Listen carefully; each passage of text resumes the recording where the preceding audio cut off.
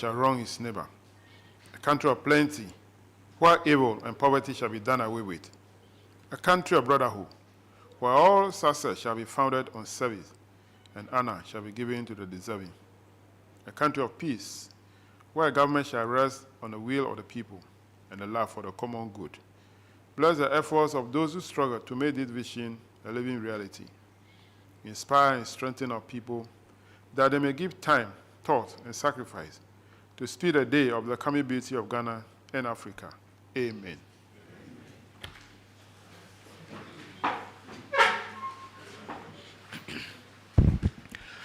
Honorable members, you're welcome to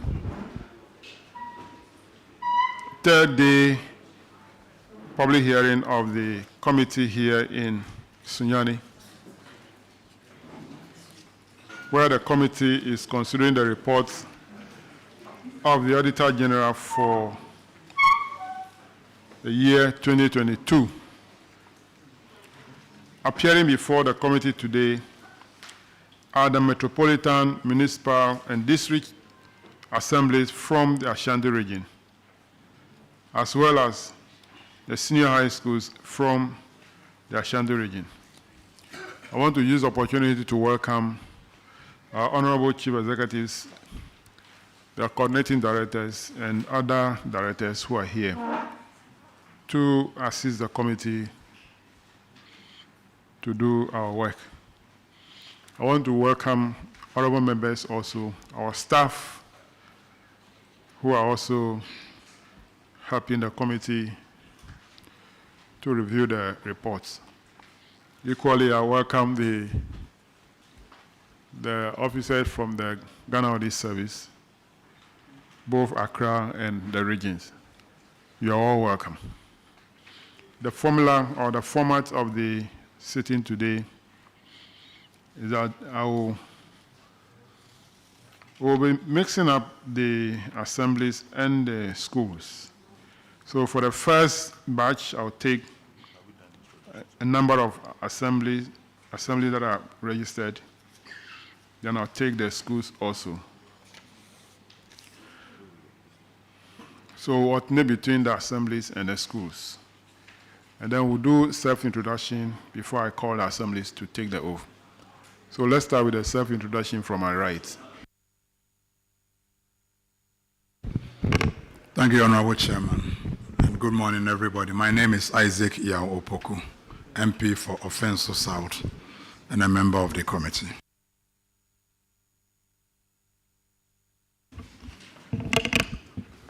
My name is Kosi Amwakwata, MP for Tiwa West, a member of the committee. Thank you. My name is Kwasi Boati Ajay, MP for New Jabe North, and a member of the committee. I'm grateful, Mr. Chairman. Clement Abasa Park is my name, Member of Parliament for Bulsa South, and a member of the committee. My name is James Kluche Abaji, MP for Katuno, and the chair of the committee. My name is Kofi Ochre Ajekum, MP for Kwantiakwa South, and the ranking member of the committee. Johnson Edu, MP for Afar North South West, member of the committee. Good morning. My name is Comrade Ibrahim Murtala Mohammed, MP for Tamale Central, a member of the committee. Good morning. Kofi Adams is my name, MP for Buim, and member of the committee. Samson Tangwembu Chiregia, MP Navrongo Central, a member of the committee. Chairman, good morning everyone. Roxanne Nelson, H.A. Dapamopo, MP for the good people of Southern, member. Good morning. My name is Peter Yakwachiaka, MP for Amefi Central and a member of the committee. Thank you. Good morning, Chairman. I'm Amidi Chinez Haku, MP for Sisala East, a member of the committee. Good morning, everyone. My name is Sekwe Druwa Ousu Ajekum, Senior Principal Assistant Clerk. Good morning, Honorable Chairman. My name is Louis Yadombwach, Principal Assistant Clerk. Good morning. My name is Joanna Botti Asari, an Assistant Clerk to the committee. Thank you. Thank you. My name is Thomas Maikanunu, Assistant Auditor General, Ghana Audit Service. Thank you. Good morning. My name is George Esiabakumi, Acting Regional Auditor, Bono Region. Good morning. My name is John Ngoza, Assistant Auditor General, Audit Service. Good morning. My name is Michael Ado, Director of Audit, Audit Service. Good morning. I am Joanna Marty, Director of Audit, Audit Service.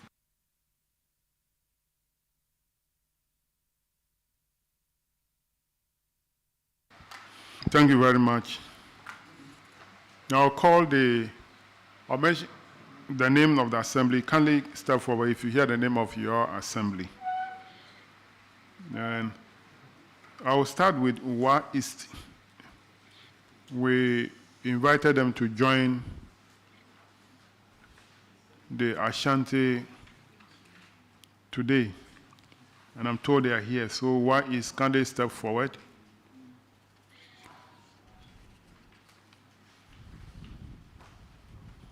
Are they around? Achima Kwauma, kindly step forward.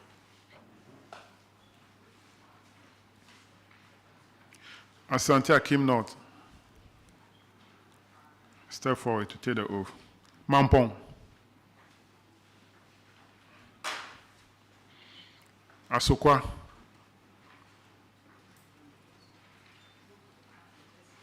Kwadaso.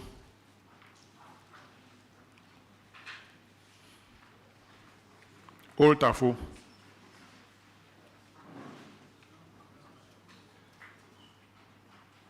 Ekrofum. Amansia West.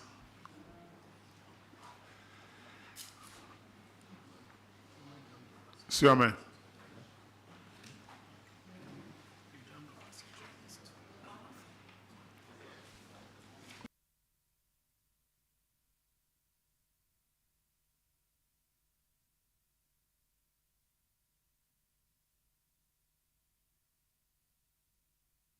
Secretary Central.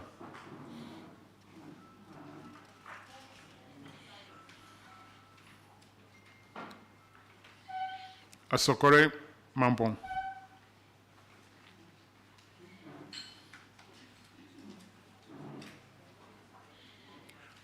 Whyis also here now? Okay, kindly swear all these assemblies in. Hold the Bibles in your right hand, and then you say after me. I, Mohammed Mumuni, do in the name of the Almighty God swear do in the name of the Almighty God swear that the evidence I shall give before this committee that the evidence I shall give before this committee touching the matter in issue shall be the truth, the whole truth, and nothing but the truth. So help me God. Thank you very much. Kindly take your chair. We'll start with Whyis.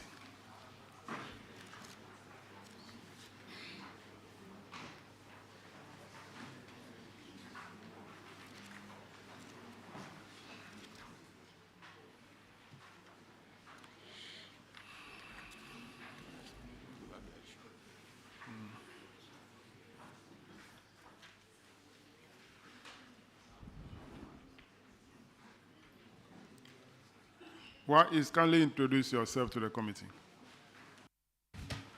Honorable Chair, I am Musa Yusuf, Coordinating Director for Whyis District Assembly. Ishaq Adams, District Finance Officer. Ishaq Mohammed Kunati, Internal Auditor. Where is the District Chief Executive?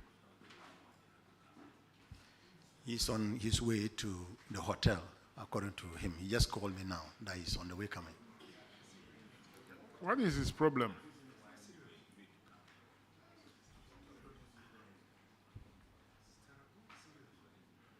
Okay, kindly step back. When he comes, alert me so that we can call you. Thank you very much, sir. Achima Kwauma.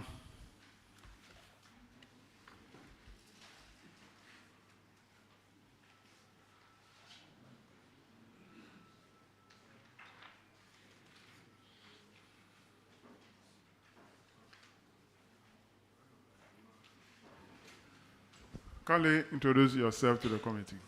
Thank you. Honorable Chair, my name is Anthony Kwaminsia, presiding member of Achuma Kwaguma District Assembly. Thank you, Honorable Chair. My name is Moses Kofi Akufu, Head of Works Department of the Assembly. Thank you. Please, my name is Ruth Pokia, Internal Auditor.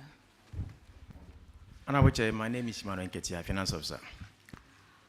Honorable Chair, my name is Eunice Cranchi, Coordinating Director.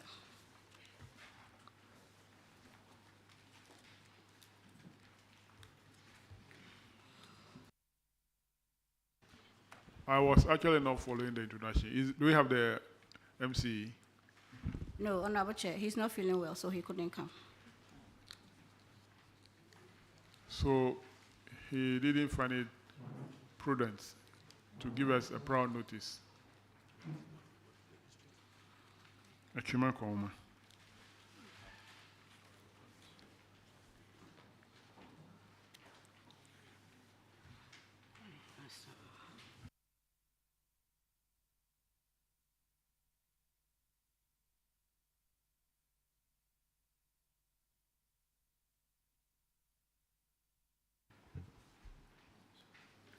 Honorable Chair, on his behalf, we apologize. In fact, he was involved in an accident and he's indisposed, if I should say. Yeah, so we are only asking that you give us a prior notice. We send you an invitation far back. So if there's something that will prevent you, the MC or the DC, from coming, give us a prior notice. The same thing happened to Whyis. We asked them to come to Sunyani. Maybe it would be good I will ask you to come to who? Yes.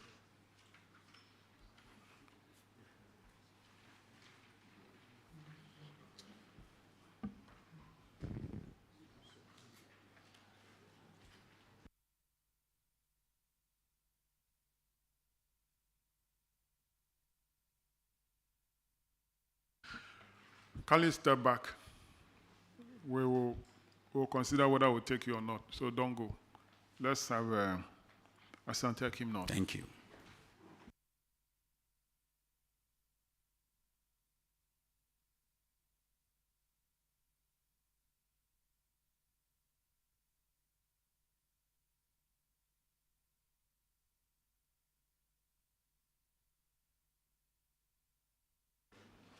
Are you a Lone Ranger? Yes, Mr. Chairman. So you respond to the issue? Yes, Chairman. Okay, kindly introduce yourself. My name is Asim North, Municipal Coordinating Director at Asim North. I wish to convey my DC apologies for not being here. He has been indisposed for the past 3 weeks. Why did you give us a prior notice? No, you guys are not taking this committee work seriously. Why? Step back.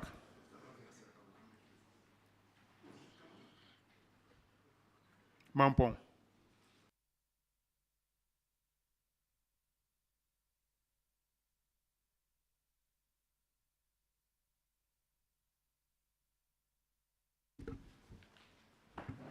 Kindly introduce yourself to the committee.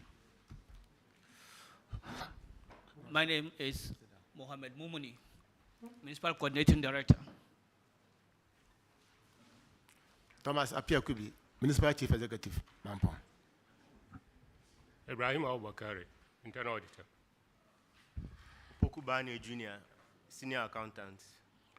Thank you very much for coming.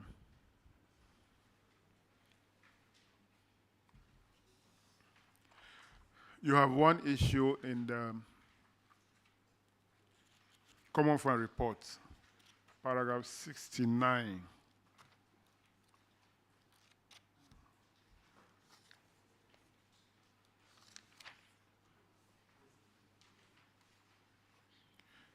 The infraction is failure to allocate funds to the substructures. So, Mampong, you are supposed to allocate 28,076 Ghana cedis to the substructures. but you failed to do so. The auditors recommended that you should ensure to comply with the DACF guidelines and to transfer the amount to the sub-structures. What action did you take on this recommendation? Mr. Chairman, thank you. When our attention was drawn to that anomaly, we've done that and we have received another documents from the... So you have transferred the money to the sub-structures? Yes, sir. Okay. Auditors, can you confirm? Honorable Chair, an amount of 11,000 Ghana cedis has been transferred. No. So you didn't transfer all the... No, that's a different issue. Yeah, Honorable Chair, the earlier one that we were flagged has been transferred, and subsequently, an amount of 11,000 too has been transferred. Okay. Thank you. So, Honorable MC, your attention was drawn to the fact that you are not transferring money to the assembly, to the sub-structures. You yourself, you didn't know that you are not doing it. That means that you are doing it intentionally. Anyway, let's move to the IGF report and see if you have something there.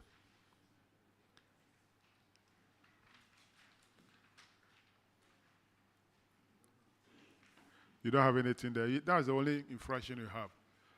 You have been sleeping at home by now if you had done the correct thing. So you are discharged. Honorable Chair. That's another one. Paragraph 53. Paragraph 53. Wow.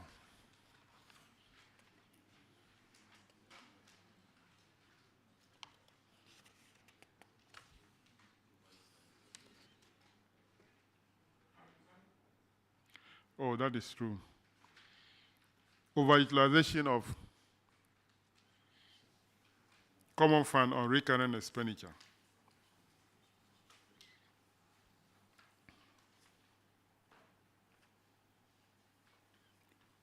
Now, auditors, kindly explain this to me. The allowable, you put 10 and 20%. Which one is applicable to Mampong? Honorable Chair, it's 20%. So, is there any of the two, Adansi Asokwa and then Jura Sechredumasi, affected by 10%? Or all of them 20%? Honorable Chair, once is common fund is 20%. So why 10 and 20? What is the 10% doing there?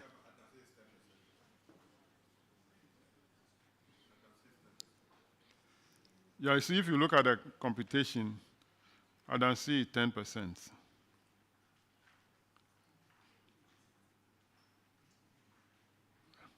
Which means that you use 10% for Adansi. Is there any reason?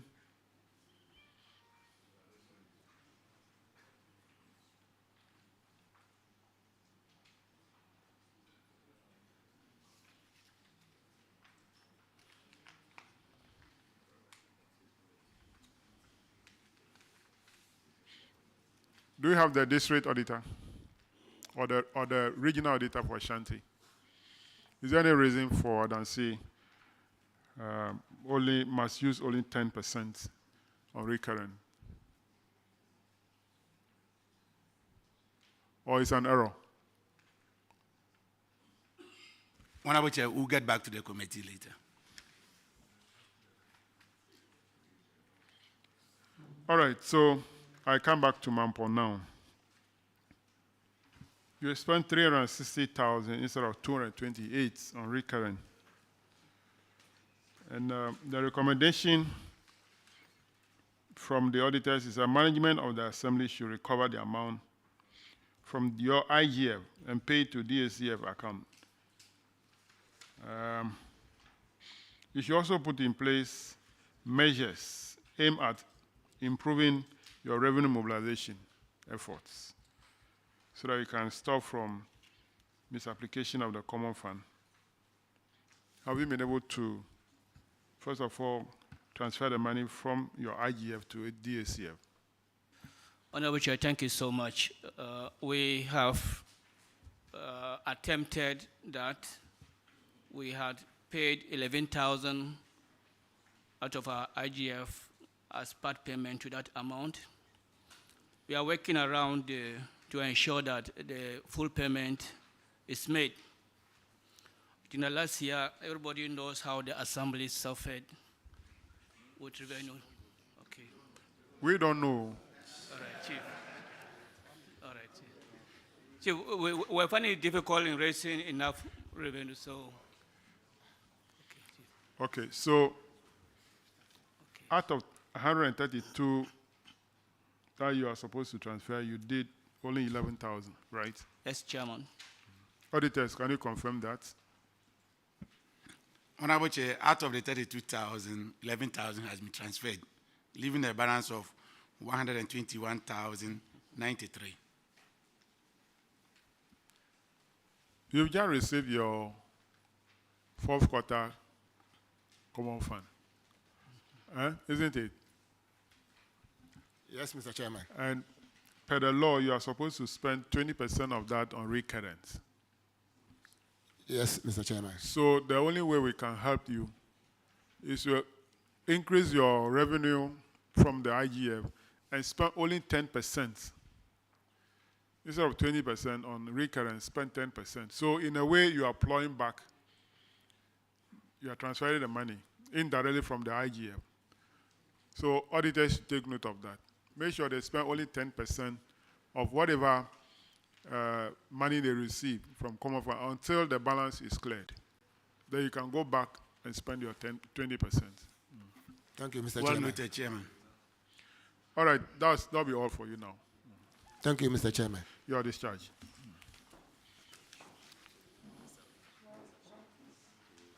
Asokwa.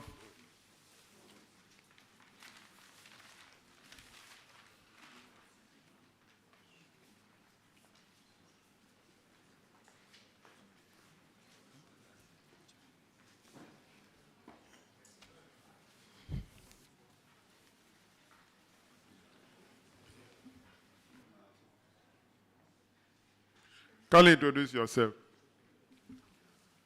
My name is Ousumi Sansamo, Coordinating Director. Daniel Sousu, Finance Officer. What's your DC?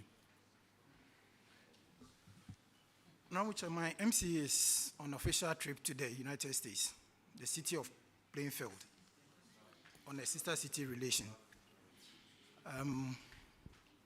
We sought permission from the Chief of Staff. We notified the Dean of MMDCs to convey the message to Honorable Chair. Okay. So your Dean can confirm? Yes, please, Honorable Chair. All right. We'll do that. We'll do that. But you have only one issue in the IGA report, so we'll take you. But we'll do that confirmation from the Dean.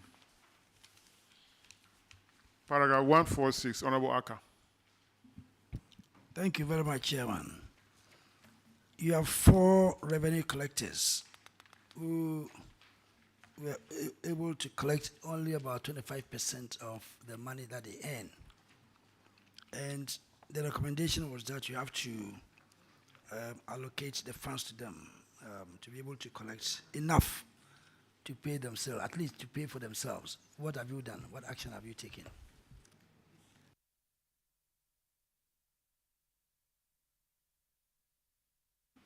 Honorable, are you sure you're reading the correct thing?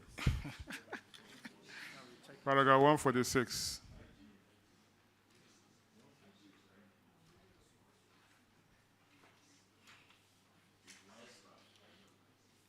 Your issue is about unearned salary. Yes, One Honorable staff Chair. received 11,236.11. Sorry He about that. vacated post before approval of her study leave. Has she refunded the money?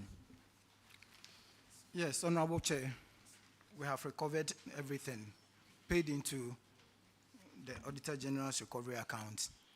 The receipts have been submitted for the auditor's verification. Auditors, can you confirm?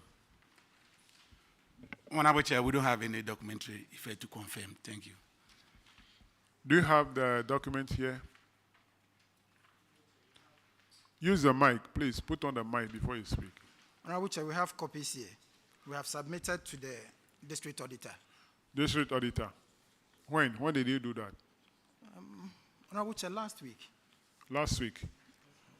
That is why they don't have the updates. You just did it last week. Honorable Chair, we had a... It's okay. Once you have the evidence, submit it to the auditors again. Very well. When you are discharged, submit to them. That'll be all for you, you are discharged. Thank you very much. Thank you, Honorable Chair. Kwadaso.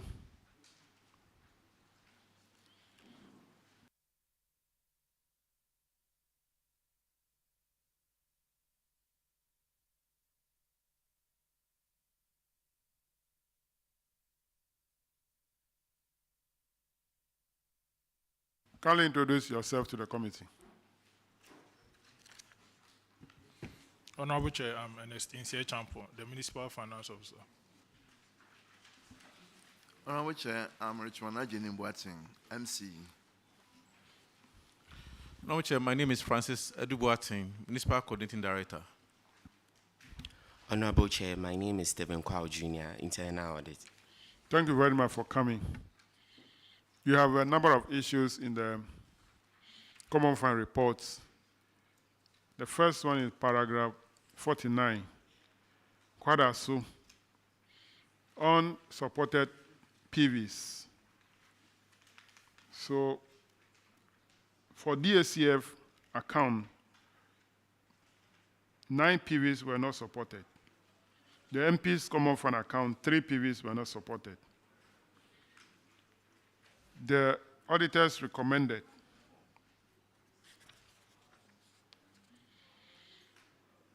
that the amount should be recovered from the finance officers and the coordinating directors. Have you recovered the money from the 2 officers? Thank you, Mr. Chairman. Mr. Chairman, management has been able to... No, the question is that have you recovered the money from them? Yes, no. Then you explain. No, Mr. Chairman. Okay, now you can explain. The necessary documents and the attachments, management has been able to retrieve all of them, and we've attached them to all the affected PVs. And we've submitted same to the auditors for verification, Mr. Chairman.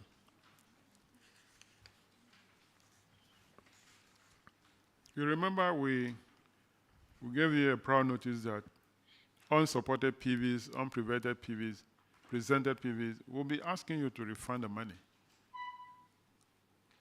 When we start, we've never given that indication. But you are still doing this. How can you not support PV to the tune of 193,000? Then another 34,000. Doesn't speak well about the Municipal Assembly. Auditors, they have provided the necessary document to support the PV. Can you confirm? Honorable Chair, all the necessary documents have been presented for our verification. Thank you. All right, your next infraction is paragraph 65.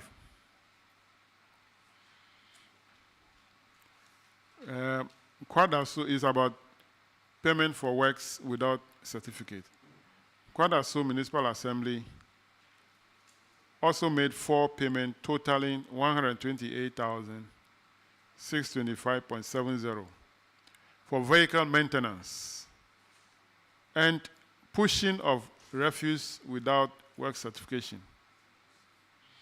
The recommendation is that in the absence of works done, the auditor recommended that the amount should be recovered from the coordinating director and the finance officer. Have you provided evidence to the effect that work was done? Yes, Honorable Chairman. Auditors, can you confirm? Honorable Chair, confirmed.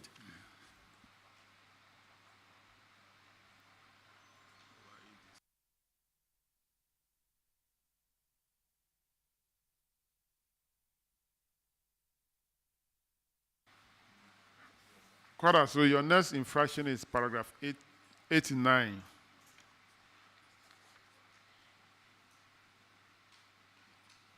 Payment for unexecuted portion of contracts, 12,250.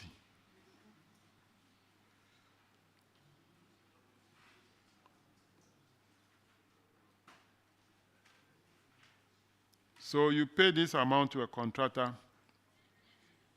for a portion of contract that he did not execute.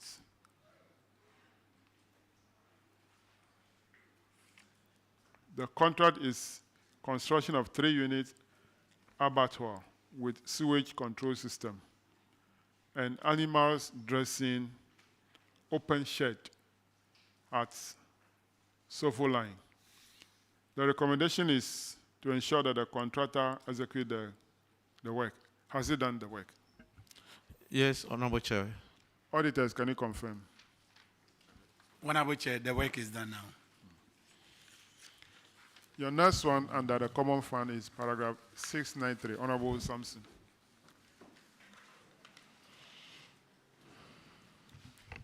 Thank you very much, Kwadaso. You have this project, a 3-unit abattoir with sewage control system and animal dressing open shed at Sofo line. It was completed in 2022, August. 7 months, an amount spent over 300,000, but you've not been able to put it into use. According to the auditors, your response is that the assembly is yet to provide equipment. Have you provided equipment, and is the project in use? Honorable Chair, all the equipment Assembly was able to provide all the equipment and the amenities needed to run the facility. And the facility, I'm glad to say that is now in operation, in full operation. Auditors, can you confirm this? Honorable Chair, the project is now in use. All right, let's go to the IGF report. Kwadaso Municipal, paragraph 94, Honorable former Road Minister. Honorable Amakwata, paragraph 94.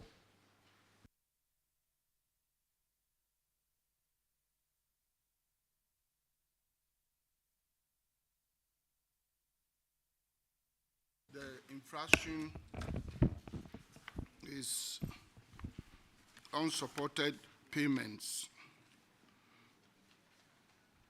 The auditors reported that, contrary to the available regulation, it was noted that 6 assemblies could not submit 93 payments totaling 269.86.35 Ghana cedis with documents such as receipts, invoices, reports, sign list, etc., to authenticate the payment. And the details are provided below. The one applicable is Kwadaso. Number of PVs is supposed to be 15, and the relevant amount is 9,500. And that this could result, according to the auditors, in the use of the funds in the interest of individuals rather than the assemblies.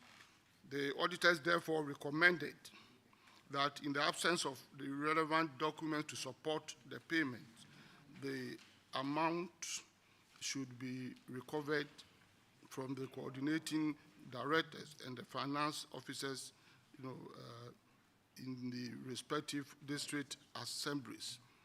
And Kwadaso, the amount pertaining to your district is 9,400 Ghana cedis. What is the situation as at now? Thank you, Honorable Chair. Management has been able to provide the necessary attachment to all the affected payment vouchers. We submitted same to the auditors for their verification.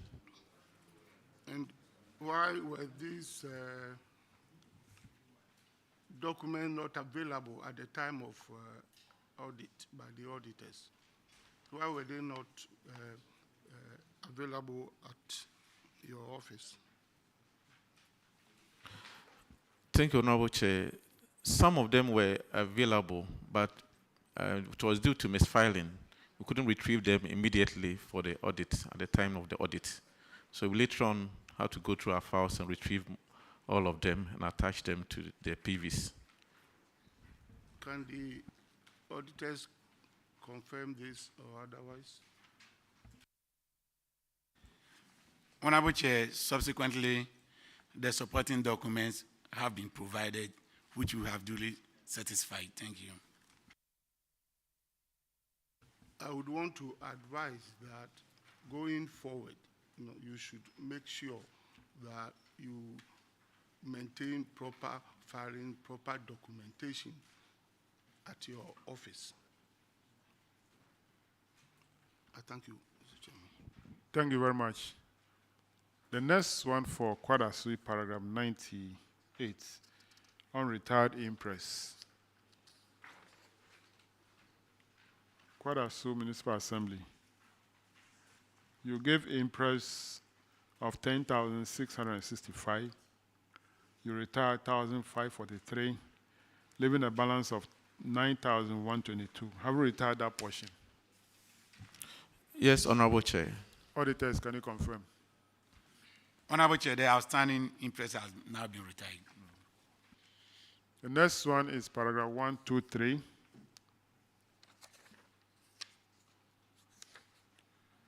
It's on unaccounted revenue. Kwadasu, market tickets, 4,000. Have the revenue collector accounted for it? Yes, Honorable Chair. Auditors, can you confirm? Honorable Chair, confirm. The next one, paragraph 127. 127. Inefficient revenue collection. Kwadasu, you have two revenue collectors. They were paid a total salary of 40,598, and they brought in only 23,100. Now, the recommendation by auditors is for management to set target for them.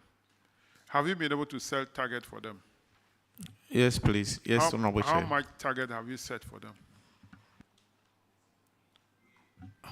We've set monthly targets for the two collectors. I mean, all the collectors within the assembly. So how much target have you set for them? If you don't have the figure, let's look at it this way. For the year, each of the two received over 20,000. Did you set target for them for the year, which is more than the 20,000? Yes, Honorable Chair. So that is where I want to know how much it is. Where is the finance officer? Honorable Chair, I'm You here, should go to please. provide the information. Yes, please. A target of 4,500 a month for each of the collectors. 4,500 a month. Yes, please. Times 12. Yes, Honorable Chair. So that should give you how much? 52. 52,000. Yes, please. Which means that if the annual salary is 20,000 and they bring in 52,000, at least we're not losing on them. Yes, Are sure. they on target? Yes, it's because of the role they play, they've been marked as zonal heads for where they collect their revenue. So they intend to supervise some of the collectors around. So it's because of that role that is why their performance was quite low.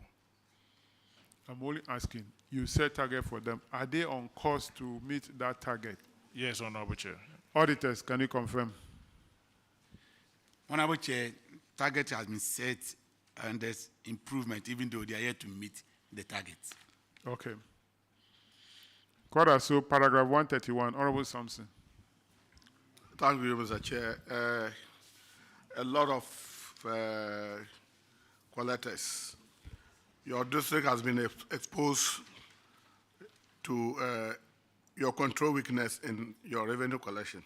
An amount of 80,431 collected, but you've delayed in lodging it in the various banks, usually from 7 to 73 days. And our auditor's concern is that this can lead to revenue fraud. Because if people collect the revenue and keep in their bedroom, you know what happens.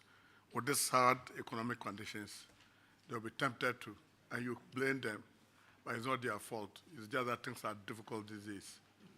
Have you changed? Have you changed? Do you now lodge your money within 5 days? Yes, Honorable Chair. Lodge your money within 5 days? Yes, Honorable Chair. Oh, I'm on the floor. Please.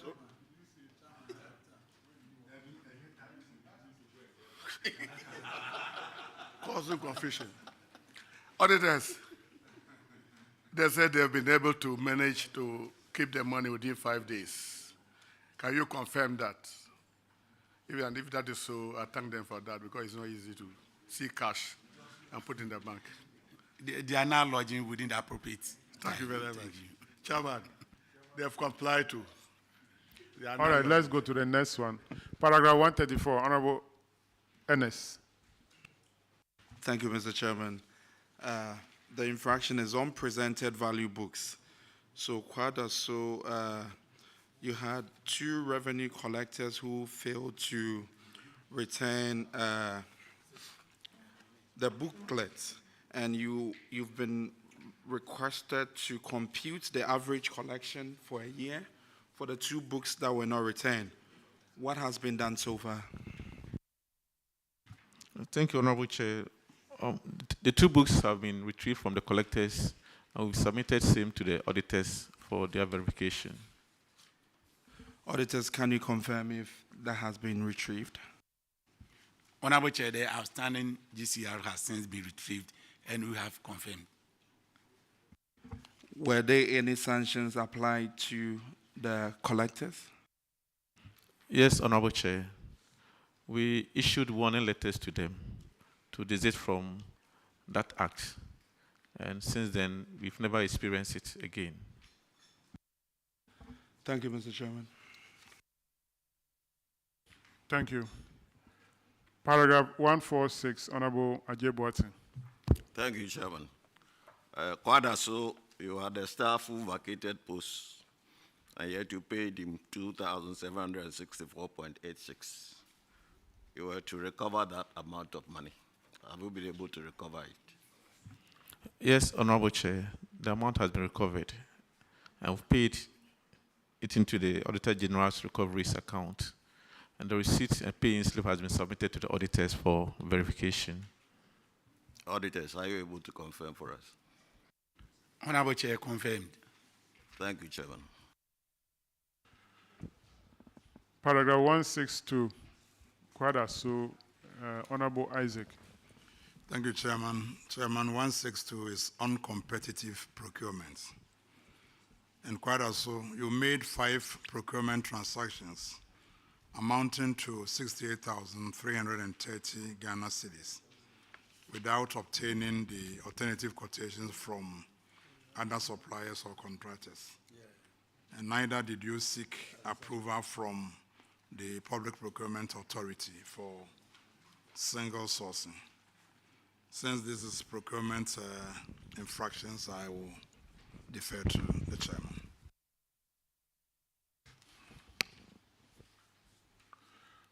Okay. The recommendation from the auditors is for you to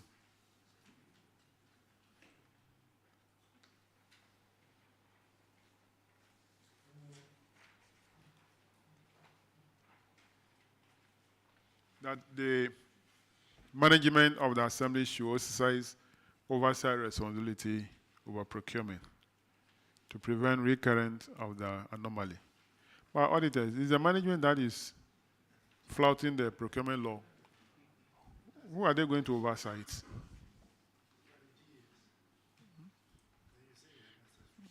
They are involved in a thing. So just ask them to observe to ensure that they follow the procurement law.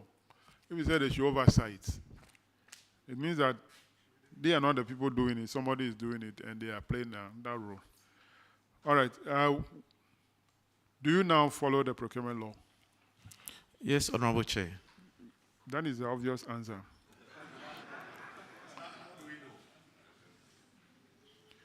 Auditors, after this audit, has there been any improvement in they observing the law? Honorable Chair, there has been improvement, but we'll be able to confirm when we are able to finish with the current audit that is ongoing. Okay. Thank you. Well, we'll see what will be the outcome in the 2023 reports. All right, that'll be all for Kwadaso Municipal. Your discharge. Thank you, Honorable Chair.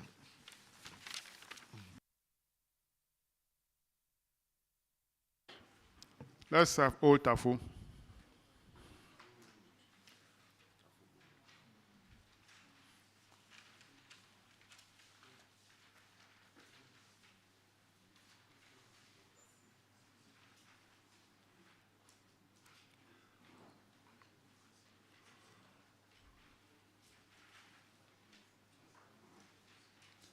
Kindly introduce yourself to the committee. Adam Samuel, Internal Auditor. My name is Charles Nixon, Municipal Finance Officer. I'm Stella.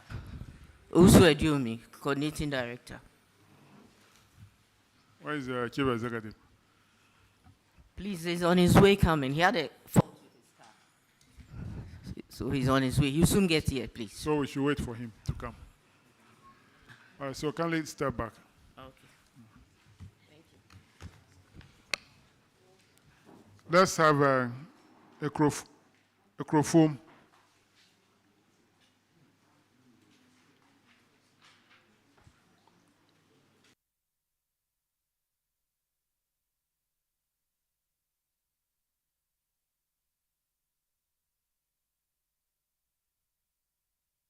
Kindly introduce yourself to the committee.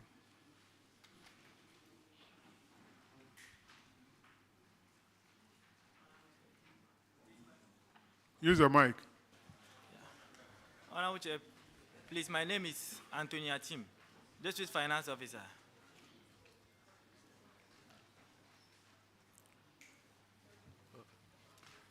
Honorable Chair, my name is Hope Amenya, District Internal Auditor. Honorable Chair, my name is Maurice Jonas Wood, DCE. Honorable Chair, my name is Ebenezer Douglas Intiamwa, Coordinating Director. Honorable Chair, my name is Ransford Kennedy Jima, the District Budget Analyst. Thank you for coming. You have one issue in the Common Fund report, paragraph 49. Honorable Johnson Edu will take it. Thank you, Chairman.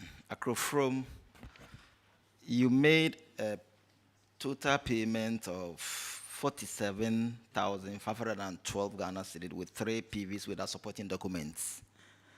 So, in the absence of that, you were asked to refund the money, DCD and DFO. Please, have you done that?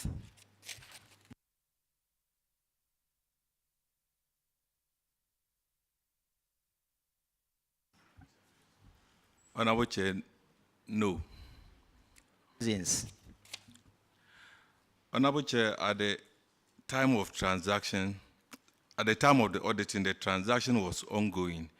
And when they completed, we were able to attach the list of the beneficiaries to the activity to the auditors for their verification. Auditors, please, can you confirm to this? Honorable Chair, subsequently after the audit, the necessary documentation was provided for our verification, which we are satisfied. Thank you. Thank you, Chairman. We are good to go. Thank you very much. Let's go to the IGF.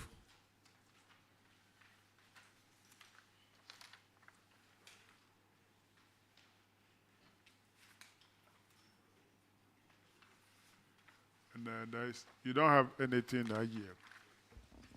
No, Mr. Chairman. All right. So that'll be all for you, your discharge. Thank you.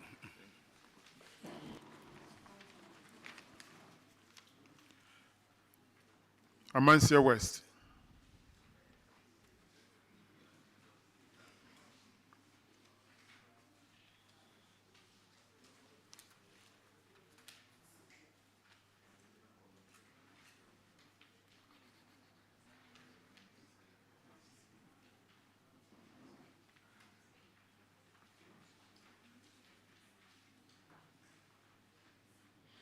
Kindly introduce yourself to the committee. Honorable Chair, please, my name is Ernest Dabo, District Budget Analyst. Honorable Chair, Richard Derry, Internal Auditor. Honorable Chair, my name is Oscar Asariando, DCE. Honorable Chair, Fojo Timothy is my name. My name is Apia Johnson, Finance Officer. Mr. Fojo Timothy, are you the coordinating director? Yes, please, Honorable Chair. Okay. You didn't mention, but looking at the introduction, I realized you are the one. Okay, you are welcome. You have one issue in the Common Fund Report, paragraph 94, Honorable Chinyere.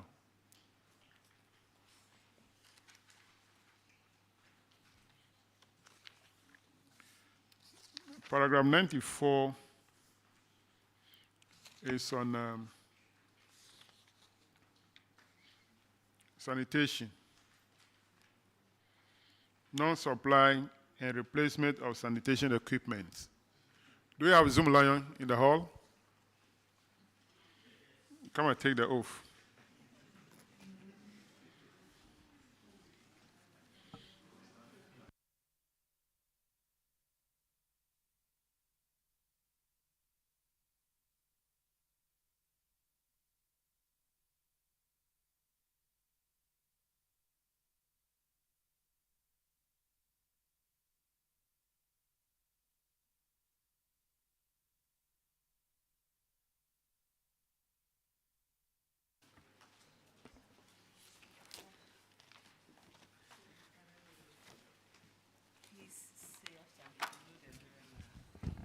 I, Dr. Francis Dente, do in the name of the Almighty God swear.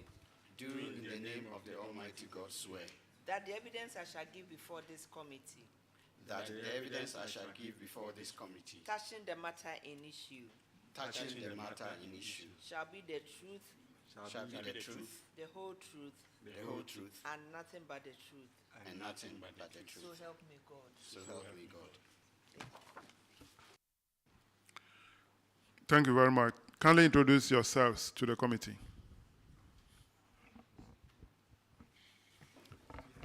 Honorable Chairman, my name is Dr. Francis Dente, Chief Internal Auditor of the Jospon Group.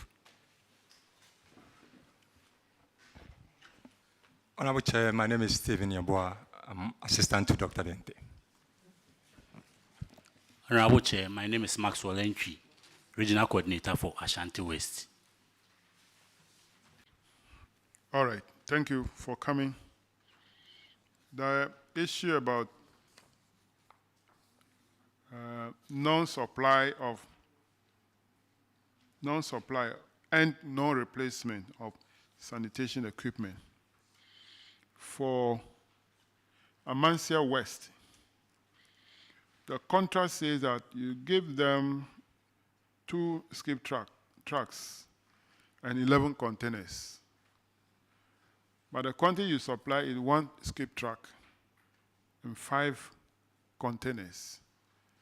The quantity not supplied is 1 skip truck and 6 containers. And this default period has been 48 months. That's 4 years. So you'll be receiving money for services that you did not provide to the assembly. Can you confirm this position, that you did not supply 1 skip truck and 6 containers? Zoomlion. Thank you very much, Honorable Chair. Honorable Chair, we did supply the 2 skip trucks. However, one of them broke down that needed replacement of a significant part. With regard to the containers, we supplied all the 11 containers for the containers to 4 needed repairs at the time of the audit, Honorable Chair. One of them has so far been repaired and returned.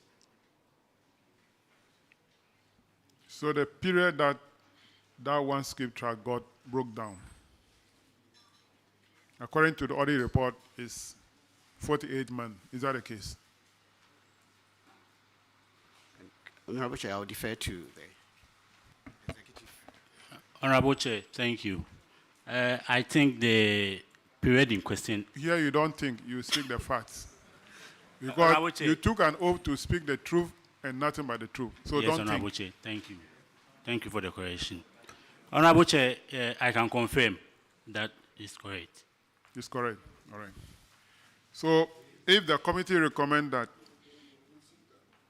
the truck broke down for 4 years, that's 48 months, yet you are receiving money for the services that 2 trucks need to provide, and for that matter, you receive money for work, no work done.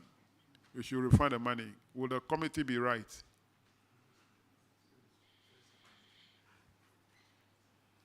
Honorable Chair, I would say that the committee might not be very right. No, the question was whether the committee was right or not. Yeah, I'm taking note of your answer. Okay, so because we have been delivering the service, even though the trucks were not available, we use alternative approaches to deliver the service. For instance, we move trucks from other areas to go deliver the service. Honorable Chair. I think you gave that answer last week, and we said that I use figure to illustrate, so that if, okay, let me add this way. Where do you get the alternative truck from?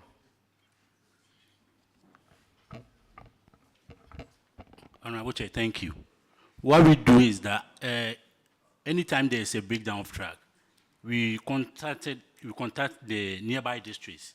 If they are not working, we move the truck to the nearby district to work for them. Yeah, so if you take the truck from nearby districts, the period that truck will come and provide service in the other district where the truck broke down, it means that the other district where you pull the truck from is also being denied for that period, isn't it? Honorable Chair, that is not the case. In some of the districts, it's not every day that truck works. We have a schedule that they move to work. It's as and when the container is full that they move. So it's not like we denied the other districts of their service. Thank you. So if not every day that the truck work in the districts, it means that in actual fact, you don't need 2 trucks. For that matter, what you are charging should be charged for only 1 truck. Honorable Chair, because of likely breakdowns and the need to cover when one breaks down, the need for these trucks in the district is important. All right, clerk, take note. This thing is running through where they receive payment for the services that they need to render. Because of this breakdown, they need to manage by pulling trucks from other areas. And we think that that shouldn't be the case. But how soon are you going to replace the trucks? It's over 4 years as at 2022. So as we speak now, it's over 5 years. Honorable Chair, we will replace the broken down parts within the next 3 months. We should be able to replace the broken down track for the track to be made available. All right. That answer, we have it already, but I ask you again so that our assemblies who are here should also hear from your own mouth. That Thank you. Within 3 months, all broken down trucks will be replaced, and then also the containers, they also be replaced within 3 months, right? Okay. Today I said 3 months. For the trucks, my earlier comment was 4 months. 4 months. Within 4 months for the trucks. And then But 3 for months. the containers, 3 months. Within Yes, 3 months. Honorable Chair, So yes. it could be within it could be a week time. It could be less than a month's time or sure, on that. Sure, Honorable Chair. Okay, Roxanne. Chairman, thank you. Zoomlion, we keep hearing you poaching trucks from other contiguous districts if they are not working to help a district in distress. Is that part of the terms of the agreement that you have with assemblies? Part of the terms, is that part of the terms, yes or no? Then you can as in explain. moving trucks from other places. Yes. It's something that they accept as part of our mode of operation where we have challenges. Because at the end of the day, they are keen to make sure. Do you have a written undertaking from them, acquiescence in this? You see, the auditors are flagging the issue of trucks breaking down and you not servicing them on time for the purposes of the work, sanitation and environmental work of the assemblies. It's why we are here. So if you put a truck from a contiguous district and there's a problem, who bears that? Who bears the cost of fixing it? And how early is it done? Oh, in terms of the cost of fixing. Don't you exacerbate the problem of this district? In fact, we need improvement. There is no doubt about that. We accept that. However, in order to make sure we clean the environment, we take whatever approach that will help clean the environment. I think the key thing is to make sure that we don't pile up waste to create health hazards. I think that's fundamental to the whole exercise. And so that's what we are keen to doing.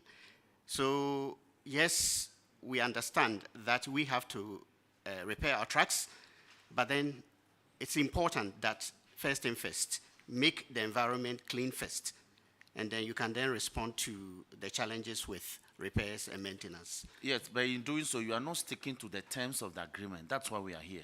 If you were supplying the adequate trucks and on time, you wouldn't be falling on other districts to assist you. Honorable Chair. So going forward, I think that is bad practice. The demand of the committee over the period is that Zoomlion should deliver the number of trucks that the agreement says you should deliver. You are unable to do that. Right, Honorable Chair. So we want to hold you to the terms of those contracts. Okay. Deliver the trucks so you don't put the districts in distress. Honorable Chair, I agree. However, Honorable Chair, I would like to take this opportunity to make a very fundamental statement. Very, very fundamental. Zoomlion is paid 1,000 Ghana cedis per day to deliver 3 trucks, 20 containers, and service them. This amount includes what we use to buy fuel and to pay staff. I'm talking about 1,000 Ghana cedis per day. You see, the matter before is not about how you negotiated the terms of the agreement. In fact, we also discovered that these agreements are brought from Metropolitan Accra to the assemblies to sign. That's what we discovered.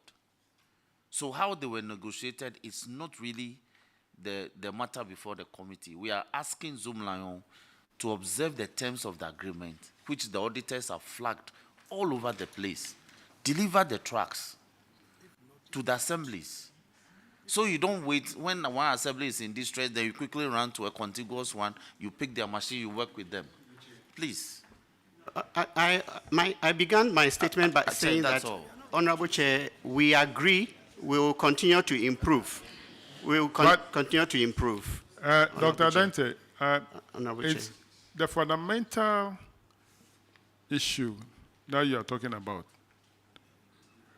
is it with my understanding that because the rate that you are charging is so low, that is why you are not performing to the expectation? Honorable Chair, in fact, I did a calculation of the infractions that have been reported. For the containers, we deliver 3,852 containers nationwide. No, answer my question first. Sorry. I'm saying that if you are saying that you are paid only 1,000 per day for all that you provide the assembly to evacuate the refuse, and the way you are putting it, it means that it's a concern to the company. Is it because of that? That is why when some equipment break down, you cannot replace them on time? Is that a reason? Honorable Chair, that is not the reason. Then you don't need to bring that up here. I think Honorable Chair, I'm sorry, I was just trying to bring things into perspective. No, you don't need to bring it here.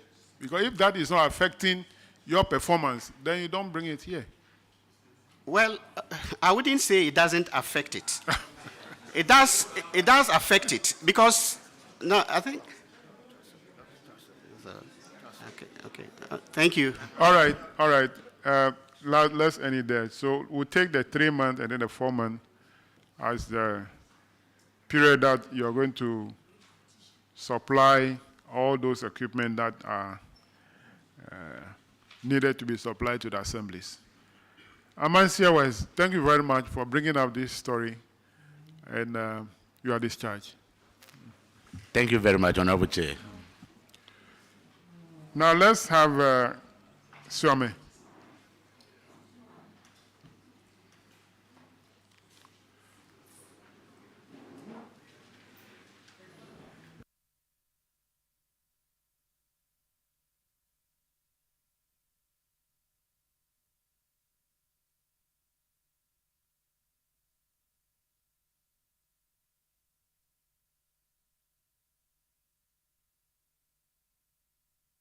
Kindly introduce yourself to the committee.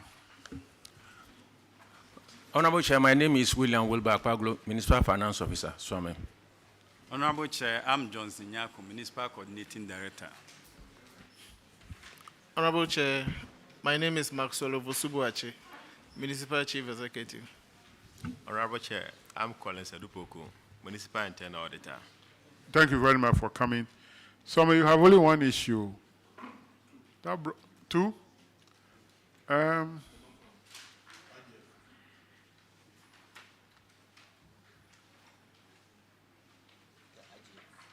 It's only one idea.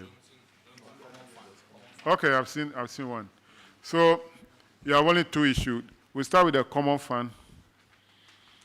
Paragraph 94, Honorable Johnson. Thank you, Chairman. Swami, same issue about Zoomlion, skip tracks. They were supposed to supply two. They did one, left with one, and then containers to remaining 4. Have they supplied them now? Honorable Chair, please supply the vehicle and plus the 4 containers. Chairman, they have supplied these items. So, auditors, please, can you confirm? Honorable Chair, confirmed. Thank you, Chairman.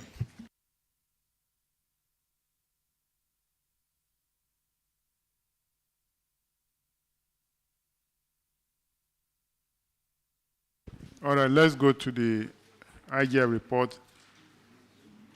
Paragraph 150, Honorable Bauer. Thank you, Mr. Chairman.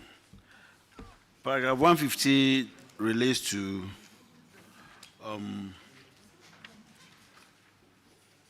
failure to serve bond. You sponsored one Mr. Raphael Safo Asamoah to study law at the University of Law in Manchester from January to December 2021 and spent an amount of 404,757.11 Ghana cedis on him. He reported to work in 2022 and requested for an extension of time to complete the course, but you denied it. However, he went back and he couldn't come back to serve the assembly as per the terms of your sponsorship. So the recommendation is that you should liaise with the head of local government service to locate the officer and then recover that amount from the said officer. Have you been able to recover this amount? Honorable Chair, we are in the process. We've not been able to recover the amount. But the story is that he was given a scholarship by Scholarship Secretariat, not by the Assembly. He completed that course. Then upon his application to complete the program, Scholarship Secretariat extended his contract. So that one was extended for him, and the letter to that effect is attached to our statement. The issue in contention is the salary he earned for the 1 year that he obtained the first sponsorship. He signed a bond with local government service for his salary. Then he will come back and serve for 5 years. He came back, served for 1 year, got the extension. The extension was not approved by local government service, but it was approved by Scholarship Secretary. So he left, meaning that we have to fall on the guarantors as required by the agreement to redeem the money. But he had served 1 year out of the 5 years. Unfortunately, the two guarantors, one had joined her husband abroad. Is left with one woman who is in Ghana, and that woman has started the payment. He has so far paid 3,000 Ghana cedis. She has to pay 17,700. He has so far paid 3,000, and he has given us a payment plan. As for the other lady, we are unable to locate her because it's outside the jurisdiction of Ghana. So this officer, Mr. Rafael Safo Asamoah, where is he now? He's in London as we speak. In fact, we contacted him, but he's very adamant and reluctant to pay the money, leaving the guarantor in serious distress. An old woman who is nearing her pension, and of course, he has made some payment. Because once the local government service did not extend the contract, it meant that, or did not extend his stay, it meant that he earned, the salary that he took, it's an earned salary. Exactly. And he has to exactly. to refund it. So I think, Mr. Chairman, pay the sorry, I think the gentleman is in London and he's refusing to pay the money. And the other... We have listened to the response. But the question I want to ask them is that, have you reported the case to the BNI? Not yet, because the directive was that we should recover the money from the guarantors. So we have not done that.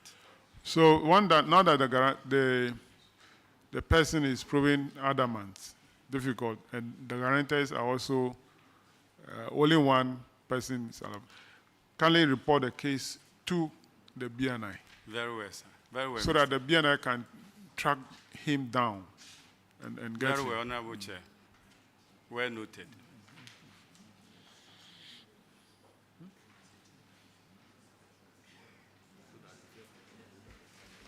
Yeah, so I think that the name of the person has been mentioned, Mr. Rafael Safo Asamoah. Yes. Is the one who was sponsored to study law at the University of Law, Manchester. Honorable Chair. Government spent over 400,000 Ghana cedis on him. He refused to report to work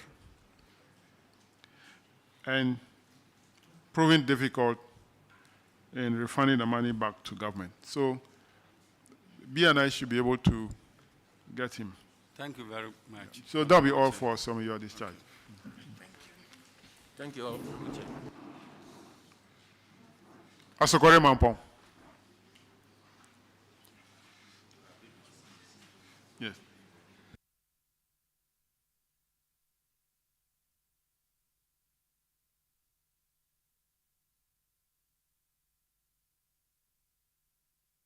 Kindly introduce yourselves to the committee. Honorable Chair, I'm Audi Aku, Finance Officer. Honorable Chair, Kennedy Kankam is my name. I'm the MC for Asokore Mampo, where Kumasi Airport is. So people say that is the gateway to Ashanti region by air.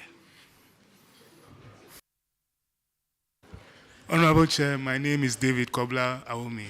I'm the acting municipal coordinating director, stroke internal auditor. So you are the internal auditor, Yes. but you are acting as a coordinating director. Yes, please. Good. You have two issues in the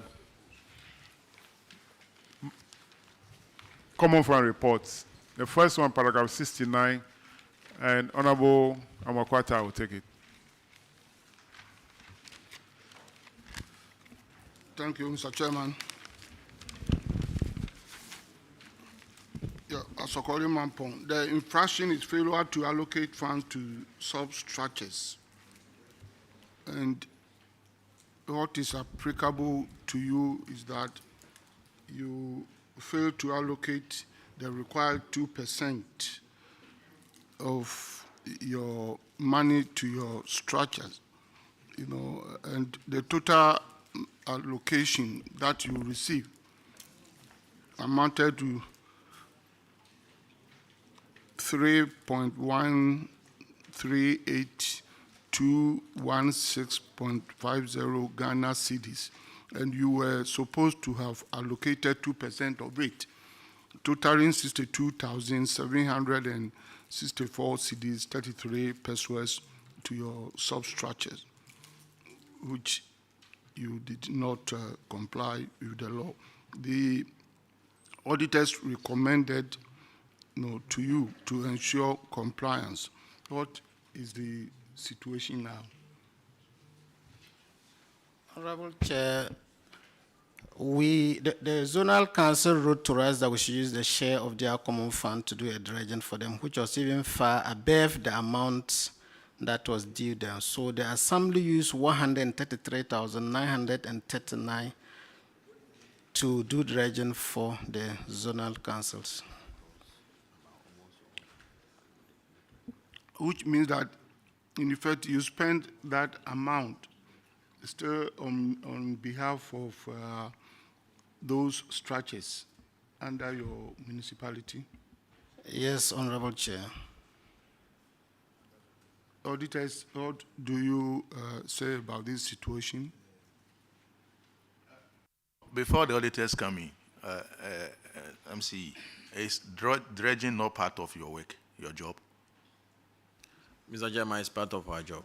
So if you say the zonal council wrote to you to use their money to do dredging, I don't accept it. Mr. Chairman, the zonal council have their own way of spending their money.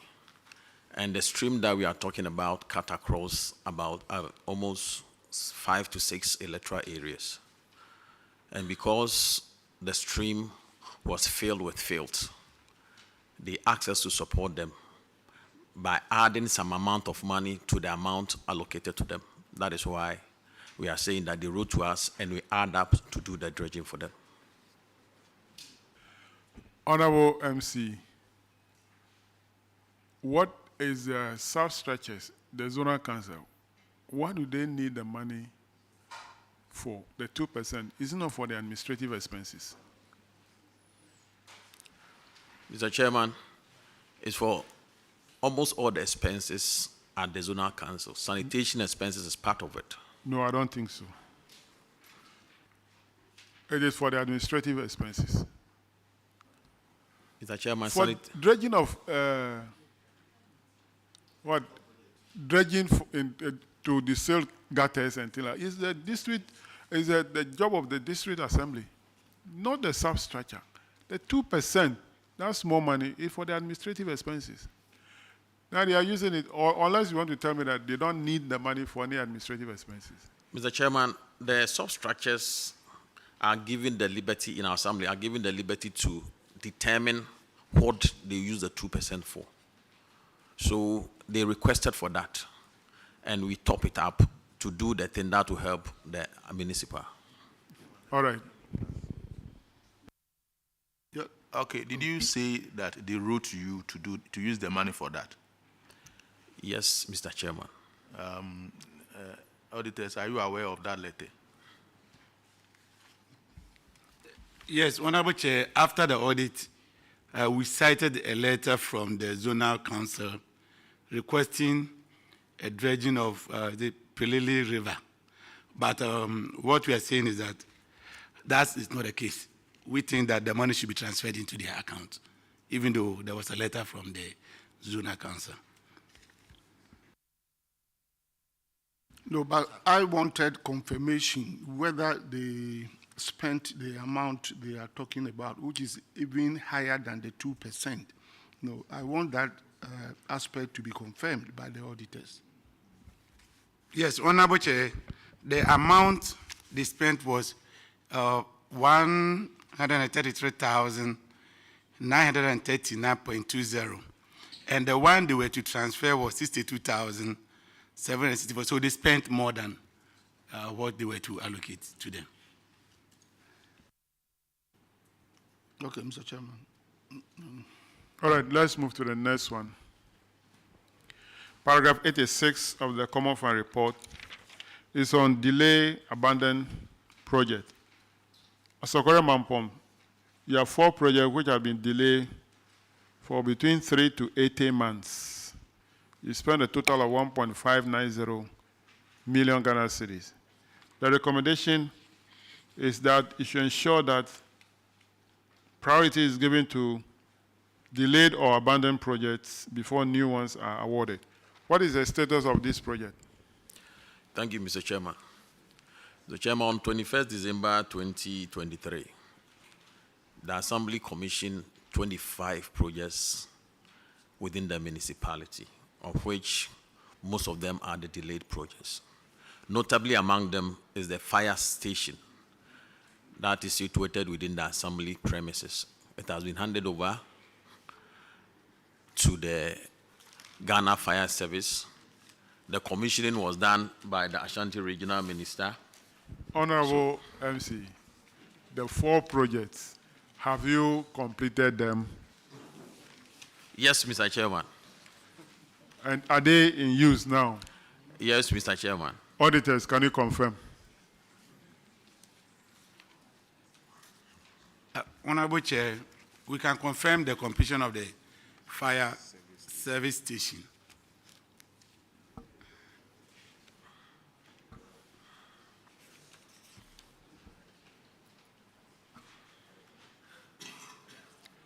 There are 4 projects.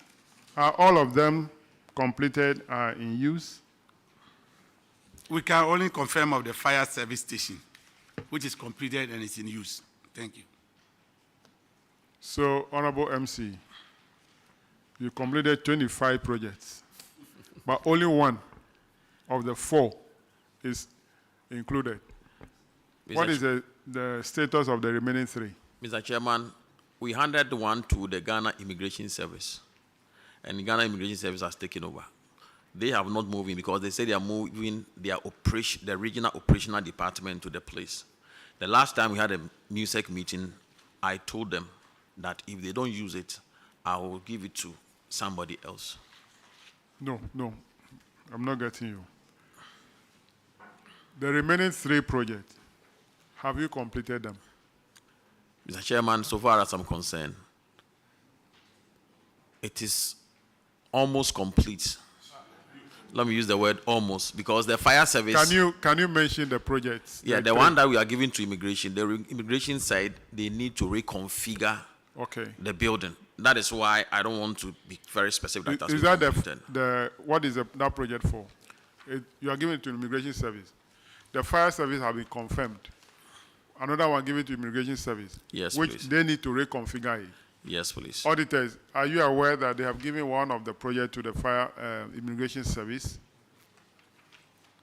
Honorable Chair, we can confirm that one of the projects has been given to immigration service, but it's not completed. Okay, because they need to reconfigure it. Yes. It's left with 2. The other one, the contractor was supposed to construct a septic tank, and is delaying. We have abrogated it. Okay. It has been abrogated. Have you re-awarded it? No, we have packaged it and we want to re-award it, go through Okay, the which one process. is the fourth one? The Pacoso, that is the pavilion. That pavilion, I think the school has taken over and they've used their own resources to complete it. But we are chasing the contractor for the amount of money that is with the contractor. The school is using it now, but they use their own money to complete it. Auditors say the pavilion at Pacoso has been completed. Do you have any information on that? Even though they didn't complete it, the school has completed it, but is it the case? Honorable Chair, the Pacoso one, the school is using it, but not fully completed.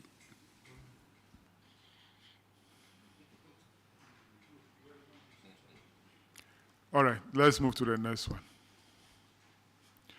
Let's go to the IGF. Paragraph 119.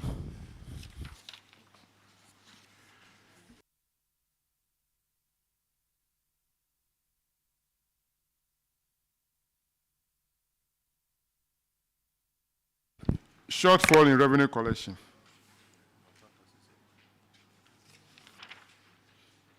Asokore Mampom, permit fees from 57 defaulters. Total 95,800. Have you recovered this money from the defaulters? Mr. Chairman, not all the amount has been recovered from the defaulters. How much have you recovered? So far, 14,100 has been. Only 14,000? Yes, please. 2 years down the line? Yes, please.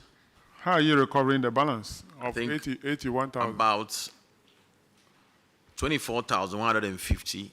The companies or the institutions are not functioning now, so we cannot trace them. Notably among them is Glow. You know, Glow was owing us, but now we don't have Glow in Ghana again. So all the money, some of the money, they are supposed to pay it. And now it's left with 57,550 to be collected. So we handed the list to our solicitors to deal with them through the courts. Auditors, can you confirm that 14,000 has been recovered and that 24,000 cannot be recovered because of non-existence of those companies and the balance handed over to their solicitor to collect for them? Honorable Chair, we can confirm an amount of 14,100 recovered. The balance is still outstanding.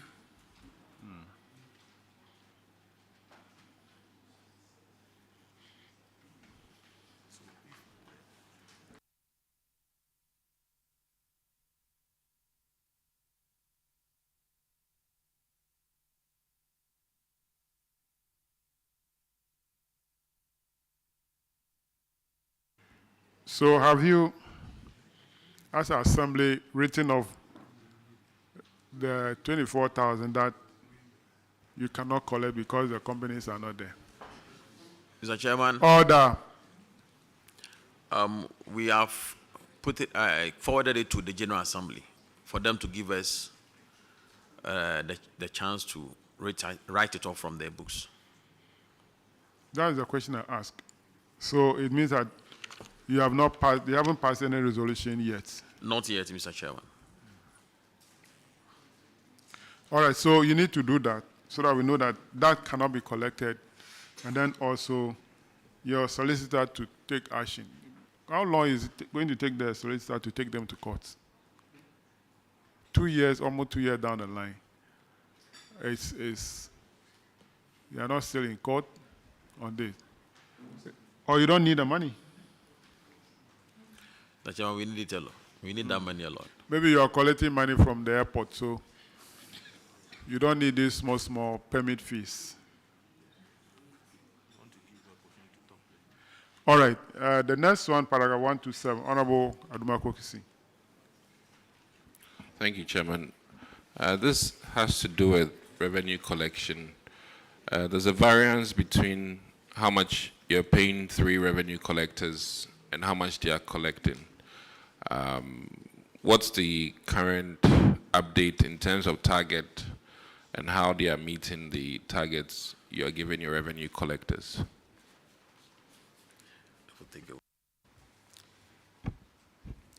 Mr. Chairman, we have set new target for the revenue collectors, and they have been able to collect more than they are earning. Audit Service, can you confirm this? Honorable Chair, we can confirm an improvement in their revenue collection, but we cannot confirm whether they are meeting their targets. We will be able to confirm when we are able to go through their 2023 records. Thank you. Chairman, please, that'll be it. That'll be all for us, Mampom, your discharge. Secretary Thank Central. you, Mr. Chairman. Secretary Central.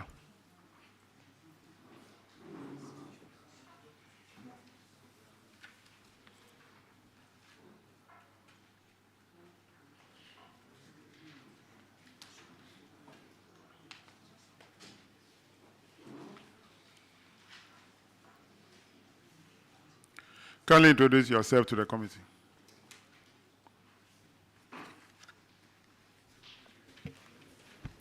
Good morning, Honorable Chair. I'm Lois Ohineisi. The Acting District Coordinating Director. Good morning, Mr. Chair. I'm Sylvester Ian, Assistant Director. Benjamin Kingsley Kudia, District Chief Executive. Wendy Ajumaitutu, District Finance Officer. Christopher Abane, District Internal Auditor. Thank you for coming. You have one issue, paragraph 69 in a common fund. Honorable Roxon. Chairman, thank you very much. Secretary Central, the issue of the auditors is that you fail to allocate funds to substructures contrary to paragraph 3 of the guidelines governing the utilization of the DACF. Now, they established that as much as 17,816 Ghana cedis, 76 pesos was due the substructures, but you failed to release them to them. 2022 observation, what's the status now? Thank you. Honorable Chair, now we pay the money to the area council's account. And going forward, you are releasing the amount appropriately to them? Yes, please. Have you brought this development to the attention of the auditors? Yes, Honorable Chair. Auditors, can you verify and confirm that an amount of 17,816 Ghana cedis, 76 pesos, has accordingly been released to the substructures for their use? Honorable Chair, after the audit, the said amount has been released, and subsequently, they are doing the needful. Chairman, that will be all for Secretary Central on this matter. Thank you. Let's go to the IGF report, paragraph 1, 2, 3. Honorable Adumako Kisi. Thank you, Chairman. This is unaccounted revenue. And we're looking at 3 defaulters. Amount is 15,000. This causes a loss to your assembly. What's the update on the collection of this amount of money? Honorable Chair, the said amounts have been recovered from the 3 revenue collectors. Audit Service, please, can you confirm? Honorable Chair, confirmed. Paragraph 127, Honorable Aka. Thank you very much, Chairman. 4 of your revenue collectors were able to collect only 40% of their salary, and you were asked to set targets for them. Have you done that? Thank you. Yes, Honorable Chair. Targets have been set for the revenue collectors, and improvements. And what is the result? There have been improvements in the revenue that. So now they collect more than what they earn. They earned, yes, please. All right, auditors, can you please confirm? Honorable Chair, there is improvement in the collection now. improvement, or now what is the percentage that they earn now? The audit is currently ongoing, so we may not be able to, give a percentage, but we will be able to report in our 2023 audit that is currently ongoing as to whether they were able to meet their target or not. All right, Chairman. The last one for Secretary Central, paragraph 134. Honorable Johnson. Thank you, Chairman. On presenting value books, Secretary Central, one of your revenue collectors failed to present 8 market tickets to the auditors for verification, and the amount involved is 16,000 Ghana cedis. DFO, DCD, revenue superintendent were asked to refund this money and then also institute legal action against the collector. Have you done that, please? Yes, please. Which is which? The market tickets have been presented. Actually, those market tickets were used at the Atria Mountains. That money does not come into the assembly coffers because at the moment there is an ongoing dispute between who is supposed to receive the revenue. So an account has been set for that purpose and is under the review of the regional minister. So the money hasn't come to the assembly yet? Not yet. But the tickets have been presented. Presented to? The auditors for verification. Auditors, please, can you confirm this? Honorable Chair, the outstanding amount of 16,000 has since been accounted into the account that is being oversight by the minister. So it's not in the Assembly's account as we speak now, but the money has been accounted for. Thank you, Chairman. Thank you very much. That'll be all for Secretary Central. Thank you, Honorable Chair. Hold on. I know that Chairmont is a prayer camp, so how are you charging them levies for the use of the place as a prayer camp? Honorable Chair, to maintain the car park and the police. Thank you. So the levy is in respect of the use of the car park, not the use of the prayer camp. Yes, please. Chairman, that's all. All right, you are discharged. Let's have a Chiman Kwauma.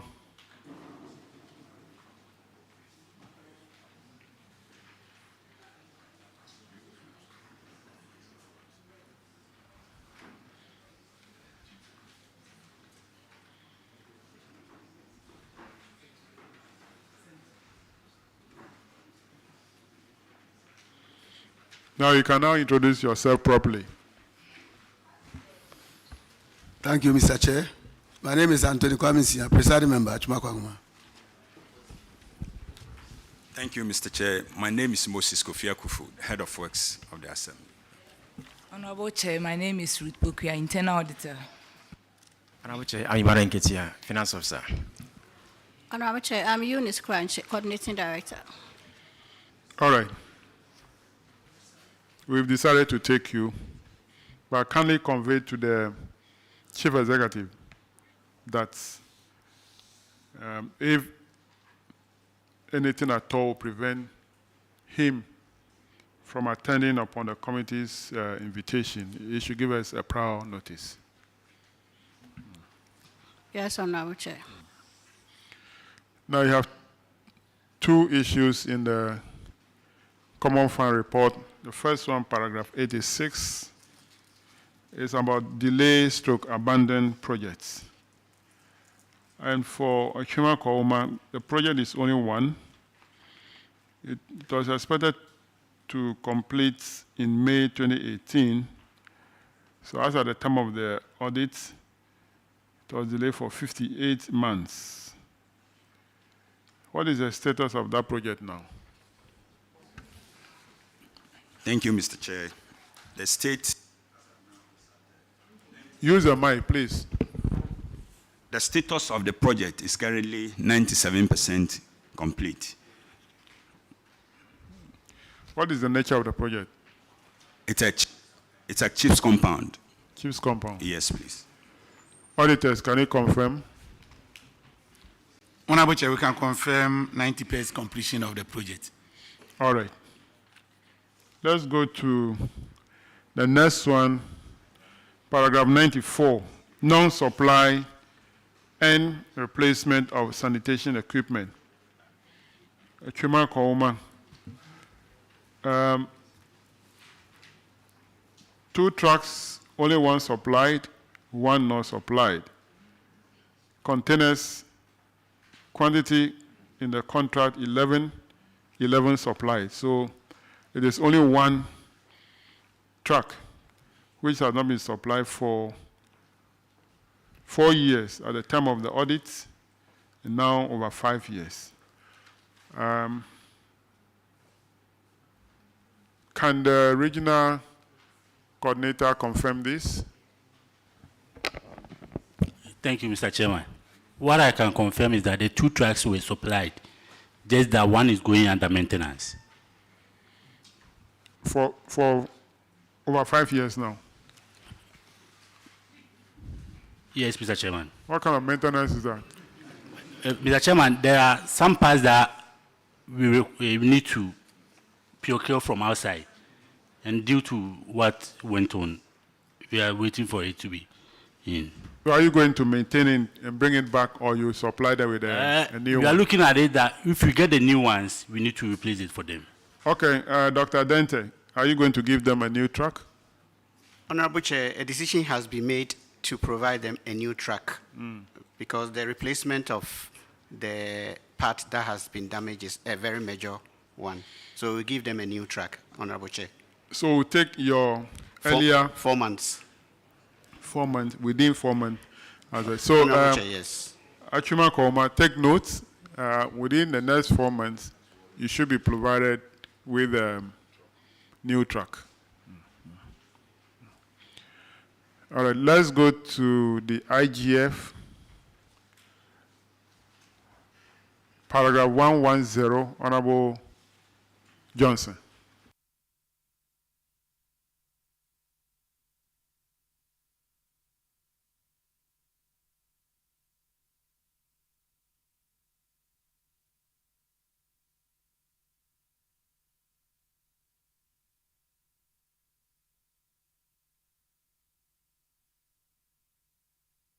Thank you, Chairman.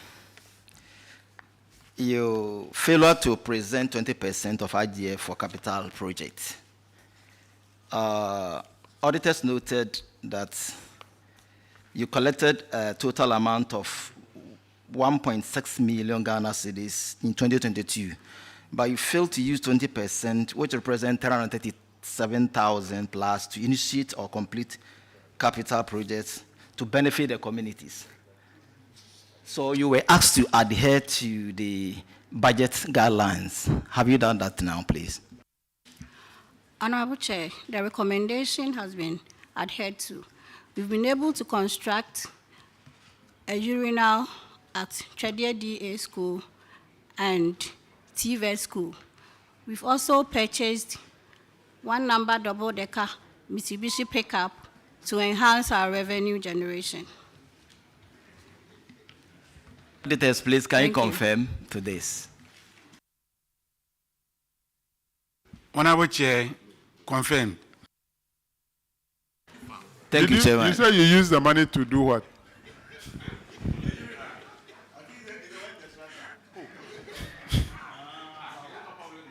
Oh, why? Are you the one who asked the question? Coordinating Director. Yes, Honorable Chair. We've constructed 2 urinals at Chedie DA School and the TVET School at Chedie. And a pickup. A pickup.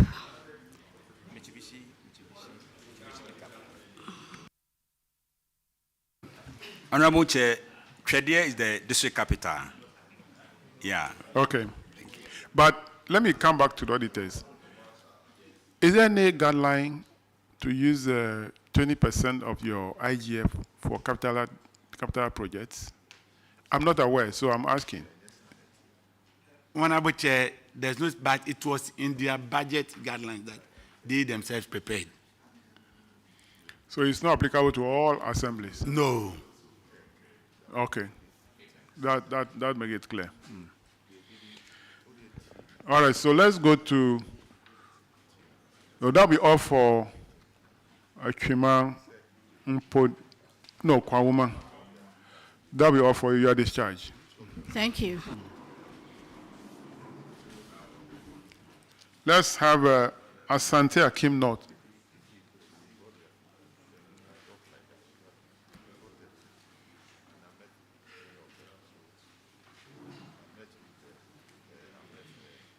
Kindly introduce yourself. The Chairman, my name is Asim North, Coordinating Director, Asante Akim North. All right. You have one issue in the Common Fund report, paragraph 693. Honorable Bauer.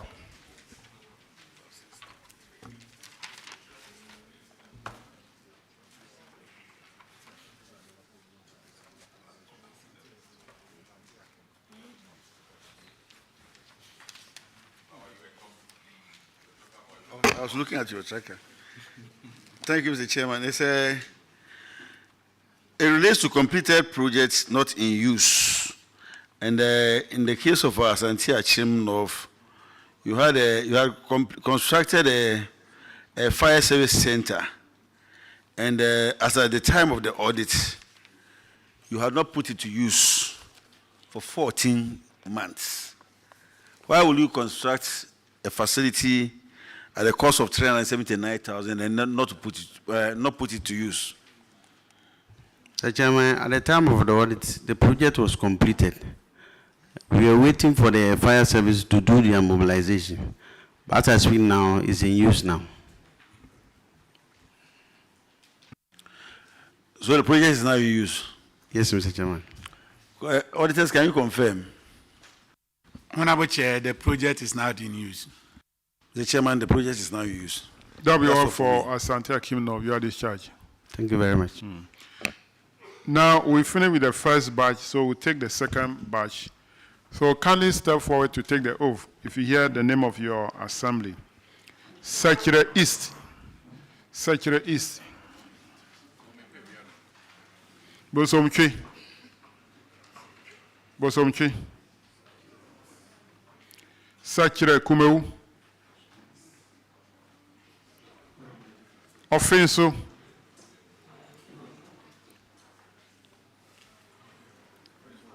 Bakwai. Ejisu. Ejisu. KMA. KMA. Ejura Sachre. And jobbing. All right. So, Clark, you can go ahead.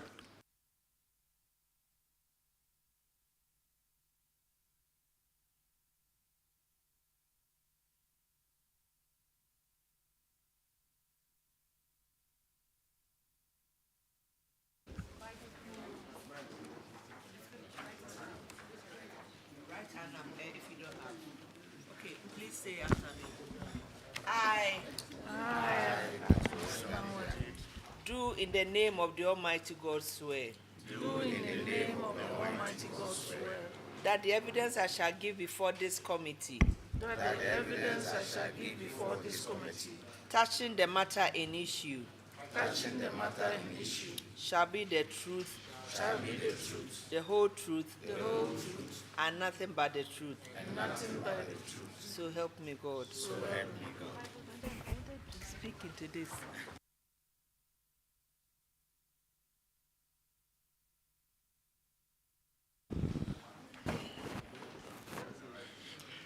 Let's have Secretary East.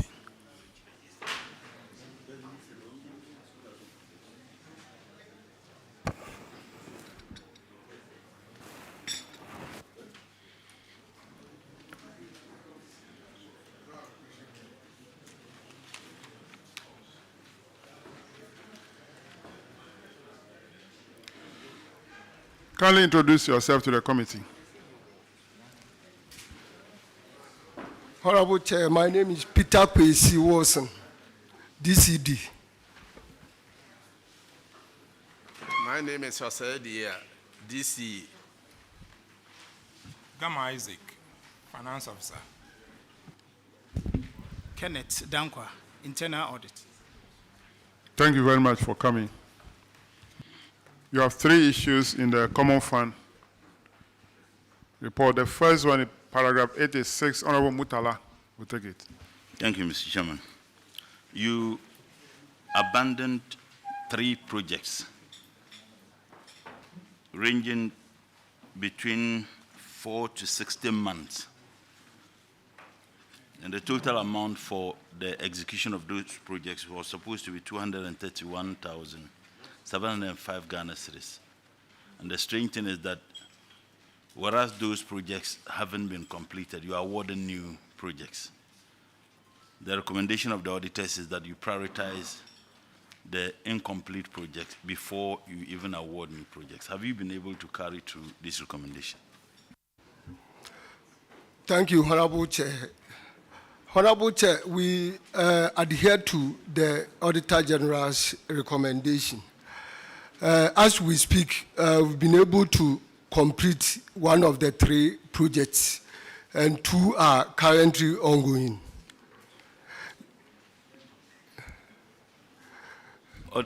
Auditors, can you confirm that 1 of the projects have been completed and the 2 that are currently ongoing, at what stage or the stages they are?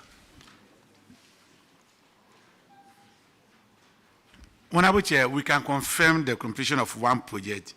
2 are ongoing, but we may not be able to give a specific percentage as to the stage that is in now. Thank you. Mr. Chairman, they have carried through my advice is that you expedite action in completing them, because if you delay, the cost will be higher than you projected to have completed those projects. Thank you very much. Paragraph 94 is your nurse infraction, non-supply, non-replacement of sanitation equipment. For Secretary East, you were supposed to be supplied with 2 skip trucks. 1 was supplied, 1 not supplied. Then for the containers, you are to be supplied 11. 11 were supplied, but 9 were damaged, but they were not replaced.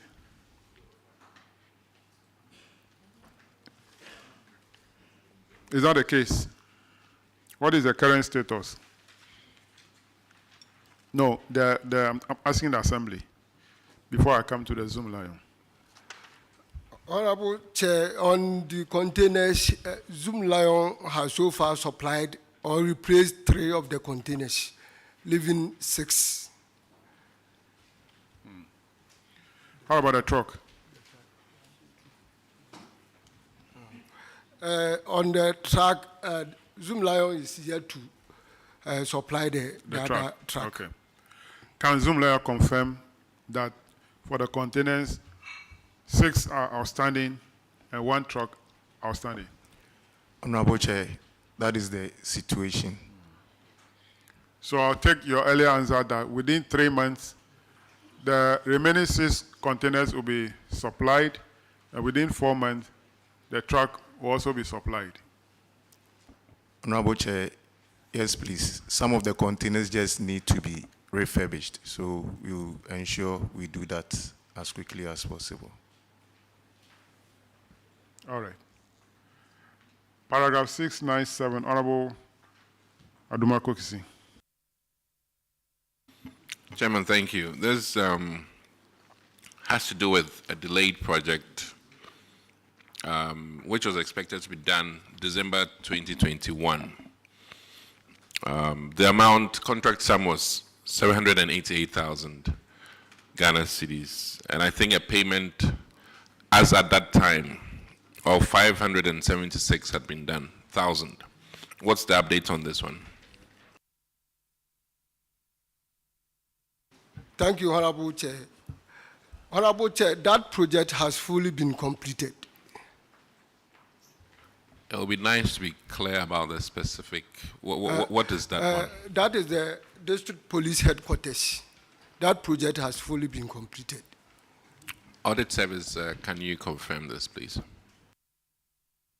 Honorable Chair, we can confirm the completion of the District Police Headquarters, but as to whether they are using it, we cannot confirm. Shall we assume it's been handed over to the police service, please? Honorable Chair, no, but plans are far advanced to commission the project. Any timelines?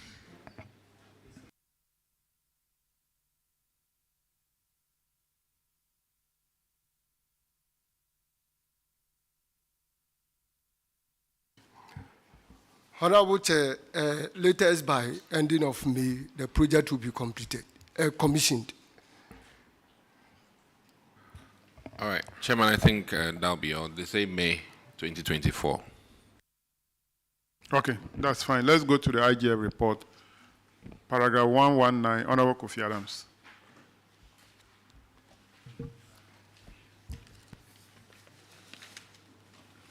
This is to do with default in rent collection from 6 persons, totaling 5,406 Ghana cedi.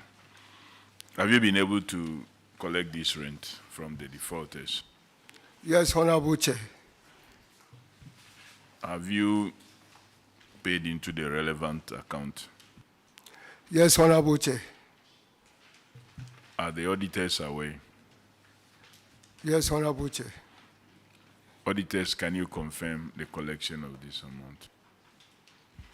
Honorable Chair, the outstanding amount of 5,406 has now been corrected now. Are you now collecting all rent due you, or are you still creating another one for the auditors to identify? Honorable Chair, we are seriously doing the correction. Chairman, we can proceed. Paragraph 146, Honorable Chinia.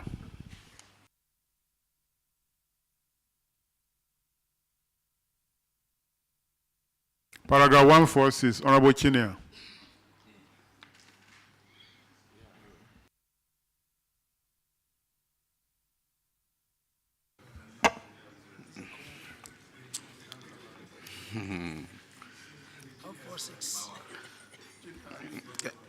Thank you, Chairman.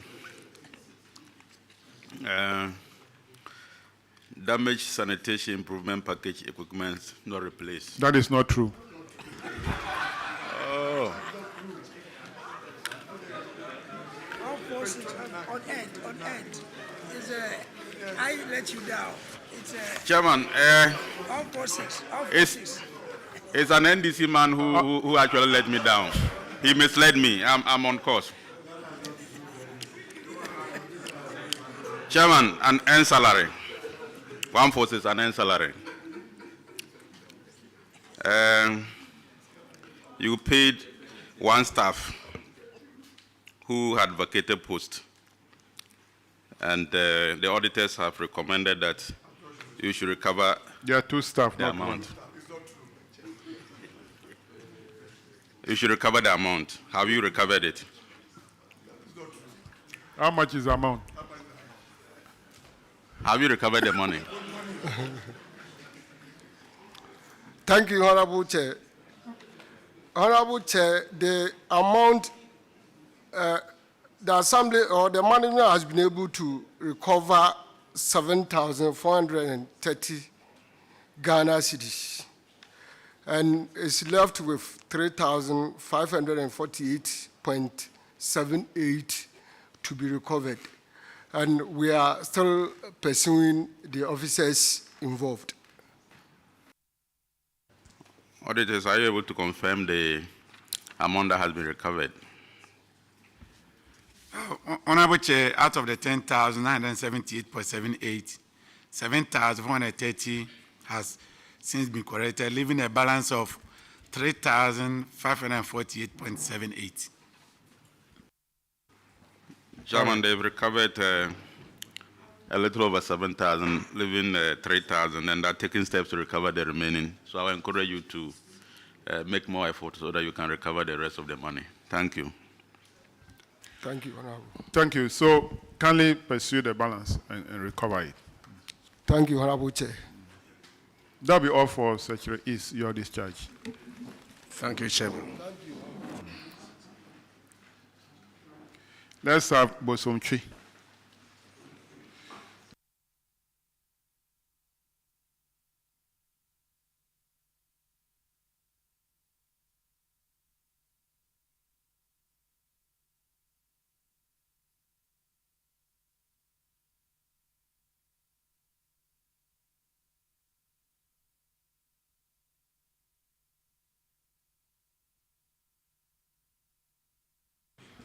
Kindly introduce yourselves to the committee. I'm Idris Ismaila. Use the mic. I'm Idris Ismaila, the District Finance Officer. I am Joseph Kosi Sumeni Bosomtwe, DCE. I'm Margaret Owusu-Mensah, Acting DCD. Stephen Kwame Amadahevi, Internal Auditor. Good. Thank you very much for coming. We have one issue in the Common Fund Report, paragraph 700. Honorable Roxon will take it. Chairman, thank you very much. Bosontri, the case of the auditors is that you procured plenty hospital equipment and failed to put them to proper use. We are looking at an amount of 117,638,000 spent. 2022 observation, so what's the status in April 2024? Honorable Chair, the items are now in use. They have been put to use. All of them? Yes, please. Have you brought this subsequent use of the items to the attention of the auditors? Auditors, can you verify and confirm that items you listed as not having been applied are now being properly applied? Honorable Chair, the items are not being used. We even have pictures of them. So we can confirm that. Chairman, items are now in use. That will be all for Bosomtwe on this matter. Thank you very much. Let's go to the IGF report. Paragraph 150. Failure to serve bond terms after study leave with pay. One Derek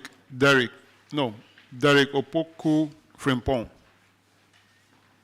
who undertook Masters in Public Administration at the Jiangsu University of China.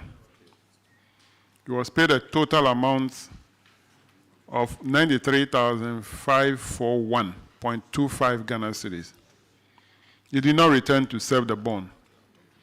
The recommendation is that you should liaise with the head of local government service to locate him and to recover the salary paid to him to the Auditor General Recovery account. Have you been able to do so? Honorable Chair, yes. He has started making payment to that effect. An amount of 10,000 Ghana cedis has been paid into the Auditor General's recovery account. You have started paying the money, and 10,000 so far have been recovered, right? Yes, Honorable Chair. Can auditors confirm this? Honorable Chair, an amount of 10,000 recovered, leaving a balance of 83,541.25. Do you have an agreement or terms of payment with Mr. Derek? Put on the mic. Not an official agreement, but he has agreed in principle to pay in installment until he... How much is he paying per each installment? 9,222 Ghana cedis a Okay. month for the next 9 months. All right, so the first one he paid was when? Was in February of this year. This year. Yes. When is the next payment due? At the end of this April. Is it quarterly or every 2 months?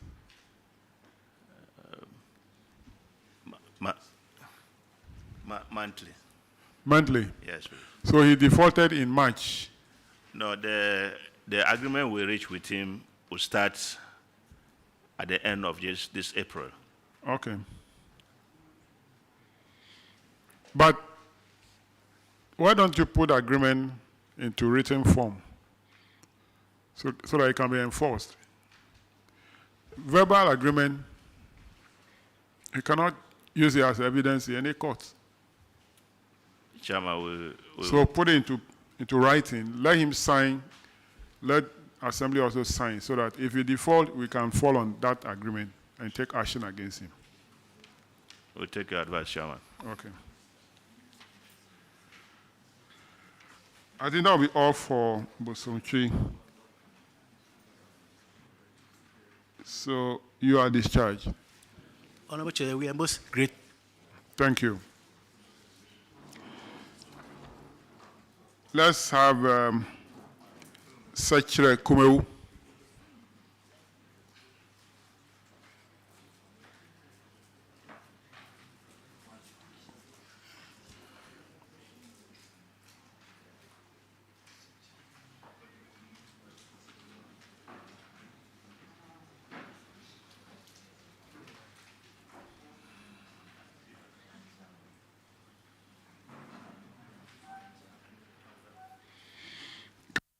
Kindly introduce yourself to the committee.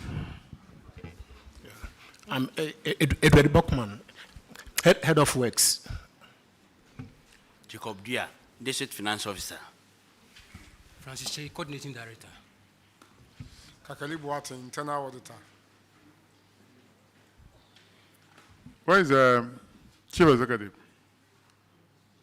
Honorable Chair, he sought permission from the Honorable Vice Chair.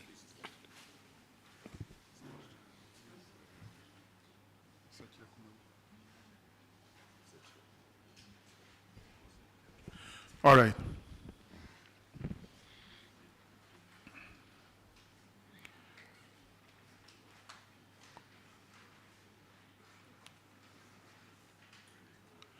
You have one issue in the Common Fund Report, paragraph 86, Honorable Aka. Thank you very much, Chairman. You have 4 projects, the completion of which have been outstanding for 34 to 46 months, and the amount involved is 235,272. Can you tell us the situation now? Honorable Chair, thank you very much. As we speak now, one of the 4 projects have been completed. That is number 1. Number 2 is also at 75% completed. Then the 3rd one has also been completed 100%. And the 4th one is also at 65% complete. So 2 have been completed? Yes, sir, Honorable Chair. Okay, auditors, can you please confirm that? Honorable Chair, construction of 1 number 10 seater water closet storage facility at Wanu is completed. Wunu. And construction of number 1 4-seater lockable stores, 2 chamber urinal and pavement of market at Secretary, also completed. The rest are ongoing. Are they ongoing or stalled? The 2 others, are they in progress? They are ongoing. We can confirm the construction of number 1 3-unit classroom block, office, store, and computer lab at Bodomasi Presby GHS at Bodomasi 75% completion, and that of construction of chain link fencing and drainage works at Kumau, 65% completion. Okay, Chairman. So can we do everything possible to complete those projects? Honorable Chair, thank you. That'll be all for your discharge. Thank you very much. Let's have Old Tafo.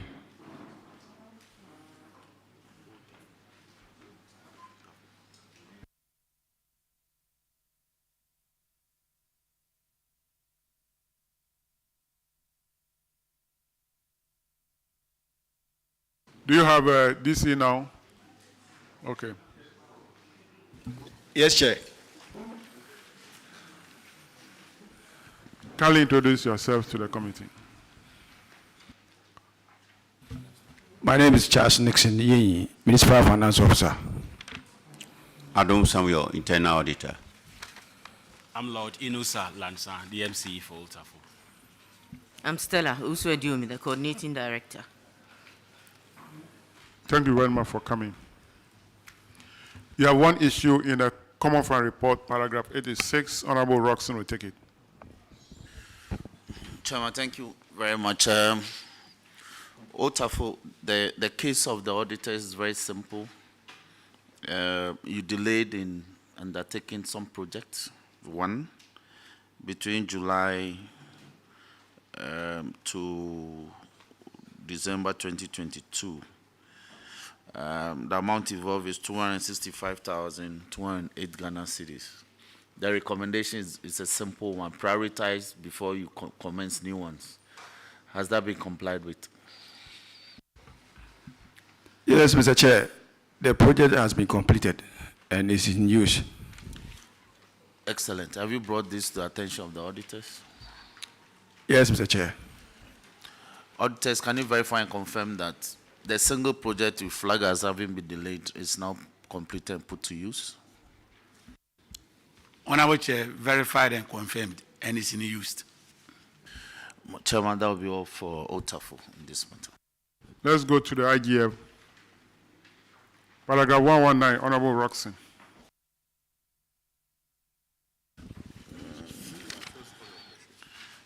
Chairman,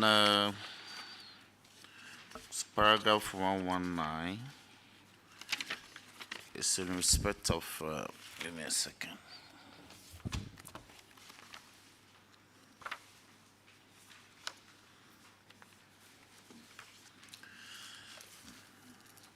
It's a result of shortfall in revenue collection. And 17 of your revenue collectors defaulted. The nature of the collection in respect of toilet fees. And the auditors determined that as much as 36,734 Ghana cedis had not been accounted for. What's the status in April 2024? The amount has since been recovered and paid into the Assembly's account. Now, they further recommended that you should put mechanisms in place so that this doesn't happen. Has that been done? Yes, Honorable Chair. Have you brought this to the attention of the auditors? Yes, Honorable Chair. Auditors, can you verify and confirm that the recommendation that the money be recovered has since been brought to your attention, and also that revenue collection shouldn't fall into default such as this has also been remedied?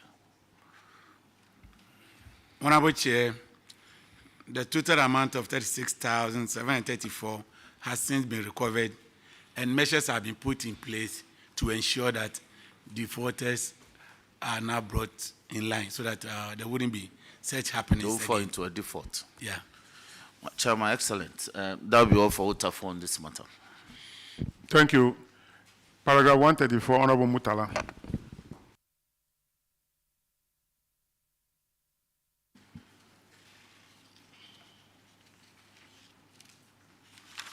IDF.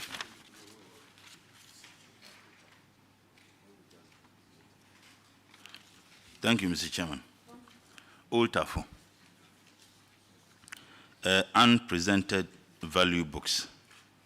One revenue collector failed to present the tickets for the purposes of auditing. The recommendation is that you sanctioned that revenue collector. Have you been able to do that? Thank you, Honorable Chair. The book has since been recovered, and the sanction was that we're not able to continue working with the individual. So he has since been relieved of his post. Auditors, can you confirm that the sanctions were followed through? Honorable Chair, we can confirm that the book, the GCS was presented and the full amount involved has since been recovered from the officer. The sanction we are yet to confirm. So why did you say when did you sanction the said collector? Yes, sir. Honorable Chair, in fact, upon returning the book, the person himself was not ready to work with us. So when you were informing the auditors that you have collected the full amount of money or recovered the full amount of money, did you inform the auditors that you have followed through the sanction recommended? Not really, sir. Okay, so auditors, if you can ensure that the sanction was actually adhered to. Mr. Chairman, that will be enough. Last one for Old TAFO, paragraph 146, on earned salaries. One staff was paid 4,239.36 Ghana cedis, even though he vacated posts. You are to recover the money. Have you? Yes, Honorable Chair, the money has been recovered. Can auditors confirm? Honorable Chair, confirmed. That will be all for Old TAFO, your discharge. Thank you, Honorable Chair. Let's have Offenso.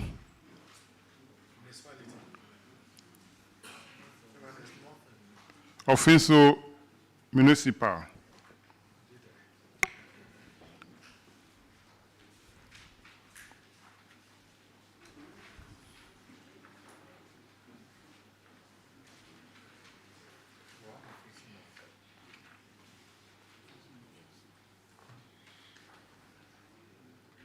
Kindly introduce yourself to the committee. I'm Agnes Naule, Finance Officer. Mohammed Abdul Majid, Coordinating Director. Kingsley Osuapia, MC. Frimpong Michael, Internal Auditor. Thank you very much for coming. You have one issue in the Common Fund Report, paragraph 65. Honorable Ajay Boatin. Thank you, Chairman. Official Municipal. The infraction here is payment for works without certification. And the amount involved is 386,022 Ghana cedis. You made some payments, this amount of payment to the transport officer, and then 5 contractors for pushing of waste dump and reshaping of roads within the municipality. The auditors did not cite any work certificate. Have you been able to provide that? Honorable Chair, thank you very much. We've been able to provide all that, all the necessary certification for the review. Okay. The auditors, can you confirm whether those certifications have been done? Honorable Chair, all the certificate report has since been attached. Chairman, that will be all for us. Thank you. Let's go to the IGF report, paragraph 94, Honorable Apak.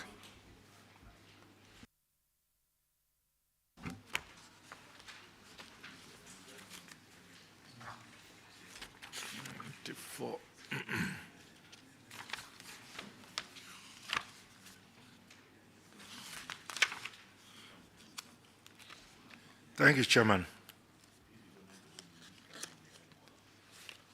Unsupported payment with regards to your municipality. This was for the procurement of goods and services The auditors have indicated 16 payment vouchers. The corresponding amount is 48,015 Ghana cedis and 32 pesos. They have recommended that in the absence of documents to support the payments, the said amount should be recovered from the coordinating director and the finance officer. Have you made the supporting documents available to the auditors? And if not, have you made the payment? Yes, please. All the necessary documentations were provided to the auditors, all the payment vouchers. Auditors, 16 PVs. Have you seen them and have you been able to verify to satisfy yourself that your query has been addressed? Honorable Chair, all the necessary documents have been presented for our verification. Thank you. Mr. Chairman, it is addressed. The last one for Finso Municipal, paragraph 119, Honorable Roxon. Chairman, grateful. Offenso, the case of the auditors is that contrary to regulation 32, sub-regulation 2 of LI 2378-2019, you experience some shortfall in revenue collection in terms of rates, fees, permits that are collectible from your people. We speak of 94,068 cities. That's a lot.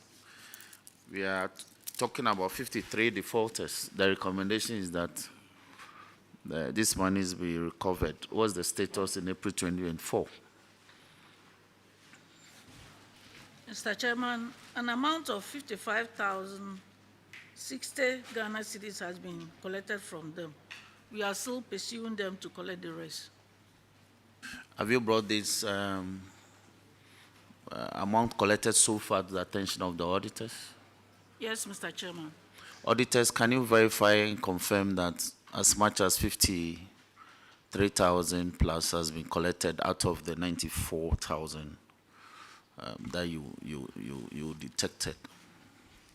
Honorable Chair, an amount of 55,060 Ghana cedis has since been collected from the 94,068, leaving a balance of 39,008 Ghana cedis. Does this figure correspond with the figure you quoted? 55,000. Okay. Now, the further recommendation is that you should put measures in place so that the collectors don't default in accounting for the monies they collect. Have you put those measures in place? Yes, Mr. Chairman. Okay, so you should take further steps and collect the outstanding from them. And when you do, you bring it to the attention of the auditors. Chairman, that will be all for Finso on this matter. That will be all for Finso Municipal. You are discharged. Thank you. Thank you. Bakwai. Bakwai.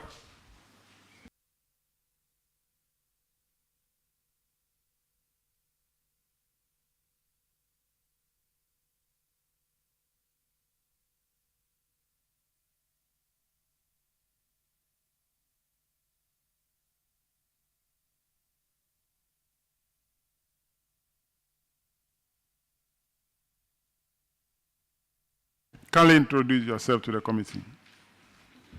Honorable Chair, I'm Osai Prince, Municipal Finance Officer. Honorable Chair, I'm Kwaku Chebafo, Municipal Chief Executive. Honorable Chair, I'm Francis Usansa, Municipal Coordinating Director.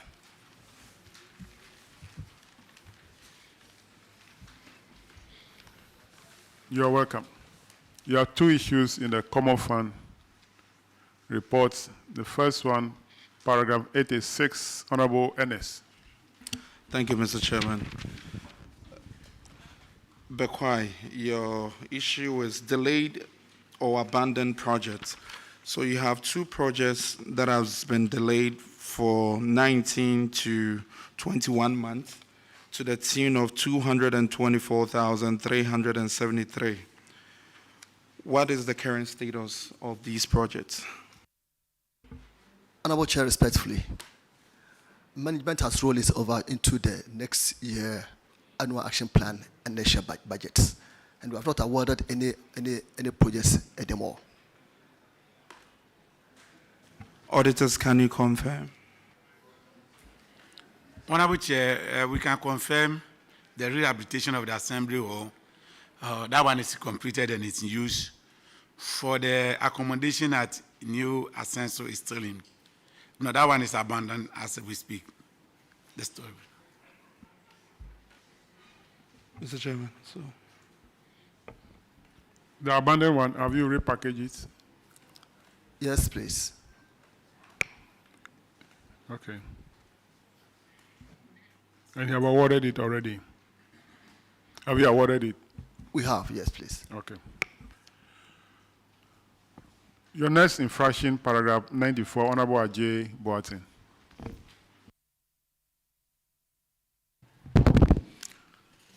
Whyis Municipal, you have an issue with sanitation equipment, which was supposed to be supplied by Zoomlion.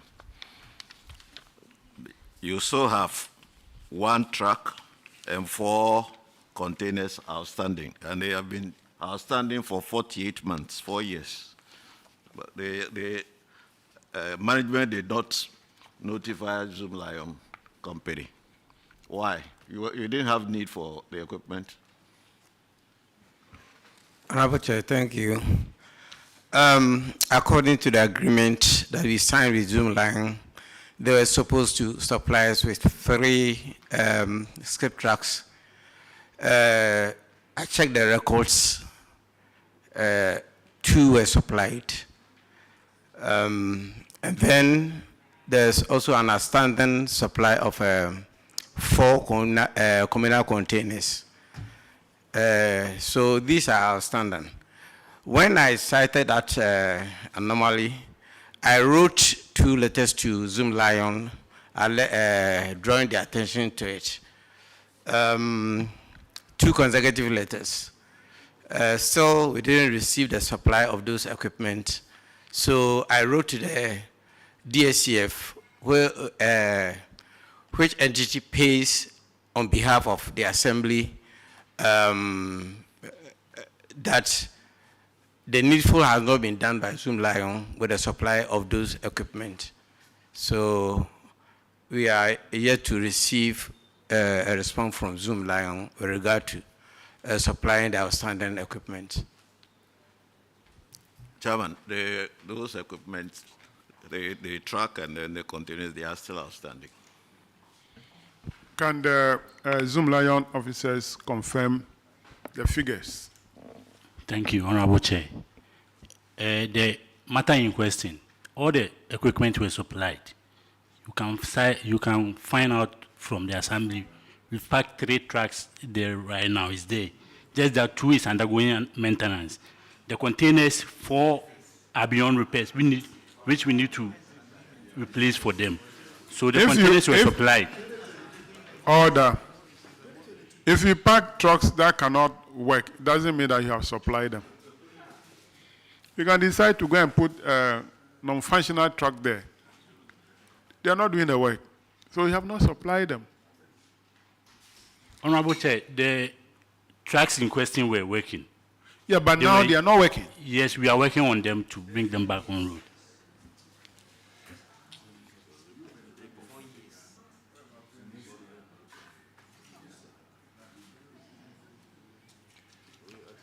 All right, so Director, you will take your earlier promise that within 3 months, the rest of the containers will be supplied. And within 4 months, the truck will also be supplied. Honorable Chair, yes. Thank you. So, Bakwa, you should monitor them and take notes. Thank you, sir. If they have not supplied them, inform the auditors. We shall do just that. Thank you. All right, so let's go to the IGF reports. You have 2 issues, paragraph 119.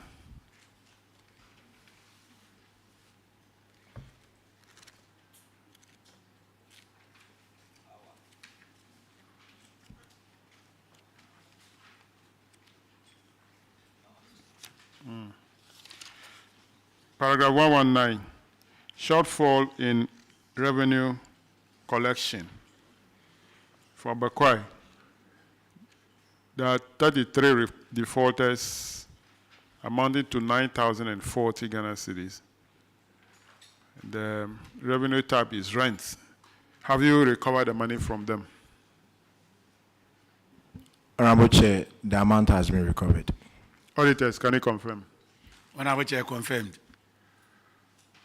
Let's go to paragraph 146, Honorable Amakwata.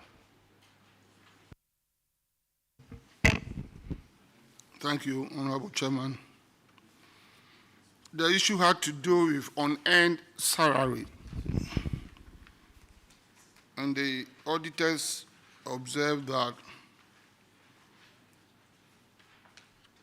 an amount of 31,923 Ghana cedis, 27 pesos, was paid to as many as 14 people who were members of your staff.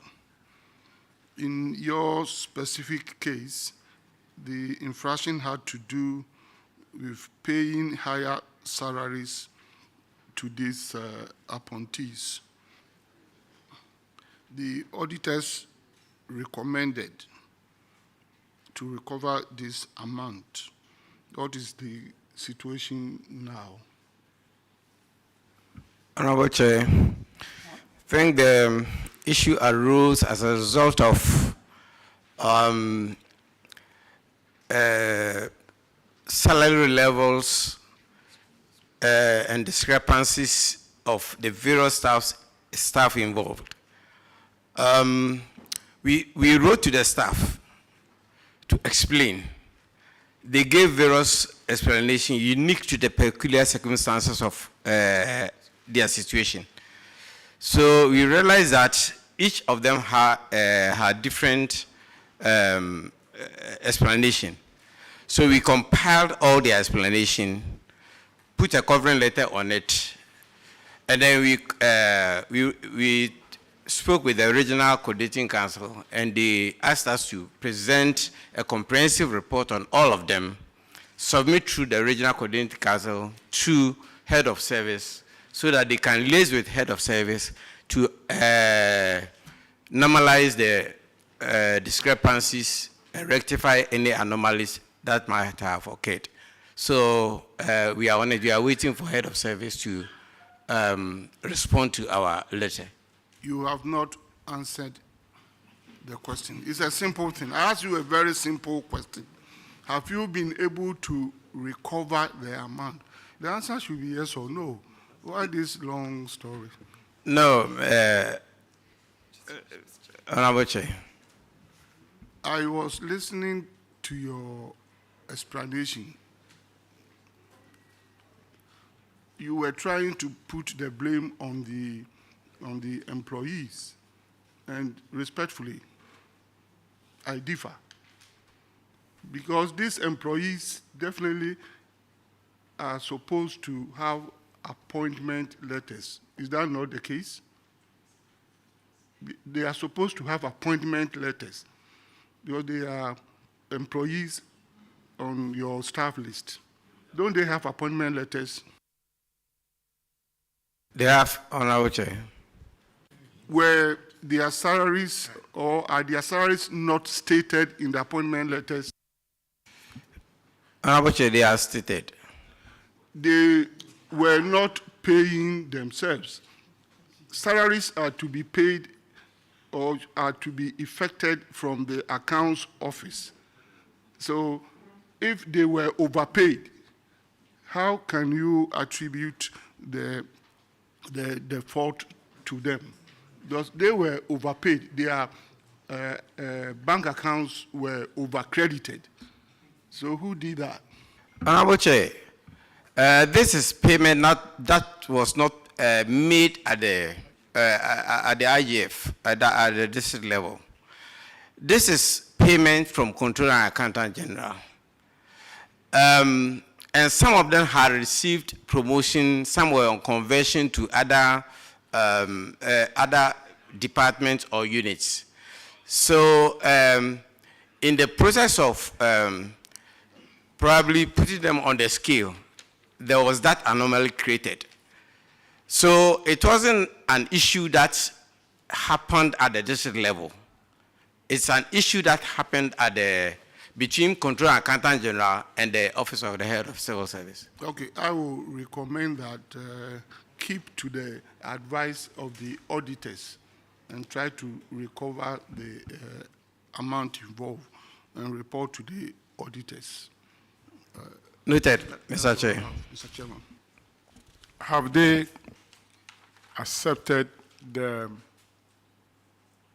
infraction of the auditors that they receive salaries above what they are expected to or supposed to receive? Have they accepted that?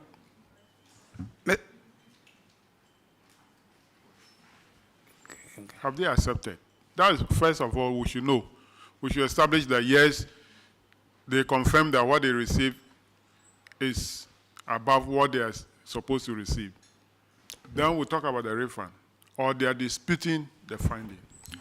Honorable Chair, they were disputing the anomaly created because they received their promotion letters from Regional Coordinating Council. And per the promotion letters that they received, the salary level that they placed them on the promotion letter wasn't the corrected figure. So when they send the input to the Controller and Accountant General, and they key in, they place them on the exact grade, exact level that they were expected to be. So later, they send those letters to Regional Coordinating Council for them to rectify and put them on the right grade. So when the external auditors came, they took the validation list, validation payroll, and if you take validation payroll and then promotion letters, there may be discrepancies. That's where the anomaly was created. So it has now been resolved. So it means that they have promotions, but the levels quoted in the promotion letters is actually not the correct figures. Yes, Honorable Chair. And the auditors use the figures quoted in the promotion letters to do the computation. And they compare it with what is actually on the payroll. And they realize that what they received is more than what is quoted on the promotion letters. Is that the case? Yes, Honorable Chair. Auditors, have you reconciled to know that figures quoted in the promotion letters were not correct, and that created a problem? If really they've had the promotions and then the salary level attached to that level or that grade is what they actually received, they will not have this challenge. Have you had any information on that? Honorable Chair, they've not been able to substantiate, but we'll go back and reconcile so that we can get back to the Okay, committee. what you need to do is to go back, reconcile the figures, and come to a conclusion. If what they are presenting is the case, they will not have any challenge of unearned salary. Otherwise, you have to come to the same conclusion that they need to refund the money. Well noted, Chairman. My advice is that anytime the auditors are there, provide all the relevant information to them so that they don't come to a conclusion which will go to your disadvantage. Is that the case? Are you okay with that? Noted. So let them make all the documents available so that when the auditors come, they provide those information and then they can reconcile the figures. Noted, sir.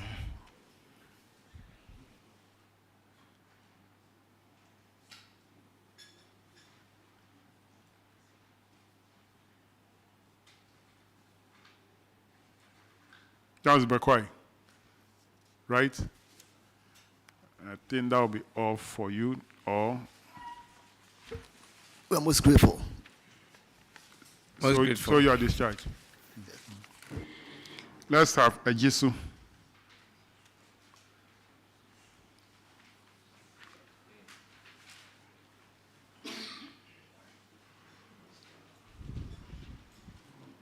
Kindly introduce yourselves to the committee.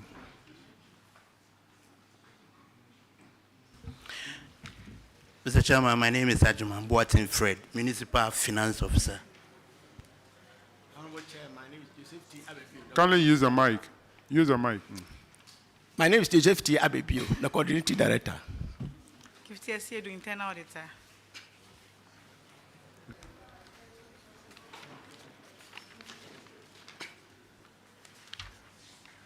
All right.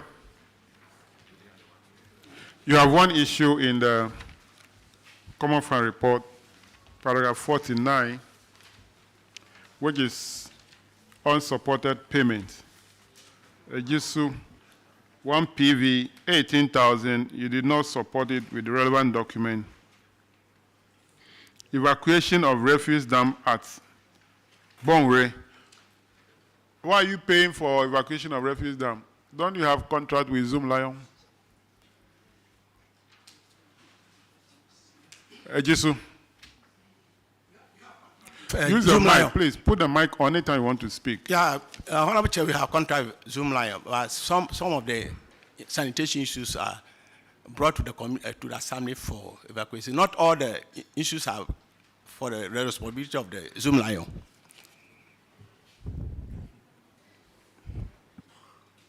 Are you a municipality or a district? Chief, Honorable. How many trucks are working in the municipality? How many? How many trucks?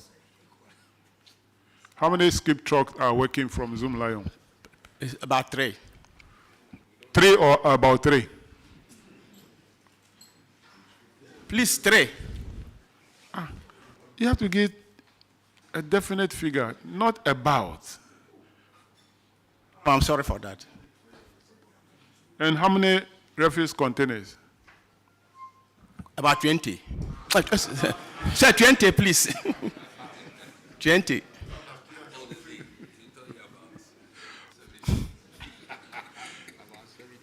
If I ask of your age, you say about. About 60. So you have 3 skip trucks, 20 containers. Still, it's not enough. Is that the case? Considering the communities, it's not enough. Okay. Now, you didn't provide document to support this transaction. Have you provided the documents to authenticate the transaction? On which we have done so. Auditors, can you confirm? Honorable Chair, subsequently, all the necessary documents have been provided to support the transactions. All right, let's go to the IGF report, paragraph 94, ranking.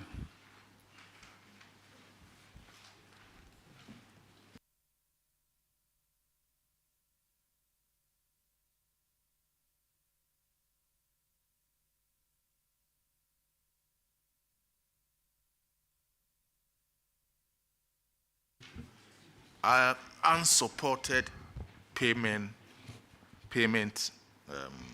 batches. In the case of Ejusu, the amount involved is 49,192 cedis. And the auditors are recommended that the money should be collected from the coordinating director and the finance officer, as the money being paid.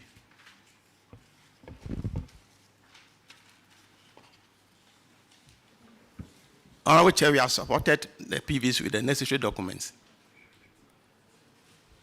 and verified by the auditors. Auditors, are you satisfied? Honorable Chair, we are satisfied with the documents provided. Thank you. Okay. Thank you, Chairman. Paragraph 115, payments outside gift meets. So you have a network challenges. Have we resolved it? Honorable Chair, we have addressed it. Auditors, have they resolved the network challenges? Honorable Chair, yes, currently they are processing all their transactions on the GiftMate platforms. Paragraph 119, Honorable Sampson. Thank you, Chair. Shortfall, revenue collection. So 20 staff rent, an amount of just 3,270. I hope you have collected it. Honorable Chair, yes, so we have done so. Yes, can you confirm? Honorable Chair, confirmed. That'll be all for Ejisu. You are discharged. Thank you very much, Honorable Chair. KMA.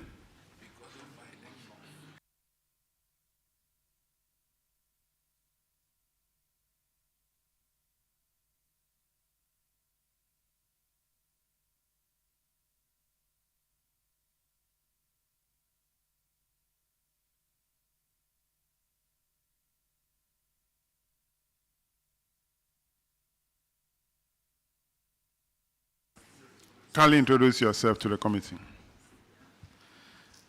Honorable Chair, my name is David Abam Ejay, the Metro Finance Officer.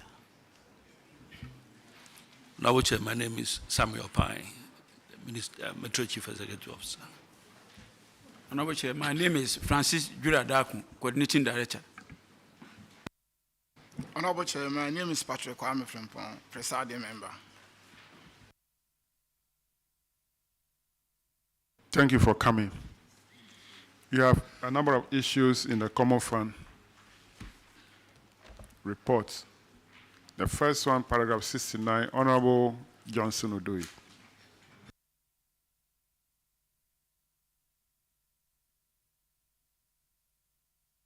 Thank you, Chairman.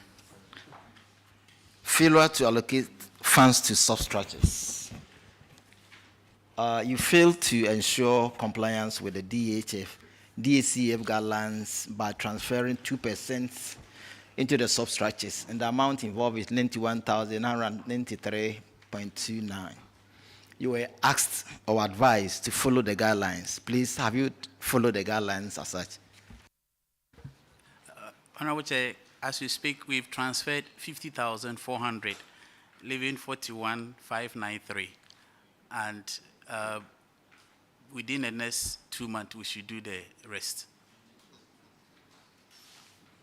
In the absence of transferring this money into the substructure, you have denied them of functioning. So kindly expedite action by transferring the money into the substructures account. Auditors, please, can you confirm the transfer? Honorable Chair, an amount of 50,400 has been transferred from the 91,993.29, leaving a balance of 41,593.29.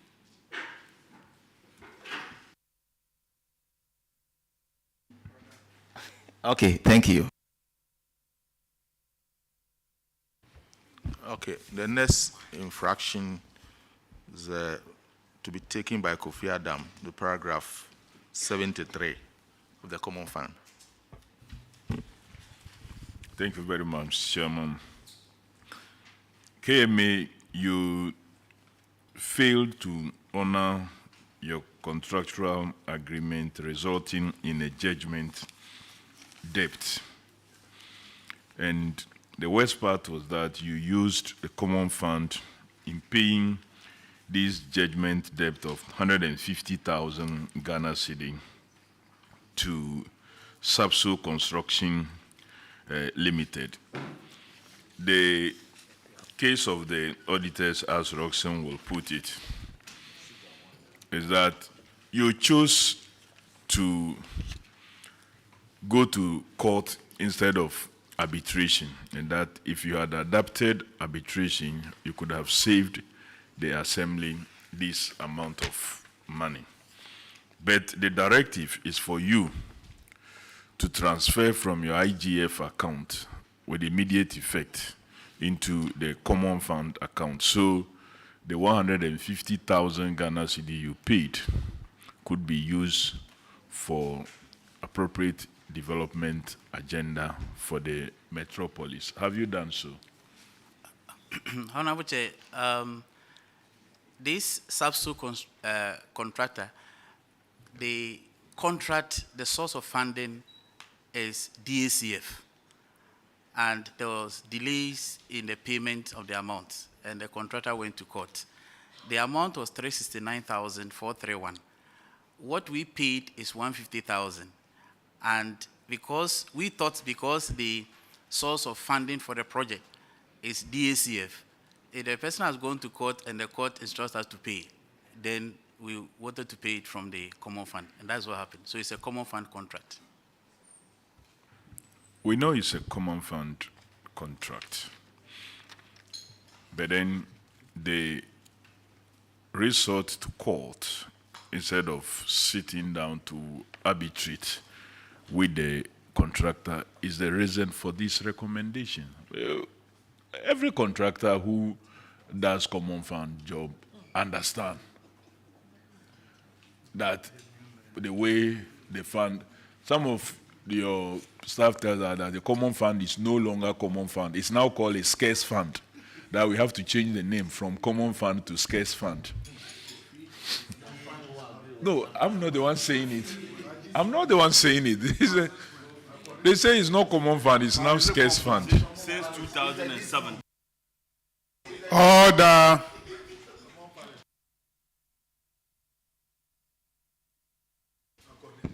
Yeah, so that's why they are saying you did not, there's not enough evidence to show that you adapted arbitration and it failed. You decided to contest in court because of the thought that, oh, we will pay with common fund. And so they are asking you that use your IGF to pay. And my question is, have you transferred 150,000 from the IGF account to common fund account?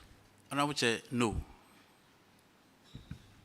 Why? Because the auditors have already indicated that to you, that you are not to use the common fund account in paying the judgment debt. And so why till now you haven't done so? Because you've been raising a lot of revenue. I've just checked your IGF performance, and it's really good. So you can pay the 150. Honorable Chair, we still think that the contract sum was 369,000. That was what was left. We did not go to court trying to contest. The person that went to court and the court instructed us to pay. So we are still within what we are supposed to pay according to the contract. Oh, so you didn't pay judgment debt? No. Is that what you are saying? Exactly.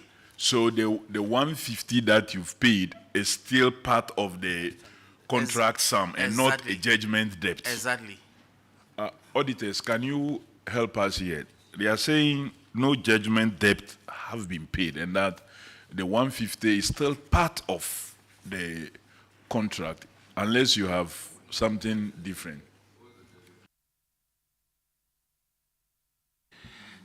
Honorable Chair, the issue was that after execution of the contract, we were expecting that the metropolis would have do the needful. They waited for the contractor to go to court before they were directed to go and pay. Yes, we can admit that it's part of the contract sum, but this is the issue that emanated from the court. Thank you. So even though the matter went to court, the court only ordered them to pay what they owe the contractor, not that they paid the contract sum and in addition were asked to pay the 150,000 Ghana cedi. Honorable Chair, that was the issue. Well, Well then, Mr. Chairman, I think that is okay. If they paid, the court only ordered them to do the needful. We can only advise them that they were lucky they avoided payment of what? Interest or some cost or judgment debt for non-payment of the contract sum. So, I don't know. All right, so the auditors, the heading on paragraph 73 is actually not correct.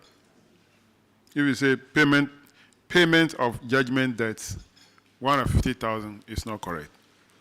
Because if you read paragraph 74, say that we noted that management of Kumasi Metropolitan Assembly used an amount of 150,000 of its DACF allocation to settle a judgment debt to Michelle's Sapso Construction, the plaintiff, as compensation for delay in settlement of outstanding liability. So that clause, paragraph is also not correct. Because there was no money paid as a compensation for delay, according to the management of the assembly. So we just want to know that this, what we have in the report is actually factually not correct. All right, let's move on to paragraph 78. Honorable Chinia. Thank you, Honorable Chairman. The infraction here is non-release of HIV and AIDS funds by the administrator of the Common Fund. About 6 tranches of your HIV and AIDS fund was not released by the administrator. The auditors have recommended to management to liaise with the administrator to remit the deducted funds amounting to 28,051.17 Ghana cedis. Have you liaised with them and gotten the money released to the assembly? Honorable Chair, yes, we have done that, and the money have been released to us. Auditors, can you confirm that they've received the money? Honorable Chair, we can confirm that. So have you put the money to use? Because the auditors also observed that the lack of the releases were affecting HIV and AIDS activities. So are you? Exactly. We've done 3 activities last year on the use of those funds. And have you drawn the auditor's attention to that? Because the activity well, it's okay. Thank you. 3. All right, thank you, Chairman. The money has been collected. All right, paragraph 86, Honorable Bauer.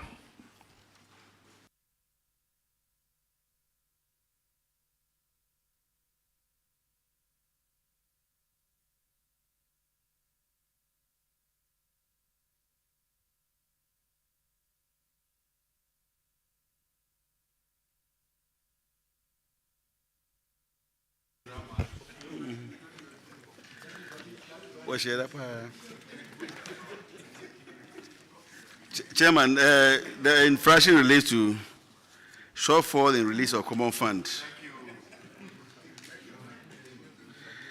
That is not true.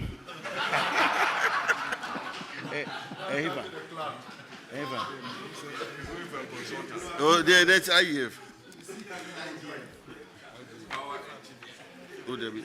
Well, the issue is about delay and abandoned projects. For Kumasi Metro, the projects are 2. They have been abandoned for 129, between 129 and 134 months. Have you completed these projects? Honorable Chair, the first one, state experimental, is about 50% complete. It's about what? 50% complete. 50%. After being delayed for 129 months? Honorable Chair, that was as at the end of last year. As we speak now, they should be doing roofing. They should be what? They should be doing roofing. They are doing roofing now? Yes. Hey, let's calculate 129 months. How many years? 129 divided by 12. almost 11 years. And it's now at 50% Honorable Chairman, roofing stage. If you recollect, when we were here last year, I gave a firm promise that all abandoned projects. That is why you have moved a little. Yes, and we've been able to liaise with the. And then the second one. Get fund and other agencies, and most of the projects that are abandoned are on course. And definitely we're going to deliver that by close of the year. How about the second one? The second one was put in the action plan for this year, and we are packaging it for procurement. For reward? Yes. Auditors, can you confirm that the first one is at the roofing stage?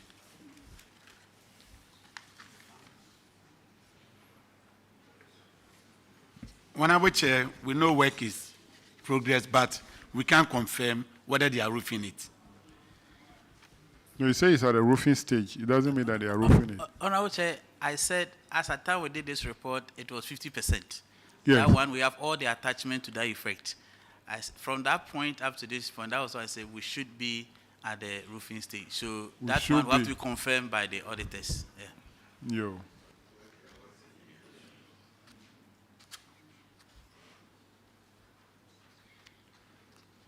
Paragraph 106, Honorable Omokwata.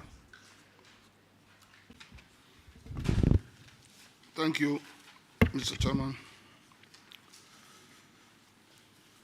This had to do with unaccounted stores. The auditors found out that the Assembly carried out procurement exercise on behalf of 3 MPs, MP for Bantama, Inshiaiso, and Subin, for various items, but could not trace evidence of any record from the Assembly. I would want to ask 2 basic questions. 1, did you have prior authority from all these MPs to do the procurement on their behalf? Honorable Chair, yes, we have all the documents to that effect. It then means that the items were delivered to you into stores. Did you receive all the items from the suppliers? Honorable Chair, the challenge we had with these 3 items were that the supplier... Answer that. You carried out a procurement exercise on behalf of the MPs. It means that those who won the bid were to supply the items to your stores on their behalf. Was that done? Honorable Chair, no. Can you explain that? Honorable Chair, what happened was that the suppliers took the items straight to where they were supposed to be delivered, and that is the challenge that we had. But when the auditors came, we made sure that we took them to those places for them to verify, and then the stores people took records of it. But the procurement contract was between you and the suppliers. Was that not the... Yes, Honorable, that is the case. So how did the suppliers take the items direct to the MPs? Honorable Chair, Honorable Chair, if I remember very well, one of the items was school furniture, and I don't know exactly why the items were sent directly to the school, but under normal circumstances, all the furniture was supposed to be brought to the assembly, and then we issued them out, but they were sent directly to the school. So that's what happened. Have you been able to reconcile, in quote, that an anomaly with the auditors? Honorable Chair, yes, and we have the evidence. Can the auditors confirm that? Honorable Chair, we now have all the relevant documents covering those stores items. Thank you. Okay, Honorable Chairman. Well, I don't think that is 100% true that the items were supposed to come to the assembly before sent to the beneficiaries. If assembly is notified, the storekeeper can go and take inventory and do the book entries. If bringing it to the assembly before sending it will bring additional costs, they can send it directly, but the assembly go and take records. Okay? But I know that most of you, the MPs too, you are creating problems for the assemblies. You are creating problems. Listen to me. I have been an MP for 20 years now. I've never procured things on my own. I always write to the assembly to do. On behalf, use a common fund to do it. But most MPs want to go and buy the things themselves. It's not good. You are creating problems for the assemblies. Yes.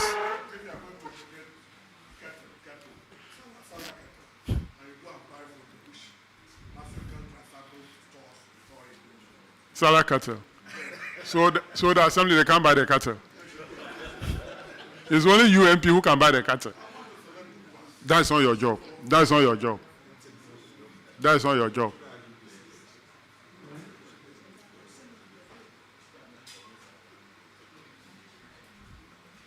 Now we'll bring them here and be querying them for something that they don't know anything about.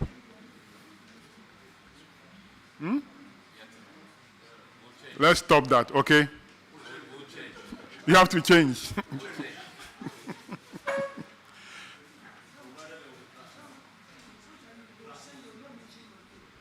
Well, I will get to a situation where the reason why some of you are doing that, I will get to that situation. I can tell you the reason. Some of the chief executives, when the MPs write to do this, they refuse. They sit on the letters. So I'm speaking for you too. Chairman, yeah, in this case, I may agree with you, the position you have taken. Then does it mean that, are we saying that then the assemblies should be advised that once they procure on behalf of any MP, if they should do that, then for their documentation, in order that they will not be criticized wrongly, they should also insist that the items come to them through their records before they release to MPs. Is that the situation? No. The physical item might not come directly. It depends on what you are doing. But the records must go. Look, once the record shows that store receive advice is issued, store issue advice is also issued, that's it. It passed through the assembly. It shouldn't enter the store. There are items, the store entrance is small, they cannot enter. Yes. Honorable Chairman, I say I agree with you on that score, but in order not to create also problems for all assemblies, once we, the MPs, ask them to procure, then we should also be tolerant with them, that they take steps that will ensure that their documentation is in order. An assembly should be authorized to be strong on that. To be strong on that, so that you make sure, in order not to be criticized wrongly, you make sure that even if you are asked by any MP to procure anything on our behalf, you should insist that you don't compromise on your documentation. No, but we cannot also bring them here to criticize them. All right, let's move on to the IGF report. Paragraph 115. Honorable Apak.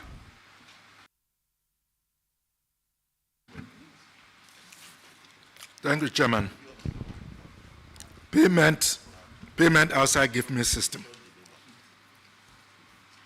According to the auditors, you process 80 PVs and the cumulative amount was 431,358 Ghana cedis, 25 pesos outside the gift me system. The reason given is that the system installation, poor internet connectivity were responsible. The auditors recommended that the coordinating director and the finance officer team up to address the internal challenges preventing your ability to use the GiveMe system to make payments. What have you done with regards to this issue? Honorable Chair, all the internal challenges have been addressed. Auditors, can you Chair, confirm that the issue has been rectified? Honorable Chair, we can confirm that, and currently, all their transactions are being processed on the platform. Thank you. That will be it, Mr. Chairman. Then let's do the Mensha Serve 115, Honorable Aka. Once we are on Give Me, 115. Mensha Serve Sub-Metro. Mensha South Sub-Metro. You did not pass your PVs through the gift mix due to network challenges. Honorable Sampine, have you now attended to that? Honorable Chair, we have done that. You know what, Chairman? I couldn't make my good friend Sampan out because I can see that he's changed. And debilitating the economic hardships has not affected him at all. Honorable, you are out of order. If it's your friend, meet him outside and you discuss your thing. You are out of order. Please, have they been able to pass it through? Yes, the challenges has been resolved now. Okay. All right, let's go to paragraph 146, Honorable Roxon. Chairman, thank you very much. Honorable Sampan, you are welcome. Thank you.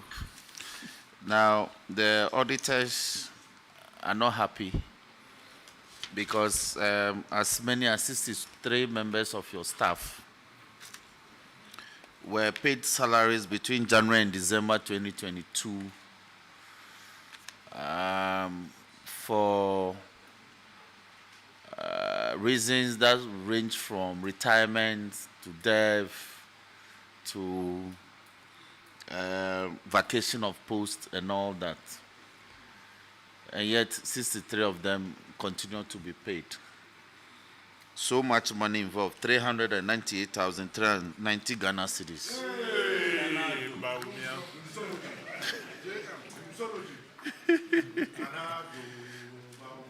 Oh, don't do that. Oh.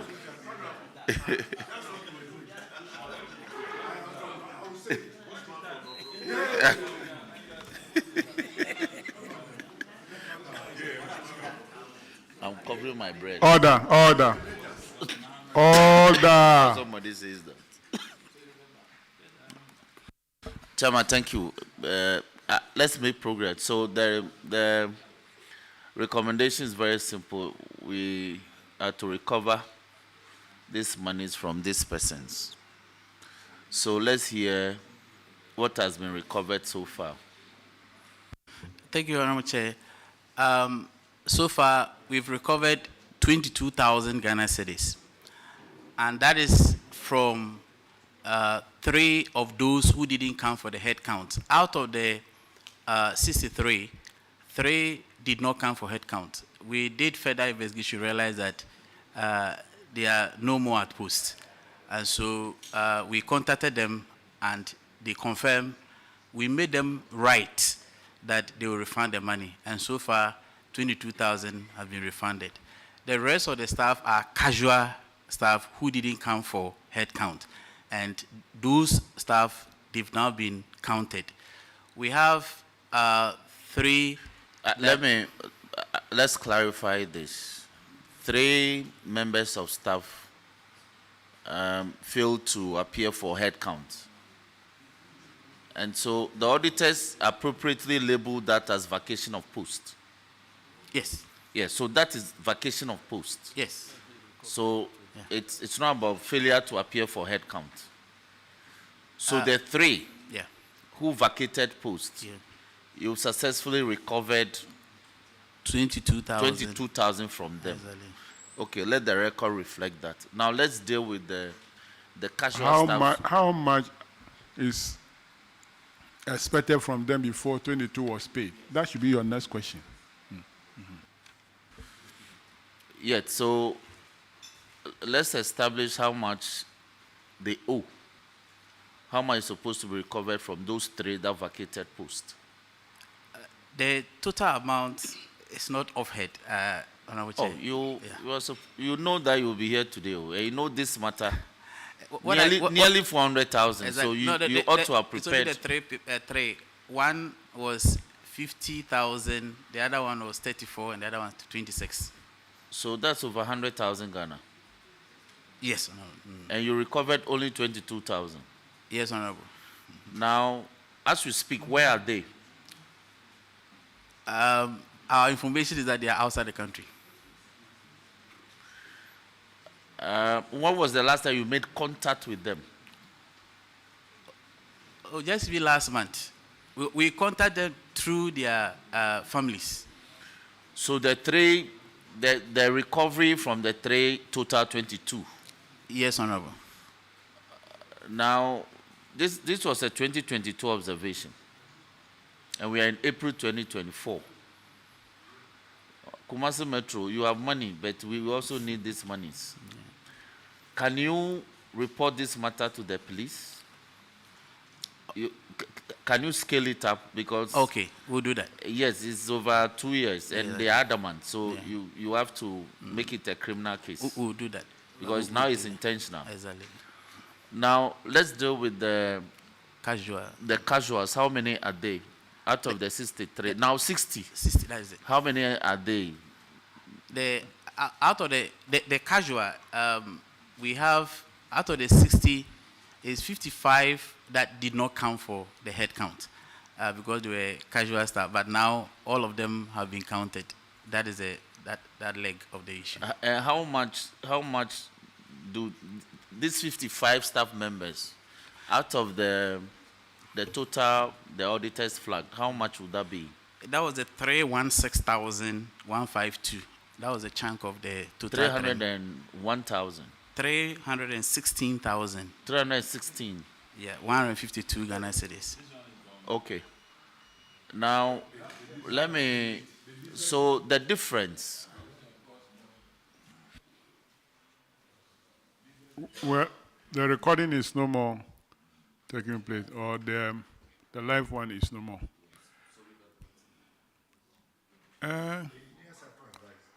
So when the light come back, we have to tell our viewers that it's because of doom. So that is why. I think it's going.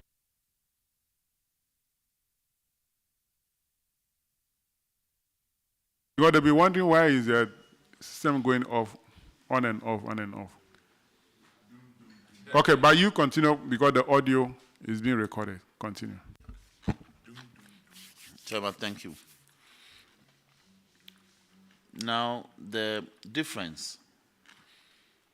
How many of these 5 persons had died and how many had retired?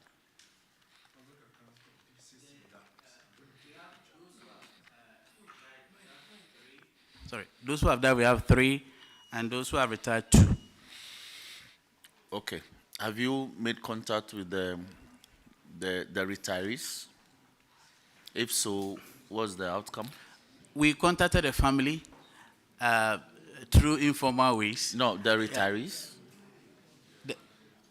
Those who have retired, the 2 who retired? Yes, we've contacted them. Okay. Yes. You said the family, so that's why. Yes, so we were finding it difficult collecting the money. How much do they owe, the 2 of them? Is 54,000. That's a lot of money. Yes. So we can't gloss over it. Exactly. So you increase the efforts and in fact, made the demand that this committee wants the money refunded within 3 months. We'll do that from now. there. Those who have died, yeah.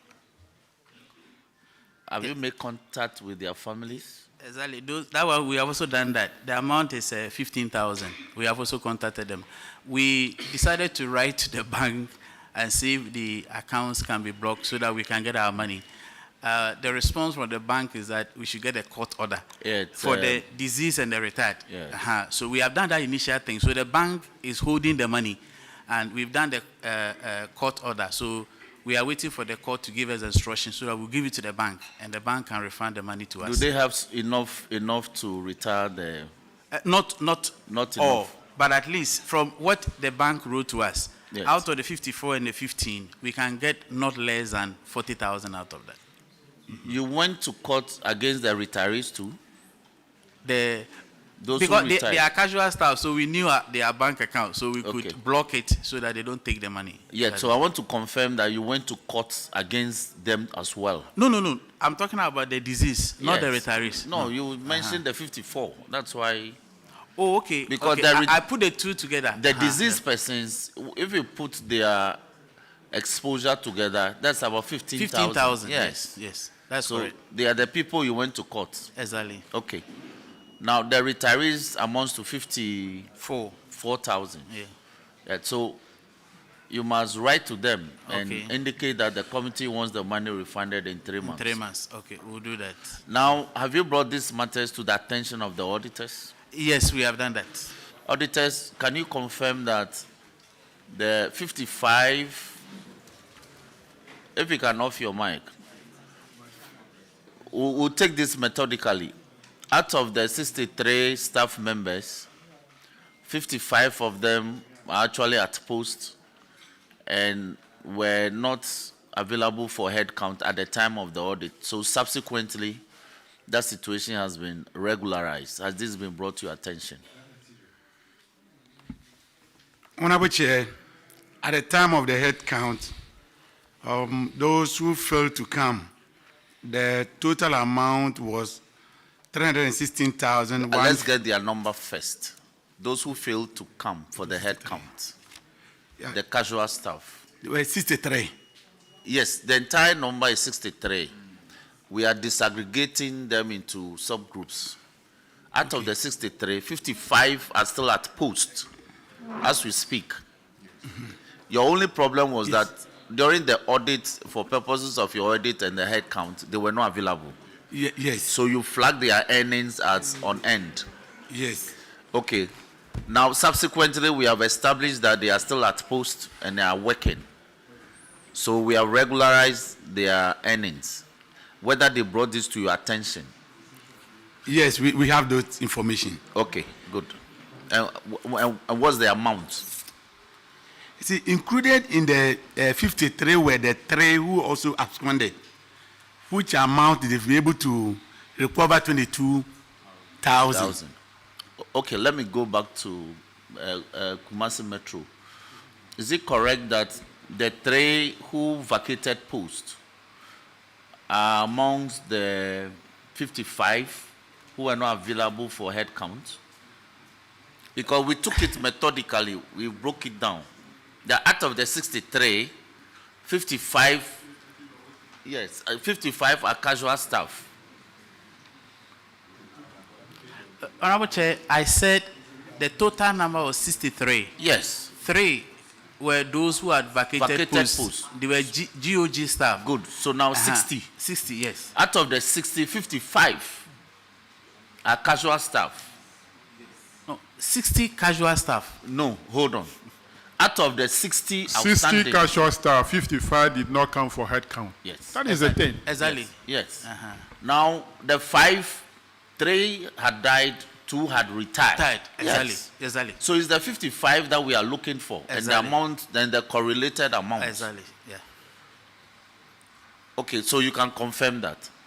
Yes. Okay. Now, Chairman, Accra Metro, Kumasi Metro has recovered 22,000 from 3 persons who had vacated post. With how much will be outstanding in that case? Now, close to 80-something thousand will be outstanding. Yeah, 87, yes. 87 will be outstanding, Chairman. Then, in respect of those who have died, the deceased and persons, retired, yeah. they've gone to court Yes. to obtain an order for the bank to refund release whatever funds are contained in their bank accounts to defray portions of the amounts. Then, in respect of the retirees, we are directing that you write to them and demand payment within 3 months. The 55, their presence is regularized. So the amount standing against them will have to be struck out as regular.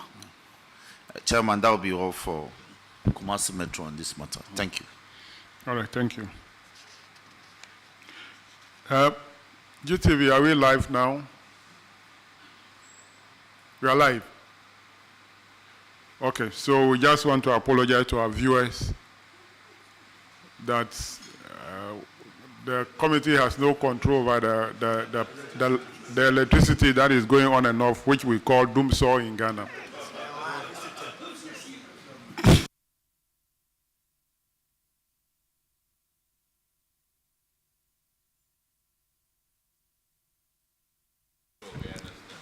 So now the power is back, so that's why we are back online.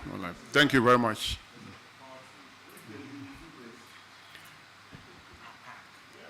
Let's go to the next one, paragraph 166 of the IGF report, failure to withhold or remit taxes. Kumasi Metro, you did not remit 13,575. Have you done that now? Honorable Chair, we have done so. Auditors, can you confirm? Honorable Chair, the outstanding amount has since been remitted to DRE. There is another one for Subi Metro, 14,782.53. Has that also been remitted? Yes, Honorable Chair. Auditors, confirmation. Honorable Chair, confirm. Okay. So now let's move on to paragraph 106, Roxanne. This time, don't prolong the discussion. Chairman, thank you very much. Honorable Sampine, the case of the auditors is that you made payment for some works and services for which they established that there were no certification, contrary to Regulation 79 of LI 2378, 2019. 8 PVs are involved. Now, it concerns maintenance of vehicles, electrical repairs, and cleaning. The recommendation is that you should regularize some of these transactions. What's the status? This was a 2022 observation. Yeah. Honorable Chair, we've done that. Okay. Have you brought this to the attention of the auditors? Yes, Honorable Chair. Auditors, you can confirm that. Honorable Chair, we can confirm that. Very well. Chairman, that will be all. Thank you. Thank you. Mensha Sub-Metro also fall under the same category. The amount is 3,300. Have you provided the evidence? Yes, Honorable Chair. Auditors, any confirmation? Honorable Chair, confirm. Okay, paragraph 119, Honorable Edumako Kisi. Chairman, this has to do with licenses and fees. Amount involved is 38,275. What's the update on this, please? Honorable Chair, we gave targets to the revenue centers. Unfortunately, they didn't give to the individuals. So from 2024, we have insisted that target given to all the centers, they should scale it down to the individual collectors. They didn't do that, and that's what caused the problem. But now we have regularized that activity. Audit Service, can you affirm that the changes have been effected? Honorable Chair, we were told target has been set to the various sub-metros, but as to whether the individual collectors were given target, we cannot confirm. Chairman, that'll be it. The same paragraph 119, Honorable Bauer. Chairman, thank you. It relates to Ishiasu Sub-Metro, which involves, that's a shortfall in revenue collection involving 12 collectors. Amount involved 6,250. The recommendation was that you step up your supervision on revenue management to enable them achieve their revenue targets. Can you bring us up to speed on this Honorable issue? Chair, we have done that. The amount has been collected. Yes, Honorable Chair. Auditors, can you confirm?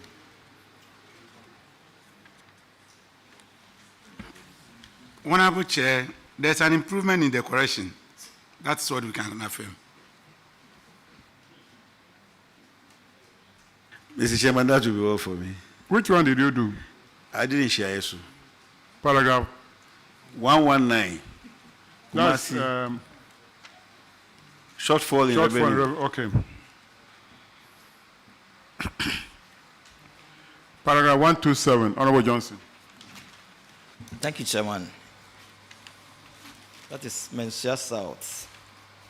4 of your revenue collectors receive a total salary amount of 86,000 between January and December 2022.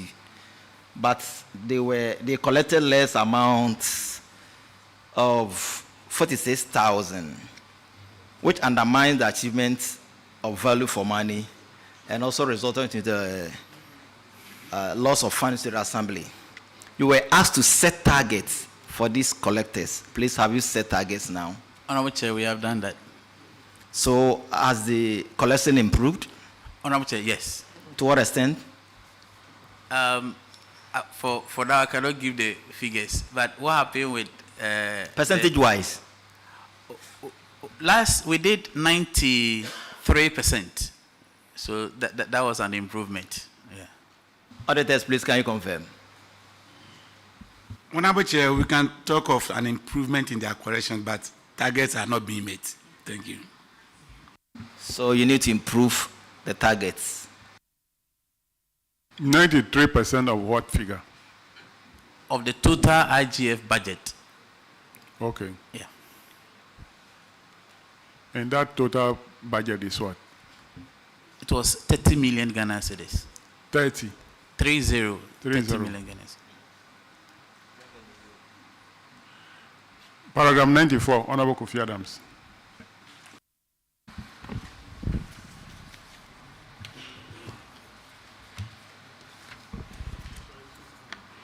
Unsupported payments, KMA, your sub-metro in Shiaiso, and this is in relation to 18 PVs involving TNT and weekly fuel allowance, 24,500. The auditors direct that the coordinating director and finance officer should recover this money and pay into the IGF accounts. Have you recovered the 24,500 Ghana cedi from the coordinating director and the finance officer? Honorable Chair, we have provided the documents relating, they were attachment to the PV, so we have done that. You were told last year that we will not accept documents when recoveries are ordered anymore. Why did you send documents and not the money? Honorable Chair, we will take, by the time we came here, some of these things had happened already. And so we promised that they won't reoccur. Yeah. So when we looked into the 2023, you will see anything like that. Yeah. Auditors, can you confirm? Honorable Chair, money was not recovered, but all the necessary documents have been provided, which we are duly satisfied. Chairman, I think that should be all based on their promise that we will not see this repeat in 2023. Paragraph 102, Honorable Chinia. Thank you, Honorable Chairman. The infraction is unjustified payment to assembly members. About 7 assembly members, an amount of 15,000 Ghana cedis to Inshiashu Sub-Metro. And they said that the management of KMA ordered them to do the payment. The auditors recommended that the total amount of 15,000 should be recovered from the payees into the Assembly's RGF account. Have you complied with this directive? Honorable Chair, we have done that. Auditors, are you to confirm that this money has been collected and paid into the RGF account? Honorable Chair, the amount has been recovered and paid same into the account. Chairman, the issue has been resolved. Thank you. That will be all for KMA, your discharge. Thank you, Mr. Chairman. Some little observation. When I look around when I look around the committee, I don't find the biological women here. I was just a little bit about how many. No, I'm not talking about clerical staff. No, we have asked them, we have given them some assignment. Okay, thank you very much.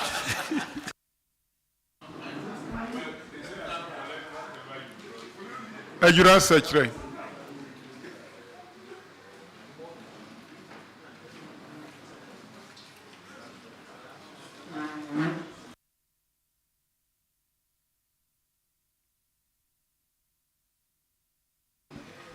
Kindly introduce yourself to the committee. Isa Abdallah, Municipal Finance Officer. Honorable members, order.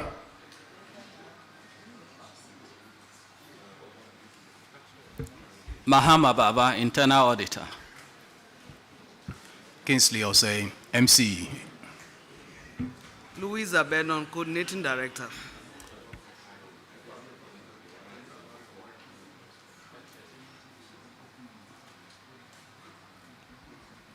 You have your first infraction, paragraph 53, Honorable Roxon.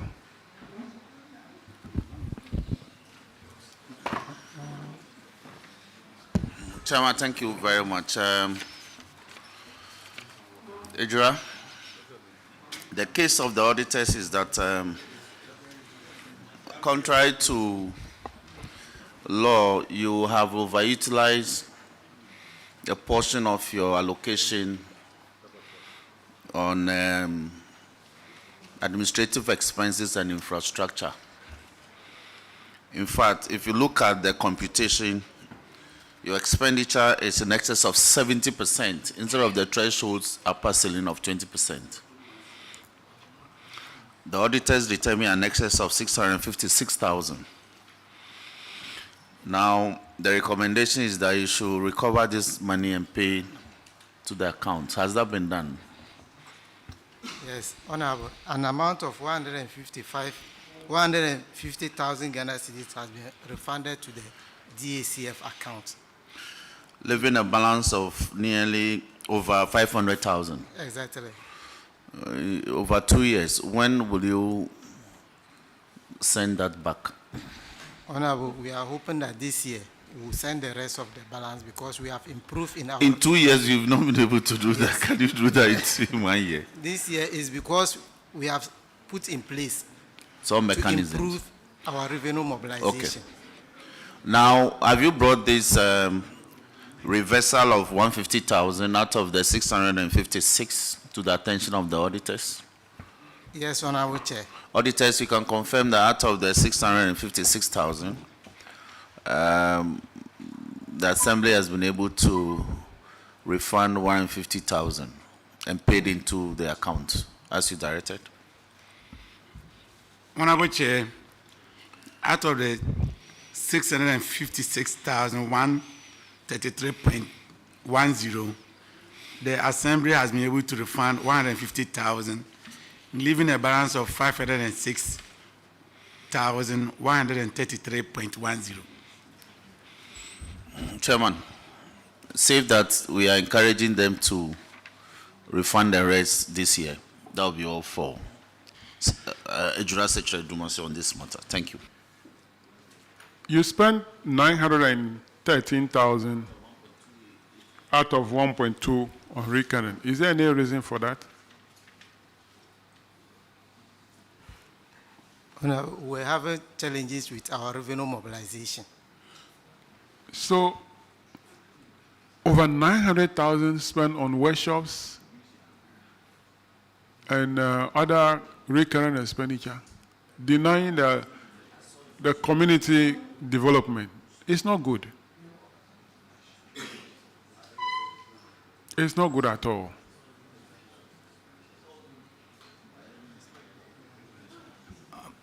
Mr. Chairman, please, the municipality is one of the biggest in the Ashanti region. And it follows that running such a huge place comes with a huge expenditure. Now, in the event of national programs like Independence Day, Farmers Day, and things like that, you see that we have a very huge amount of money to expend on these things. And those days too, as we have already said, our revenue generation was very weak. But now, we have improved it tremendously.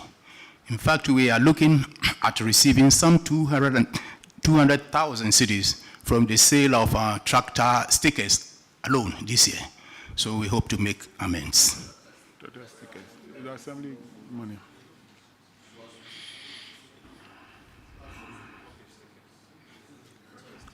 So are you now within the 20% allowable figure? Are you within that 20% now? Yes, Honorable Chair. Okay.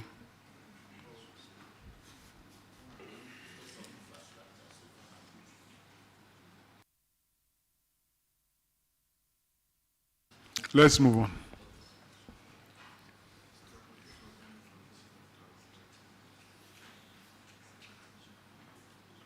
The next one, paragraph 57, Honorable Mutala. Paragraph. Paragraph 57. Okay, thank you, Mr. Chairman. The infraction is misapplication of common fund. You expended a total amount of 25,000 Ghana cedis for payment of transfer grants, which is a recurrent expenditure, and you paid it from the common fund. The auditor's recommendation is that the monies be refunded from the IGF into the common fund. Have you been able to carry through the recommendation of the auditors? Honorable Chair, that has been done. Auditors, can you confirm that the total amount of 25,000 Ghana cedis have been refunded from the IGF into the common fund? Honorable Chair, the recommendation has been complied with. Mr. Chairman, I'm done. Your next infraction is paragraph 114. Payment for VAT without VAT invoices. The total amount is 17,351. Recommendation: you should obtain the VAT invoices from the service provided to account for the VAT payment. Have you done that? Honorable Chair, that has been done. Can auditors confirm? Honorable Chair, confirm. Okay, let's go to the IGF report. Paragraph 123, Honorable Ennis. Thank you, Mr. Chairman. The issue was unaccounted revenue. So, Ejura, you had a total number of 3 defaulters to the tune of 21,450 Ghana cedis. Auditors recommended that you recover this amount from these defaulters. Has that been done? Honorable Chair, that has been done. Auditors, can you confirm? Honorable Chair, confirm. Paragraph 158, Honorable Ajay Boateng. Thank you, Mr. Chairman. Ejura, you defaulted in payment of state contributions, and for that reason you were slapped with a penalty of 2,055.67. The recommendation is that the coordinating director and the finance officer were supposed to pay that money to the assembly. Has it been done? Honorable Chair, that has been done. Auditors, are you aware of the payment? Honorable Chair, the payment has been done. That will be all, Chairman. That will be all for Ejura Secretary. You are discharged. Let's have Joabing. Thank you, Mr. Chair.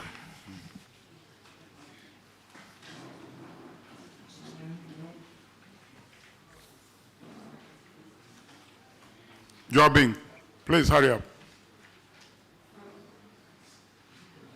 Where are your others? Are you alone? Honorable Chair, my chief executive was coming with the others and their car broke down at Mankranso. Okay, then you have to wait. Oh.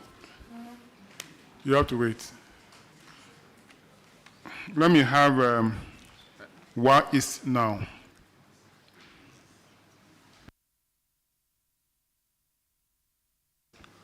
Whyis? Clerk, you can swear them in now. This year didn't take the oath.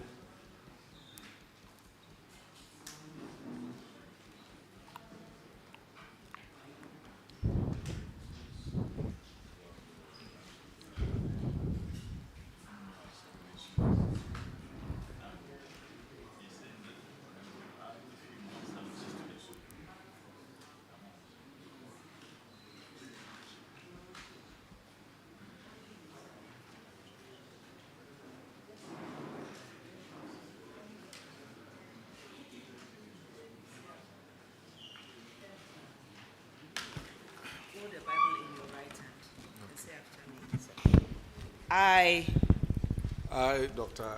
Iwura S.K. Mahama, do in the name of the Almighty God swear do in the name of the Almighty God swear that the evidence I shall give before this committee that the evidence I shall give before this committee touching the matter in issue shall be the truth, the whole truth, and nothing but the truth. So help me God. So help me God.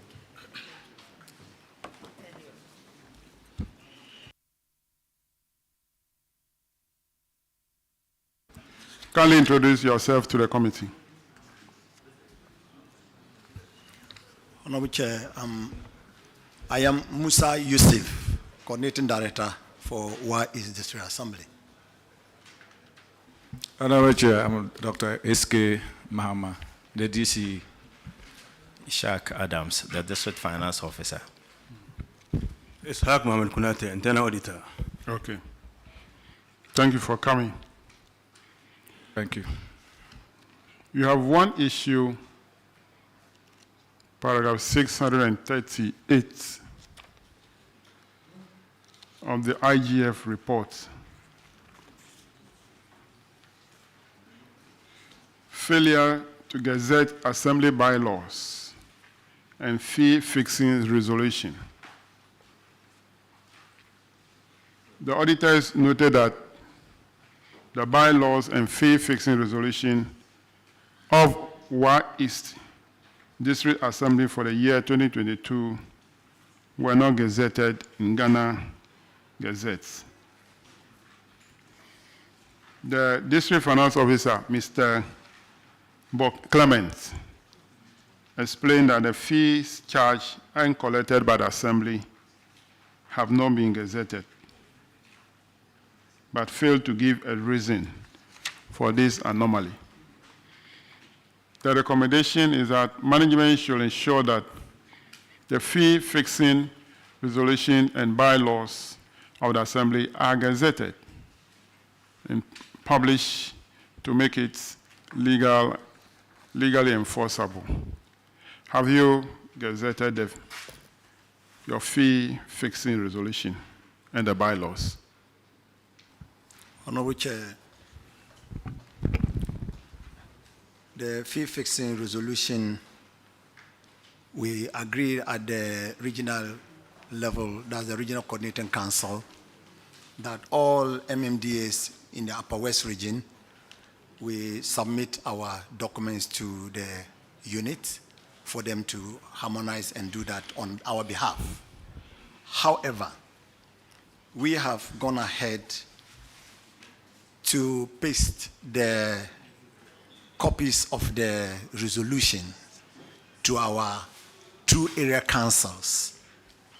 And that was what our revenue collectors and then area councils were using to collect revenue.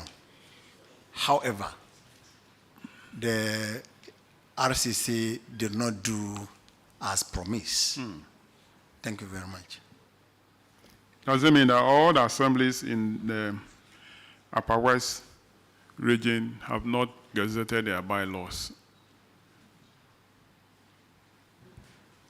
Honorable Chair, this is what I cannot answer, but this was what was communicated to us. Based on your explanation, that you have all agreed in the Upper West that your bylaws and the rest be submitted to the Regional Coordinating Council. Yes. And if you have done yours, is the Regional Coordinating Council not supposed to do all at a go, at once? And if yours has not been done, doesn't that mean that the rest of the assembly have also not?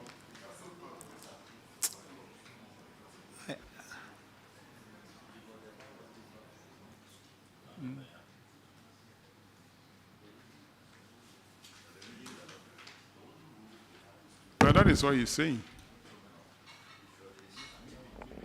Yes. Chairman, respectfully, that's not the law. The law empowers the assemblies to approve of the bylaws agreed by Executive. When that is done, then you enforce it within your administrative jurisdiction, because one bylaw in one district is different from a bylaw in another district, even if it's adjoining. The only role that the coordinating the coordinating council plays in the region is to compile.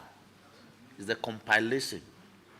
Because if you have a bylaw in force, they need a copy of it in the regional minister's office. So I don't know why this should be a problem. Chairman, that is not the issue. The issue is with the gazetting. It's with the gazetting, and it entails a cost, and most of the assemblies would not want to spend money in doing that. You have to go and gazette it at a fee, and that is what is stopping you from doing it. The Regional Coordinating Council has no role to play in this kind of thing. You should go ahead and do it yourself.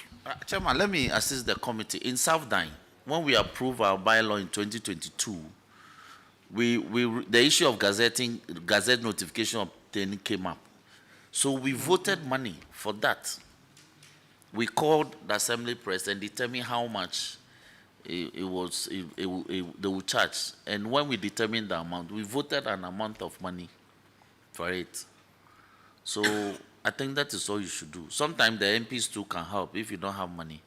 The MP can be... MPs, you have money like that? No.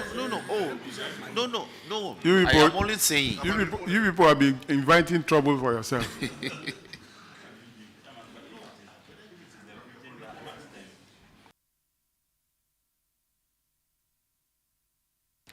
So please go ahead and gazette your bylaws. Thank you, sir. All right. Honorable MC or DC? DC. Honorable Chairman. Yes, you didn't attend our sitting in Tamale. We learned that you are not feeling well. Are you okay now? Thank you, Honorable Chairman. Please, you can still realize something, that my voice is not together. But because my coordinating director and the team told me about how you actually express your dissatisfaction of my absence there, I had to force. If not, well, I can walk, but I'm not all that fine, please. Okay. But I'm sorry for any inconvenience that day, please. We wish you a speedy recovery. Thank you so much. But if you will not be able to attend, just give us a prior notice. You don't wait till the officers come and sit in front of us before they announce your unavailability. If you had given us prior notice, we would have taken them that day. So give that respect to the committee. But let me find out from you, what is the relationship between you and your MP? Thank you, Mr. Honorable Chairman. It is very cordial. Are you sure? Yes, very, very cordial. The indication I'm getting is you don't have a good relationship with your MP. I don't know the source of your indications, please, Honorable Chairman. Has the MP made a request for spending from the MP Common Fund to you? Thank you, Honorable Chairman. I think it's an issue that last 3 weeks, he sent me, he WhatsApp some requests to me. As usual, that's what the relationship is. He would WhatsApp it to me, we discuss it, WhatsApp or even a call. Then before, people or the beneficiaries will come with their copies or to trace, to do follow-up.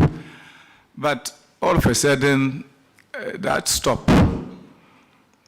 And I started getting my constituents or people, individuals coming, flying in my office with requests. And I said, please, this, I can't even be sure whether it's coming from the MP, because the usual thing I know is that if there's anything, he just WhatsApp it to me or he called.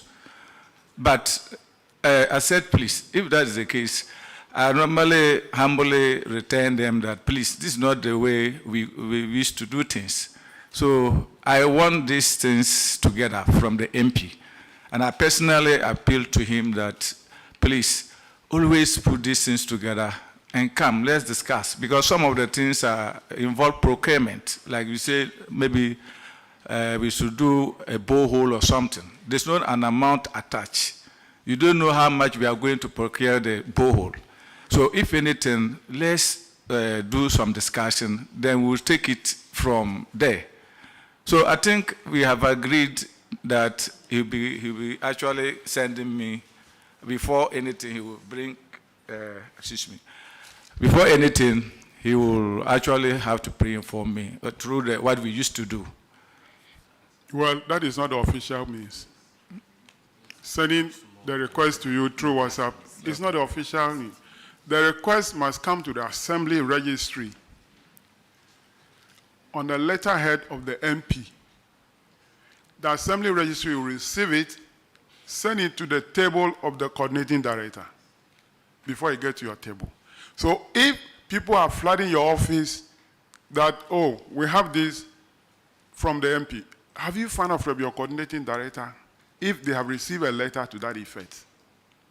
Honorable Chair, please, like I said, I haven't seen them on my table. So normally, if things of that nature, I just ask that, and if anything, just like you said, they will surely come to my table. So they should wait. I haven't received them.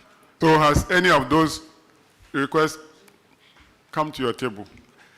I think I've only gotten what the MP sent to me electronically through WhatsApp. So you have never received anything through the coordinating director to your office? Before, I used to, but not now. Coordinating director, have you received letter from the MP requesting for some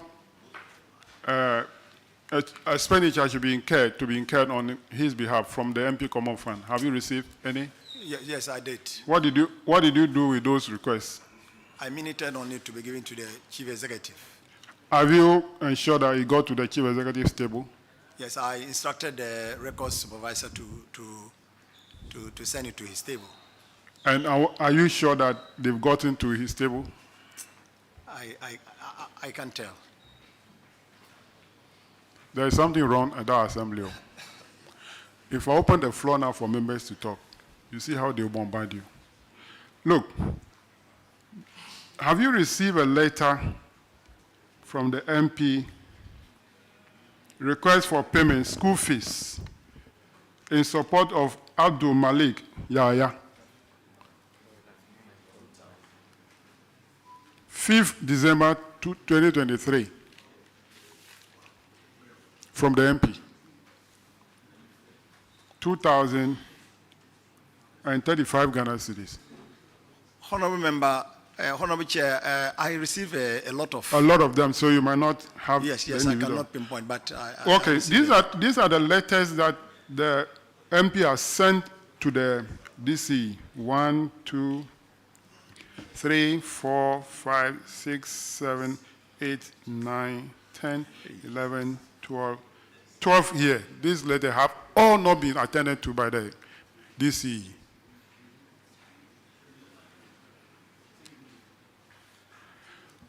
First of all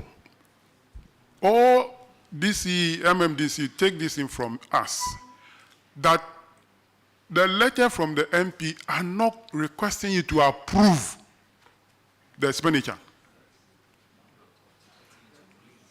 They are only informing you to incur the expenditure from that account. You are not to approve it. It is not for you to approve it.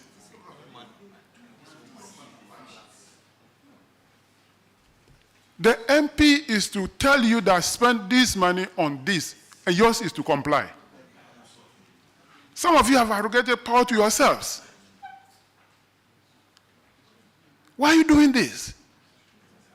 Is that money going to the MP's pocket? Or is to the people that are your subject? Let me call it this way. Because you are the DCE and these people live in your districts. Why are we doing this? Please, when you go back, call for all those letters from the coordinating director and work on them. They are not your money. Those money, the money sitting there, is not your money.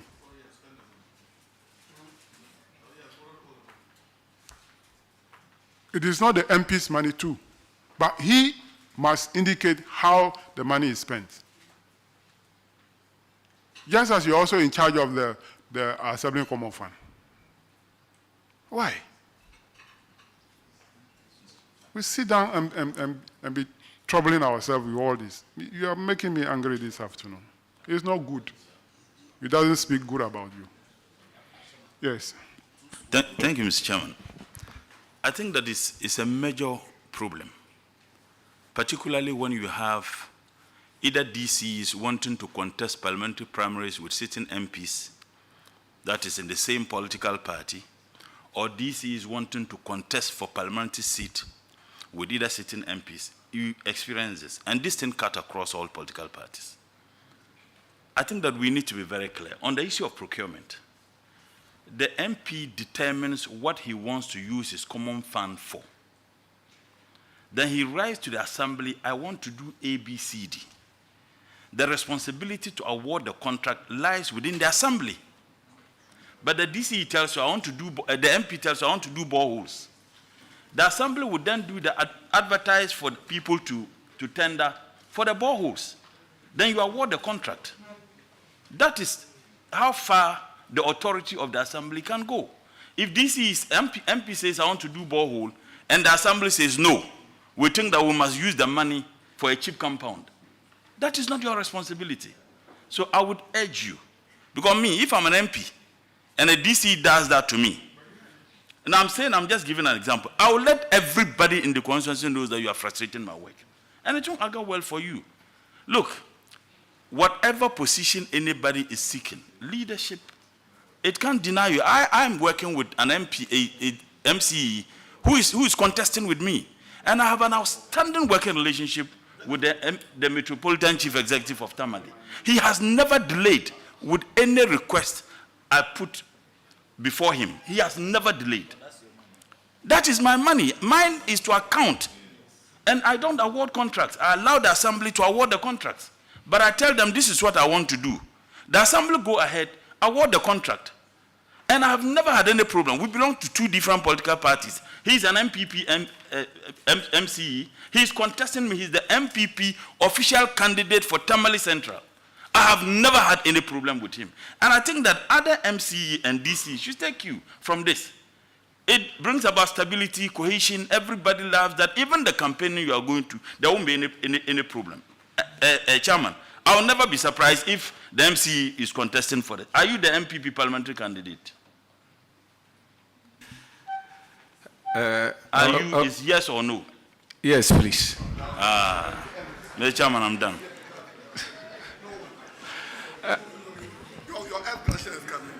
Chairman, Chairman, thank you very much. Comrade Mutala knew that he was the PC. No, I'm saying that it's even serious. It's even serious with the same political party. We've had our colleagues when we're in government, and today when MPP is in government. Before parliamentary primaries, you find DCEs who intend to contest the sitting MP in the same party, and this occurs across all political parties. And you have these problems going on. It doesn't augur well for the people. Who are those who are suffering? For all you know, such a student may be prevented from registering, and his entire academic year will be thrown somewhere because there is some petty squabbling between the DCE and the MP. It simply doesn't make sense. All right, let me hear from Roxanne, then we'll move on. Chairman, thank you. Chairman, I won't belabor this point. My concern is in respect of two of the requests that were submitted in November for purposes of re-roofing community schools, a primary school at Baglagi and some other community, two of them. If, as we speak in April, the roofs of those schools have not been taken care of, it's a problem for me and the committee. So we can play politics, but some of these things, I played with you at DCE. Treat some of these ones as very important and give the approval. That's all that I want to say. I played with you. Because you see, we are not, MPs are not signatories. We are not signatories to the account. It's the DCD and the DFO also who are. One day I tried to go take my statement on my MP's common fund. I was told that I cannot get it because I'm not a signatory. So as we speak, I don't know how much is in that account. They are never able to give me the Honorable member, figure. that is why Yes. the guideline says that every quarter, Yes. the assembly must submit a statement. They don't. Of expenditure of the MP's account and give copy to the MP. They don't. Chairman, they don't. So I played ensure with that you. every quarter I receive mine. They don't. So I played with you. As for the roofing sheets, deal with it for the schools to have their roofings repaired. I played with you. Thank you.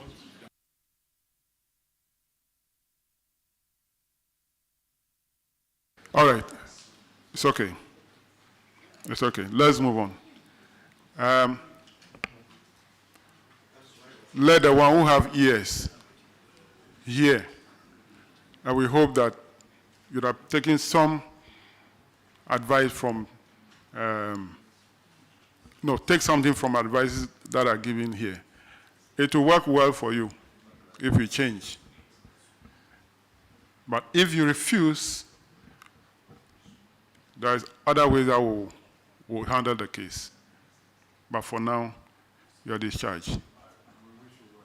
Wish you well. Safe journey to. Thank you, Whyis. Honourable Chairman. Thank you.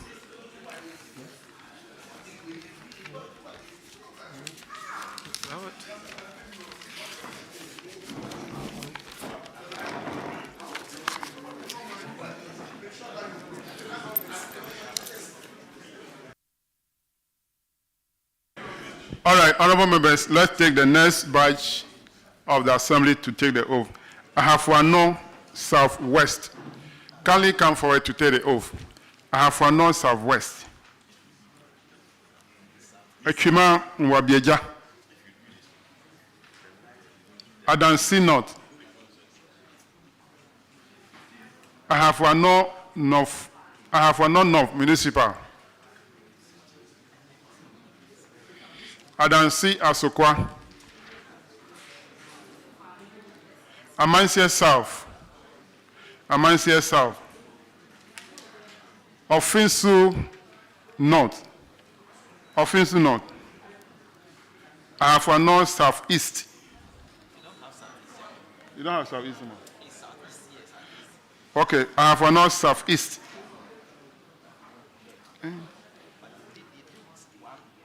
Search the Afram Plains. Search the Afram Plains. Is there any other district left? Offensive North.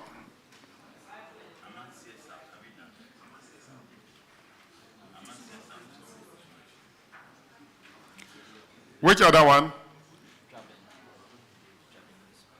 Has Jobin MC in now? Not yet. Okay. All right. So, Clerk, kindly administer the oath.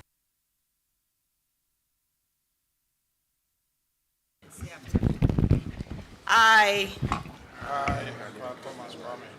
do in the name of the Almighty God swear. Do in the name of the Almighty God swear. That the evidence I shall give before this committee. That the evidence I shall give before this committee. Touching the matter in issue. Touching the matter in issue. Shall be the truth. Shall be the truth. The whole truth. The whole truth. And nothing but the truth. And nothing but the truth. So help me God. So help me God. Thank you very much. Please tell me.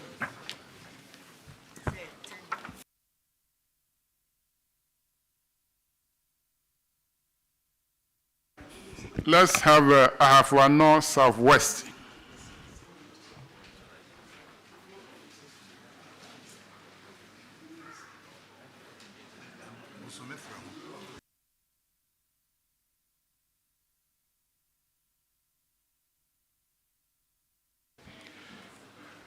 Ahafua Southwest, kindly introduce yourself. Please, my name is Kokudia, Finance Officer. Alexander Kello, Head of Works. Honorable members, order. Joseph Rimpo Bonsu, DC.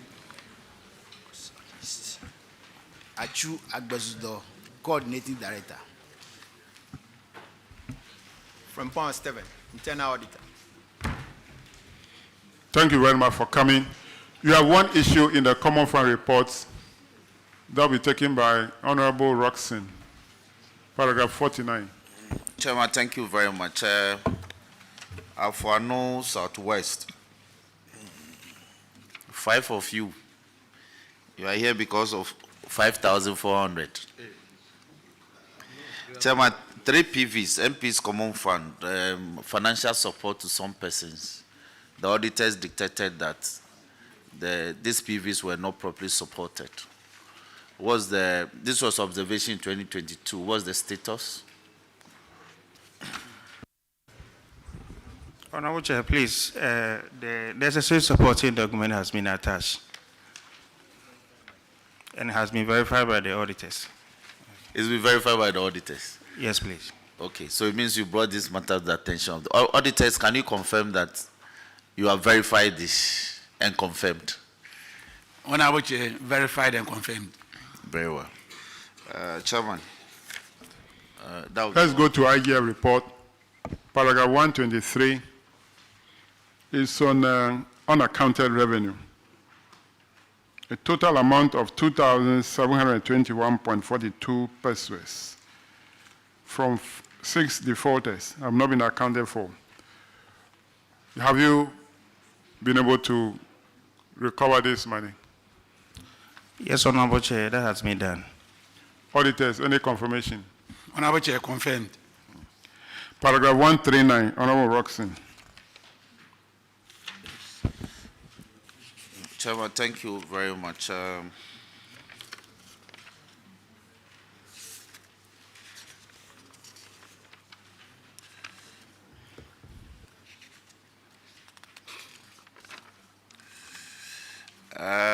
The case of the auditors is that you have some 27 toilets. They established that you were earning 100 cedis on the average weekly, and for 52 weeks in a year, some some collectors failed to account. The amount involved is over 129,000.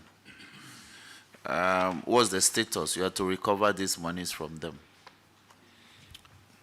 Please, Honorable Chair, most of these toilets were not functioning, and the remaining ones were with the individual assembly members, which management... Take your time. Okay. 27 toilets. How many were not functioning at the time of the audit? Honorable Chair, about 60% were not functioning. Well, I don't need percentage, I need numbers. Okay. 60% of 27. That should be about 17, 18. Is that what you are saying? Yes, Honorable Chair. Did you bring this to the attention of the auditors at the time of the audit during management conference? Yes, please. We did so. Okay, those that are functioning, why haven't you been able to get the people who do the collection account? Please, it was with the individual assembly members, and we have now retrieved the collection from them, the assembly members. That is not what we are talking about. What you have done is going forward. But those that they have collected and pocketed, the auditors say we should recover it. That's what we are interested in. Because the fact that they are assemblymen and unit committee members doesn't mean they should pocket public money. So tell us the efforts, since the report came out, the efforts you've made before today in recovering. Yes, Honorable Chair. We have talked to them and we have done some arrangement with them that they will be paying some. Can I get your name again, sir? Please, my name is Kwekudua. Mr. Kwekudua? Yes, please. You are, your portfolio is? Finance officer. Finance officer. Appearing before this committee is a serious matter. You think because they are assemblymen, you are treating them with kids' gloves, they can keep public money? How would you thrive as an assembly? How would you provide amenities for your people? The facilities are not supposed to be given to assembly members to feed fat on it. It's unacceptable. The fact that even the arrangement to give the facilities to assembly members already compromises your revenue generation ability. So this committee, we frown on that. Assemblies who spend public money, you put out facilities, then you give it to friendly assembly members to go and manage and pocket the monies. We won't tolerate it. Chairman will soon call me for time. So we are giving you up to 3 months to recover the amount. Before you go there, you can't decide how many months you give them. First of all, let's establish the amount. Let's establish the amount. You claim that 60% of the 27 toilets were not functioning. Auditors, I want to confirm that. When you started the 27 toilet, did you do a follow-up to visit the site to see if all of them were working or only 40% were working? Honorable Chair, at the time of the audit, we did, and they were all working. So it means that what the finance officer is telling the committee is not the truth. No, Honorable Chair. Okay. Yeah, all of them were working according to the auditors. So you can't say that only 40% were working. Now, let's even assume that 40% were working. 40% of 27 is 10.8, which is 11 toilets working. The 11 toilets need to give you 11 toilets times 100 Ghana cedis a week. So for the week, 11 times 100 will give you 1,100 times 4. Okay, times 52 weeks. times 52 weeks will give you 57,200.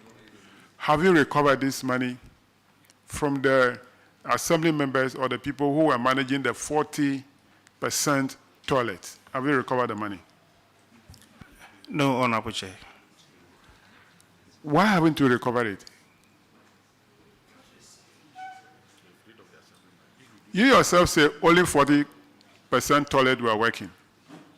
Why haven't you recovered that? Honorable Chair, in fact, that is what I said, that we have invited them and we gave them the audit issues, and we did an arrangement with them that because it has already passed, we are giving them the payment plan that they were able to. So you have given toilet to assembly members to manage for the whole year. You didn't ask them to pay any money to the assembly until the auditors cite it before you invite them?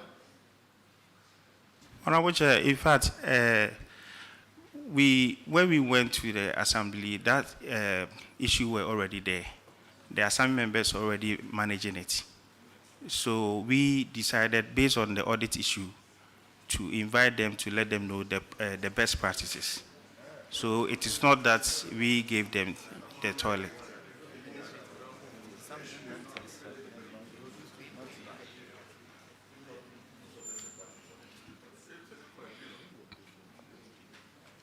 Auditors, I saw you raising your hand. Yes, Honorable Chair, my information is that almost about 70,000 has been corrected. The accounting officer who is talking just came in somewhere, I think just a week ago. But I'm surprised, maybe, because the district auditor who did the work, and that is why, I don't know why he's also saying that nothing at all has been corrected. I don't know whether they didn't consult themselves before coming or what. Some strange 70,000 was reported having collected. Is it true? DFO or coordinating director? Yeah, Mr. Chairman. So why are you not telling the committee about that? You're not telling the committee about that. Mr. Chairman, we were able to retrieve 70,000, approximately 70,000. And I was talking and you didn't bring up this information. Yes.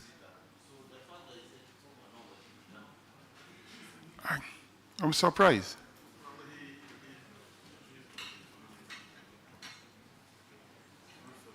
We are not here to find fault, too. So don't be afraid with us. No. We are just human beings like you. We only want to know that the right thing is finished. Huh?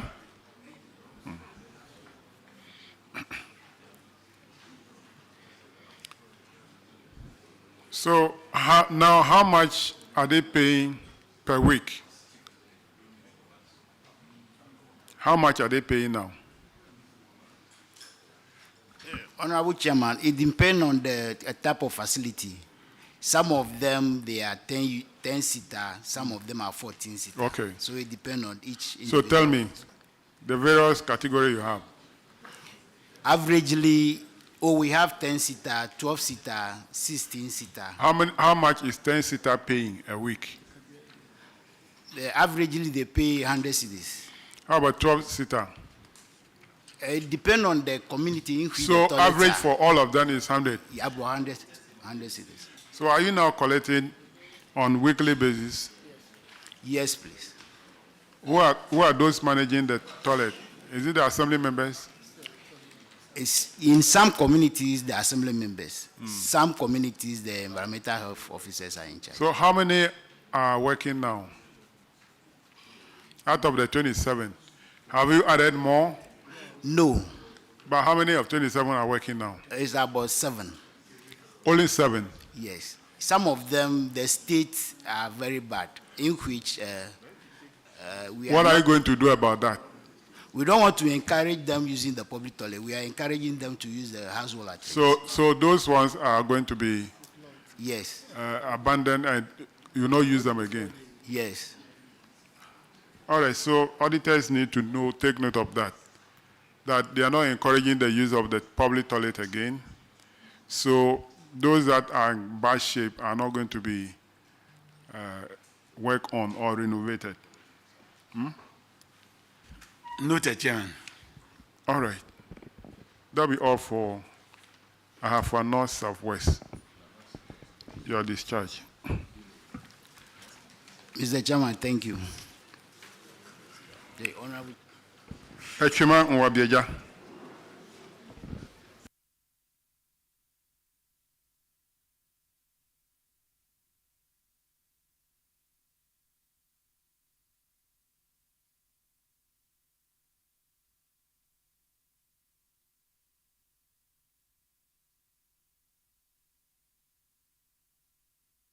Kindly introduce yourself to the committee. I'm Adam Idrisu, Finance Officer. Michael Amwa Abuku, MC. Eric Amelfi, Coordinating Director. Thank you very much for coming. In the Common Fund reports,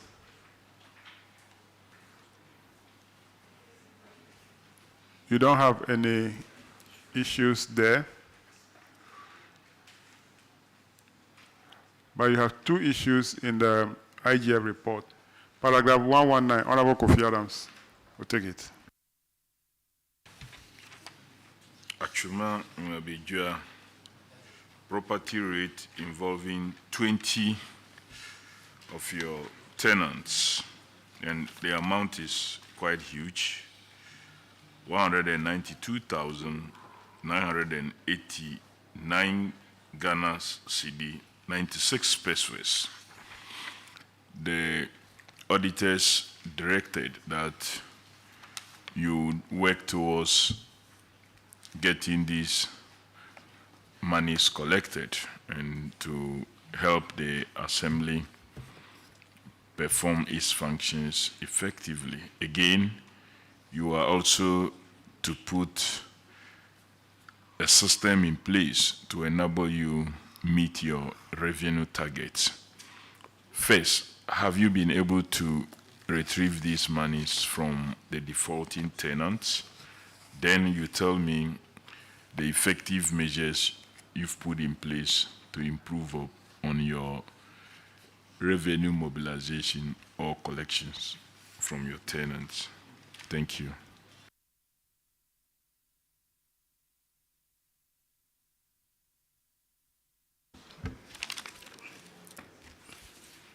Thank you, Honorable Chair.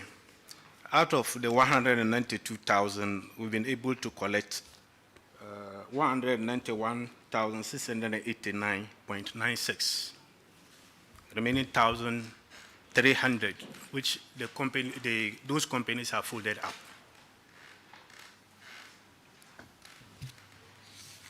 But you know them, you know the directors or the owners.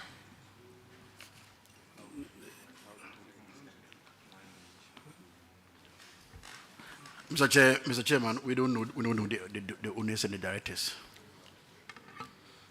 When did they fold up? When was the folding up done?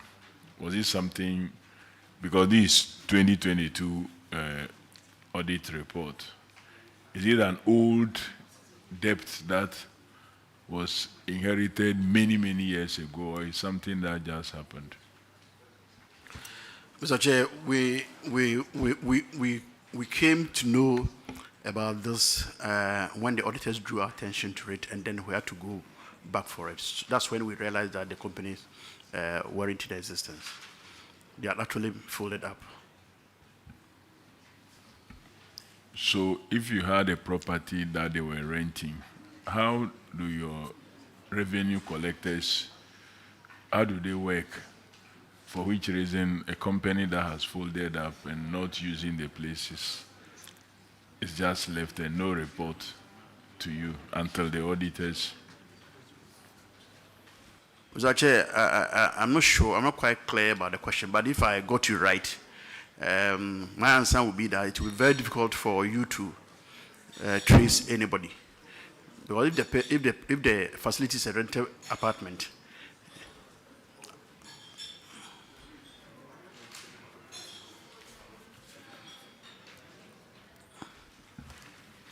all right. I think my attention have just been drawn that it's property rate that you're supposed to collect from them and not rent.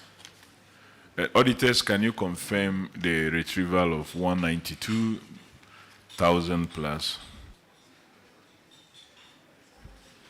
Honorable Chair, an amount of 104,922.92 recovered from the total amount, leaving a balance of 88,067 Ghana cedis .04. Is it that you have not updated your details with the auditors?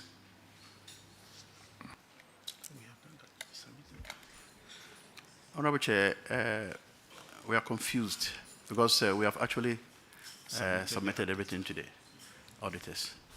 When did you do that? Last week. Or just last week? Yes. Maybe that is why. But do you have copies here? Do you have copies with you here? Not here. Not here. Is the district auditor here?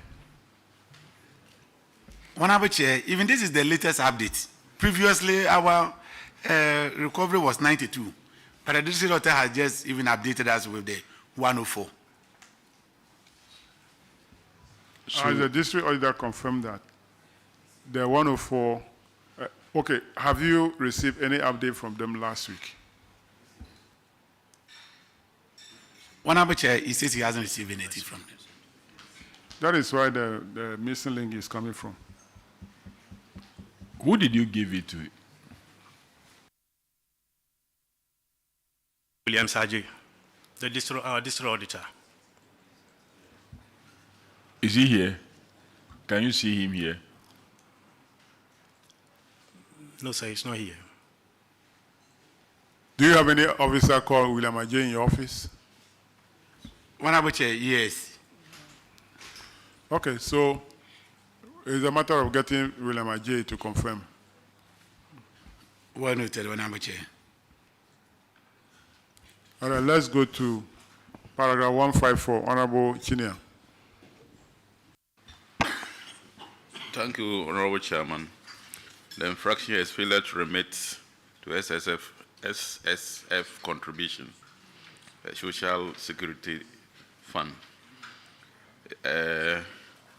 You were supposed to remit an amount of 17,504.15 Ghana cedis, but you only remitted 3,830.71, leaving an amount of 13,673.44. The auditors recommended that you remit the outstanding amount. Have you remitted the amount to Social Security? Thank you, Honorable Chair. The amount has been remitted. Auditors, are you able to confirm that the total amount of 13,673.44 Ghana cedis has been remitted to Senate? Honorable Chair, the outstanding amount has fully been remitted to Senate. Honorable Chairman, the issue has been cleared. Thank you. That will be all for Shuman Wabija. You are discharged. Thank you. Asim North. Thank you, sir.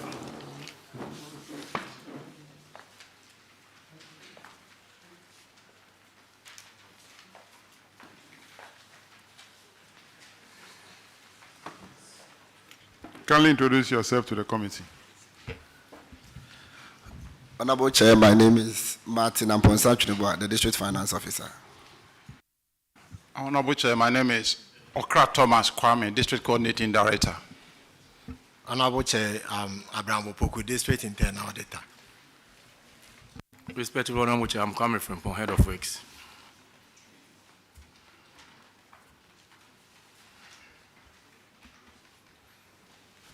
All right, we have an apology from your DC. You have two issues, no, three, in the Common Fund report. The first one, paragraph 82. Honorable Sampson. Thank you, Mr. Chair. Paragraph 82, there's a table under paragraph 83. You have one number 16-seater WC toilet with mechanized borehole and 3,000 liters overhead tank. I mean, I won't pronounce the name. Completed, but completed project, but you have not put it into use. You have spent 179,007, and your complaints are that electrical fittings yet to be installed. Why did it happen? Can't they use lentils to go and shit through the water, since water is flowing? What is your problem? Have you completed it? Which community? They know. Honorable member, to save time, just as if all these projects are in use now. You don't go one by one. Have you put all the projects in the table? Have you completed and put them into use? Honorable Chair, thank you. Please, they are all in use now. Peter, can you confirm?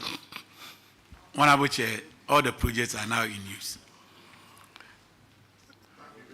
Have you seen the much of time that you have saved? The next one, paragraph 109, Honorable Ernest.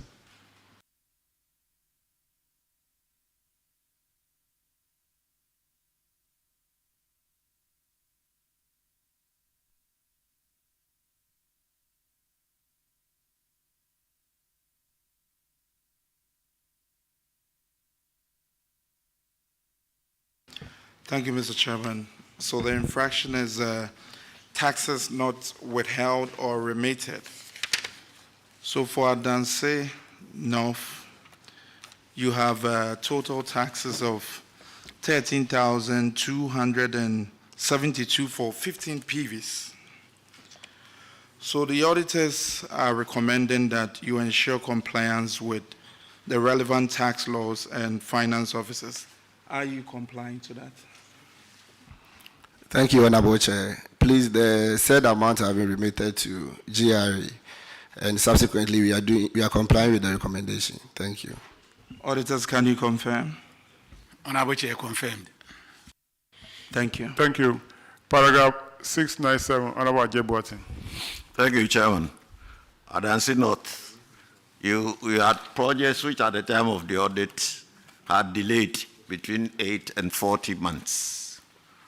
The audit asked you to prioritize those projects and finish with them. What is the current state? Have you finished with those projects? Thank you, Honorable Chair. The Agric department project, we were having challenge with the getting the consultant and the contractor, but fortunately, just last month, we got approval from the Ministry of Agric after we have written upon the advice given, and they have given us the approval to repackage it and complete it. So we have taken note of it. We are going to do our media review budget, and we have taken note of it to complete it. Thank you, sir.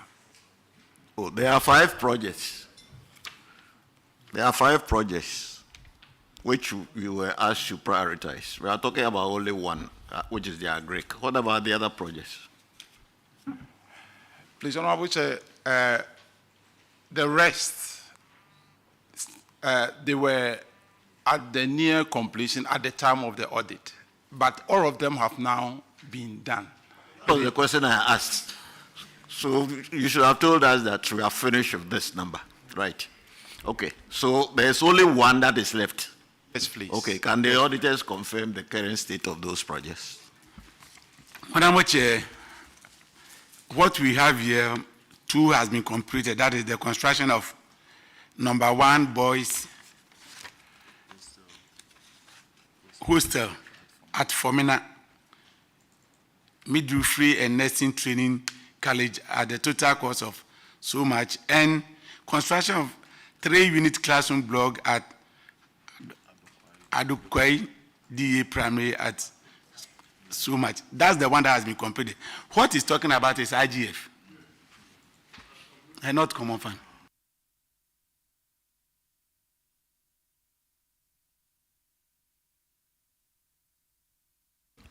So how about the remaining three for those common farm projects? Or you don't even know the projects? Auditor, can you mention the project if you have them on your list?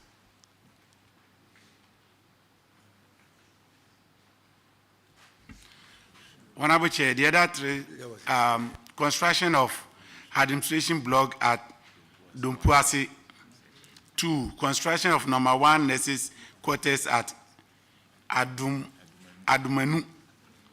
And the third one is construction of number 1 12-seater WC toilet with mechanized borehole at Kusa. Can you confirm those projects? Honorable Chair, thank you. With regards to the Dumpasi Senior High. Can you confirm them?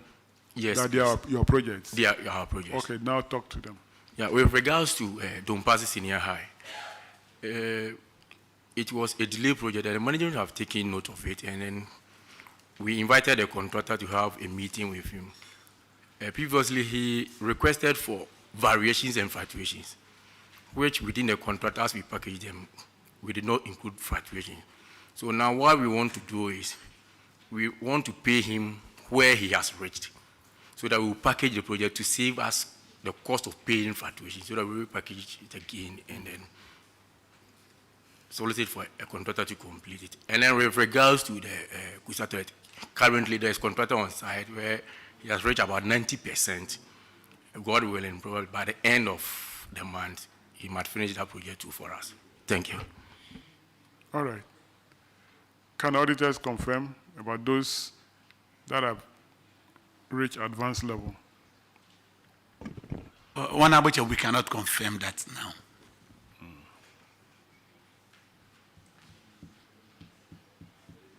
Okay. They cannot confirm. They will come back to verify. Let's go to the IGF report, paragraph 116, Honorable Amokwata.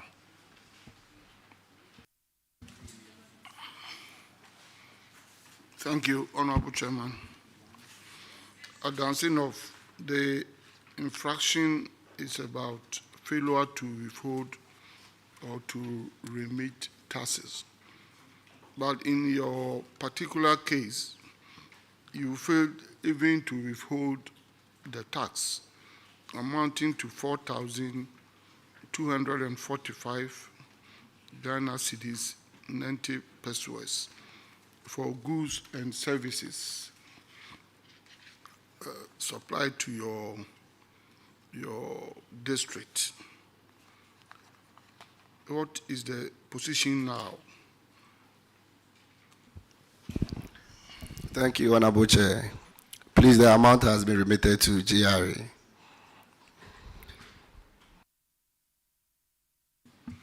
So how did you manage to get the taxes paid to you, since the suppliers had already been paid their monies and gone? Thank you, Honorable Chair. Fortunately for us in this situation, there were people we were still dealing with. So once the issue came up, we had to fall on them to make do with the payment. Thank you. Auditors, can you confirm this? Honorable Chair, confirmed. Okay, Chairman. Your last infraction is paragraph 170 of the IGF report, and I think that you have provided answer to that already. Auditors, can you confirm? Honorable Chair, confirmed. That'll be all forward and scene of your discharge. Grateful. Afuano North. Afuano North.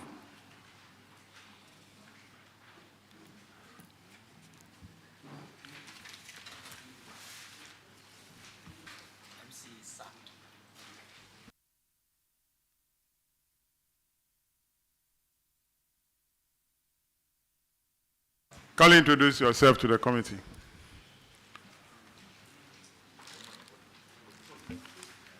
Awal Mama, Finance Office. Interco Samuel, Finance Officer. Jacob Osuansa, Environmental Health Officer. Boedu Hayford, Internal Auditor. Where's your MC? Honorable Chair, President of me is here to be confirmed. So you don't have any MC yet? Yes, please. Okay. Common Fund Report, paragraph 49, Honorable Isaac. Thank you, Chairman. I have a number of 9 payment vouchers were not supported with the relevant documents. The total amount involved is 35,027 Ghana cedis, 23 Ghana pesos. The recommendation is to recover the said amount from the finance officer and the coordinating director. Has the amount been recovered? All the respective document has been provided. Auditors, are you able to confirm that? Honorable Chair, the necessary supporting documents have been provided. Thank you.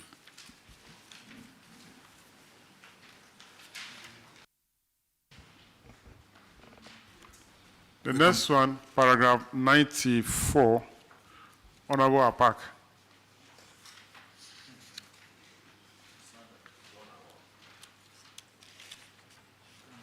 It's on non-supply, non-replacement of sanitation equipment. I have one or not. Yours is one skip track damaged, 5 containers damaged. You have been provided with the 2 skip tracks, but 1 is damaged. You have been provided with 11 containers, 5 damaged, for almost 4 years or 5 years. What is the current situation? The skip tracks have been repaired and it's now working. But after the containers, it's just to be repaired or replaced. The skip track has been repaired, so it's working. Yes, Honorable Chair. How about the 5 containers? It's yet to be repaired. Yet to be repaired? Yes, Honorable. All right, so we'll take the earlier answer provided by Zoomlion that within 3 months they will replace them or repair them. All right. Let's go to paragraph 109, Honorable Roxon. Chairman, thank you very much. Afternoon North. You have 2 issues rolled into one. You are guilty of not deducting tax, and you're also guilty of deducting by not remitting. Now, 13 PVs, transaction amounted to 153,690 Ghana cedis. You failed to deduct tax. The deductible amount the auditors established to be 9,941 Ghana cedis and 60 pesos. What's the status of that? Now, the said amount have been remitted to the GRA. You've subsequently deducted it? Yes. And remitted? Yes, Honorable Chair. Okay. Now, 11 PVs, transaction amounted to 169,620 Ghana cedis, 80 pesos. The amount deducted, 7,615 Ghana cedis and 36 pesos, but not remitted. What's the status of that? Honorable, that amount to have been has also been remitted. Yes. Have you brought this remittance to remittance of tax to the attention of the auditors? Yes, Honorable. Auditors, you can confirm that an amount of 7,615 Ghana cedis as well as an amount of 9,941 Ghana cedis have both been remitted to government chest accordingly. Honorable Chair, the undeducted and withheld totaling 17,556 has now been remitted to GRE. Chairman, thank you. That will be all on this matter. All right, let's now go to Common Fund, no, IGF reports. Paragraph 94, ranking. I have for no, not.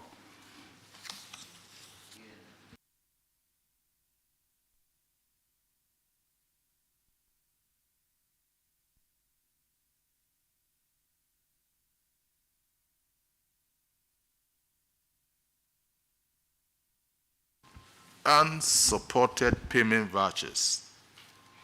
Half an North. 21 payment vouchers, the total value of 114,409 cedis and 3 pesos. Have you been able to support them now? Yes, Honorable. To the satisfaction of the auditors? Yes, Honorable. Can you confirm, sir? Honorable Chair, confirm. Thank you, Chairman. Paragraph 119, shortfall in revenue collection. Total amount of 11,010 cedis from 15 defaulters. Revenue type, rents. Have you recovered the money? Honorable Chair, the outstanding amount due to the Assembly has been recovered. Auditors, can you confirm? Honorable Chair, confirmed. Paragraph 139, Honorable Sampson. Thank you, Mr. Chair. Here you have 25 toilets, an amount of 120,000. According to the auditors, you could not provide a cost on the estimated amount of revenue, and you were asked to do so. What is the state now? Honorable Chair, based on the recommendation of the auditors, some of the total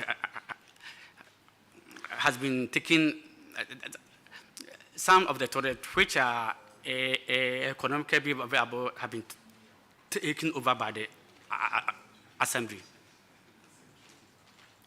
And the rest has also been properly handed over to the staff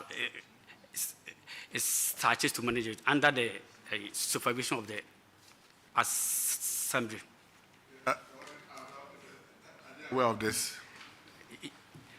Yes, Honorable Chair. Auditors, can you confirm? Honorable Chair, what we are aware is that some money has been corrected, but evidence of documentation has not been provided yet. So that is what the state that we can confirm. And since some money has been collected, as for the rest, the auditors can reconcile with the Assembly. I'm done.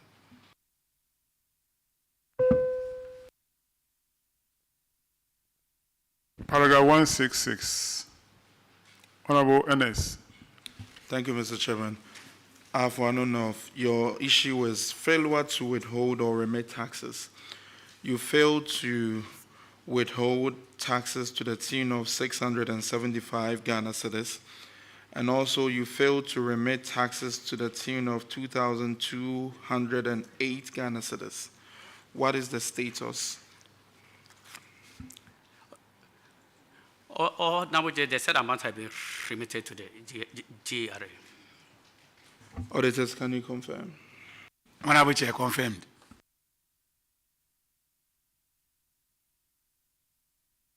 It's been confirmed. All right, so that'll be all for no North. You are discharged. Thank you, sir, Honorable Chair. Let's have Adansi and Sokwa.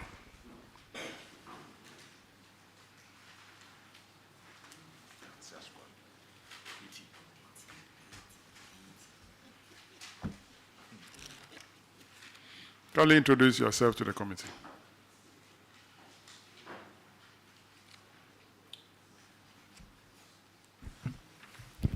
Honorable Chairman, my name is Kwame Apia Heneboachi, District Internal Auditor.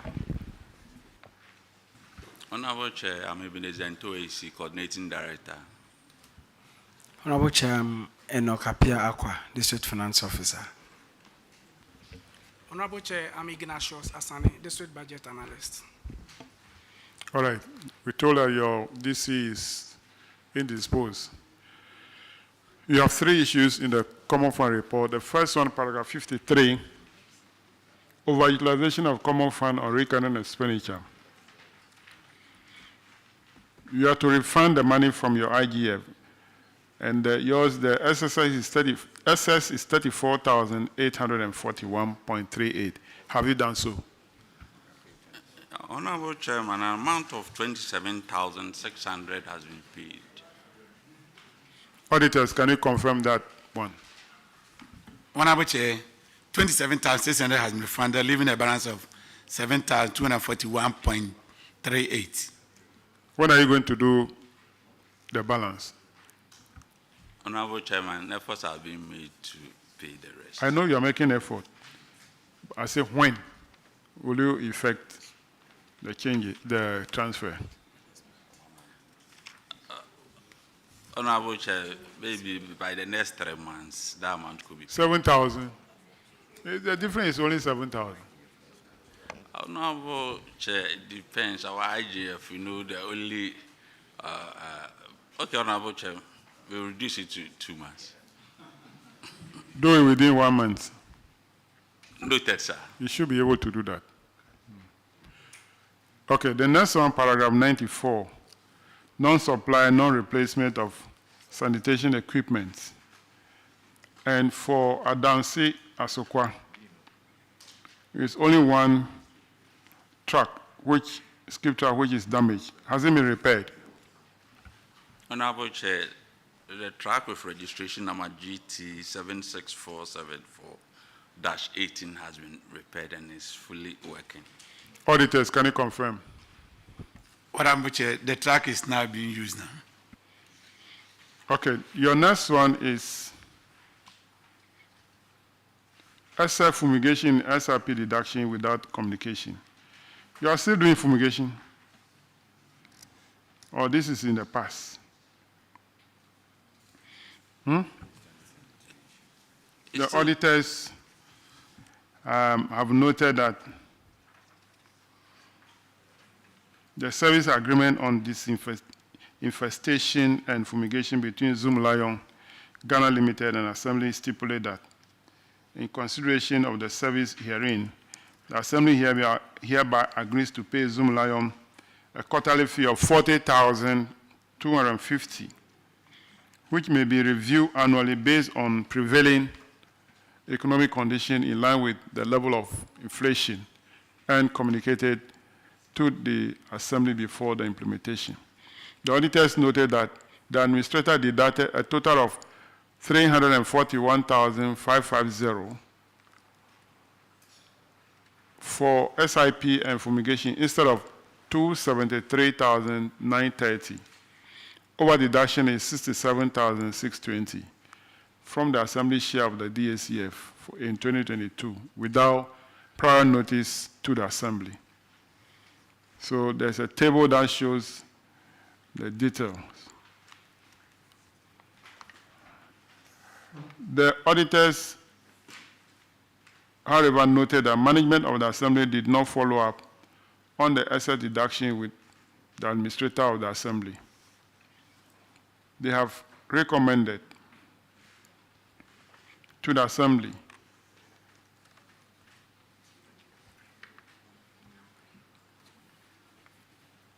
that both parties should comply with the provisions of the agreement. That is the Assembly and the Zoomlion Ghana Limited.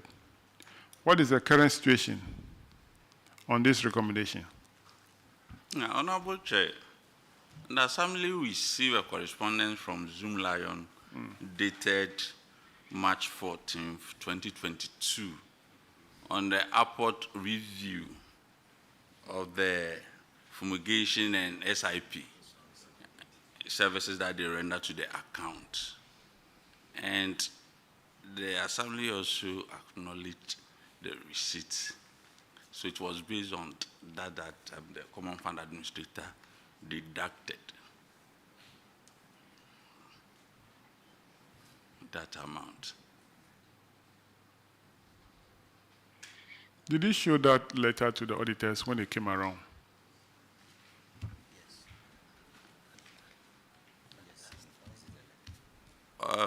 Mr. Honorable Chair, yes, at that time that they came, the letter wasn't around, but afterwards, that letter was submitted to the auditors, which they can verify. Okay. Auditors, have you been served with a copy of that letter that the deduction is actually not over deduction? Honorable Chair, after the audit, a letter was submitted which indicated that there was a review in the contract sum. So it brings the matter to an end. All right, let's go to the IGF report. Paragraph 1, 2, 3. Honorable Kofi Adams.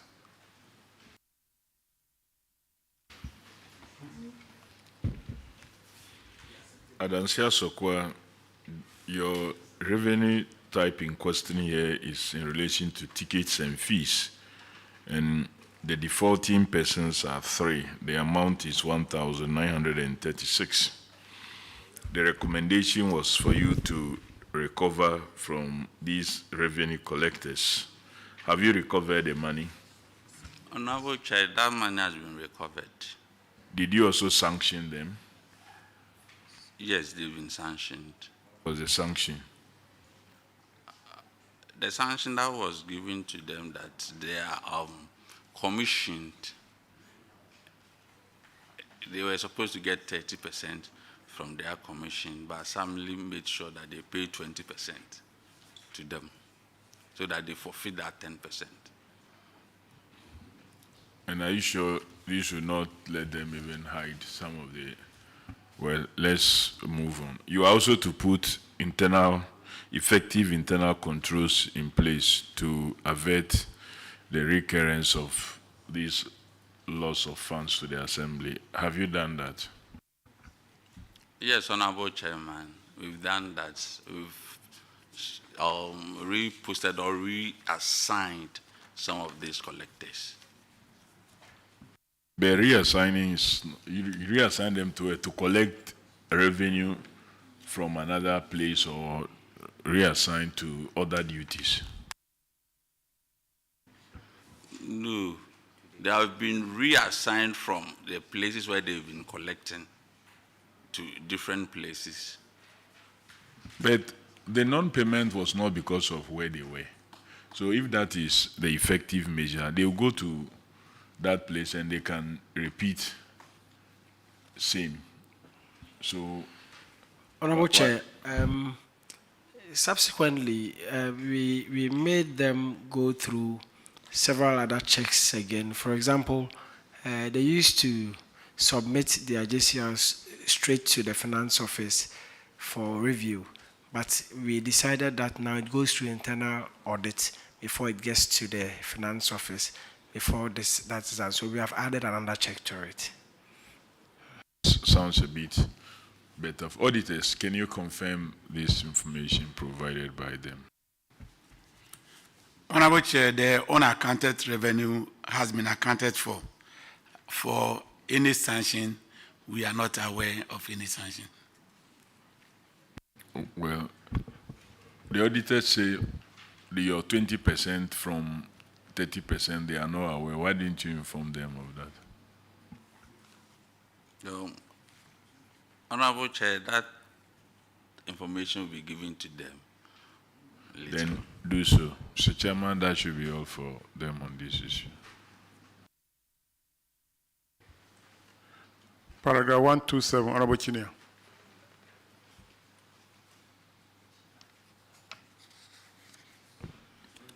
It's about insufficient revenue collection. Adansi Asokwa. 2 revenue collectors received 43,808, but they collected only 17,695 revenue. 95,000. 17,695 Ghana cedis. You have to set target for them. Have you? Yes, Honorable Chair. What is the level of target you set for them?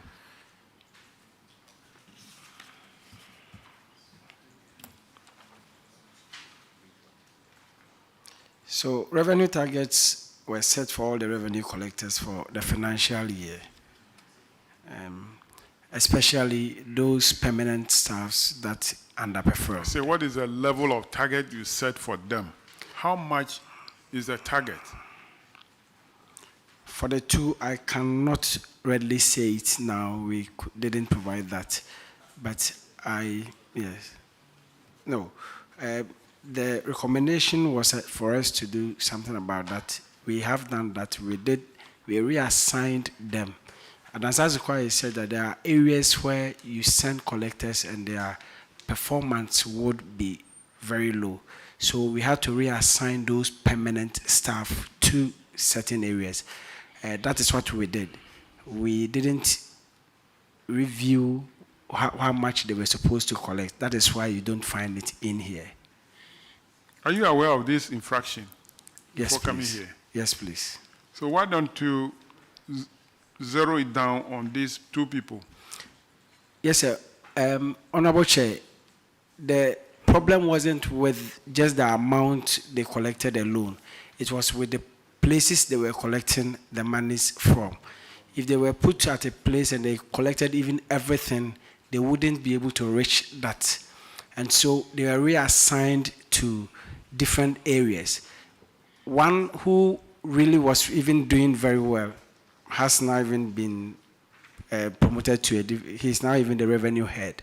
And it was not because he was not underperforming, it was because of the area he was placed.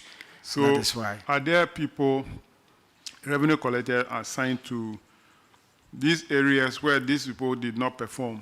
They are now commission collectors have been placed to those areas. Places. Yes, all please. Right. Okay. Paragraph 134, Honorable Bauer.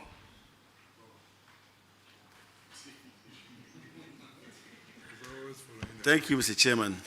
The infraction is unprecedented value books. In your case, you had two collectors who did not present 2 GCRs, and there are also two collectors that also did not present 12 market tickets valued at 1,200 Ghana cedis.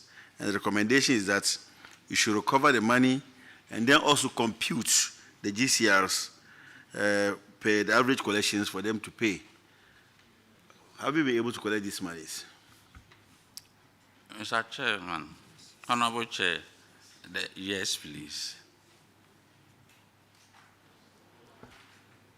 Have you collected, you've collected the GCRs, how much did you compute per book? 100 Ghana per book. Per a whole book? Yeah, it's a ticket. No, not apart from the tickets. The tickets were 12. Market tickets were 12. The GCR were 2 booklets, plus the 12 market tickets. Okay, my account officer will respond to that. Honorable Chair, the 2 JCRs were with area councils. So by the time of the audit, they couldn't bring it by then. So they later brought it to us. We couldn't bring or write the amount that was collected from that particular JCR because it was not requested from us for this particular program. Just that the market tickets have been collected, the JCRs too were brought to the office and has been shown to the auditors. Auditors, have you seen these GCRs? Honorable Chair, we have seen the GCRs and the market ticket as well. Mr. Chairman, that will be all. That will be all for Adansi Asokwa, your discharge. Thank you. Honorable members, we will break for 35 minutes. We've been sitting down for long, so let's stretch our legs. We'll come back at 2:50.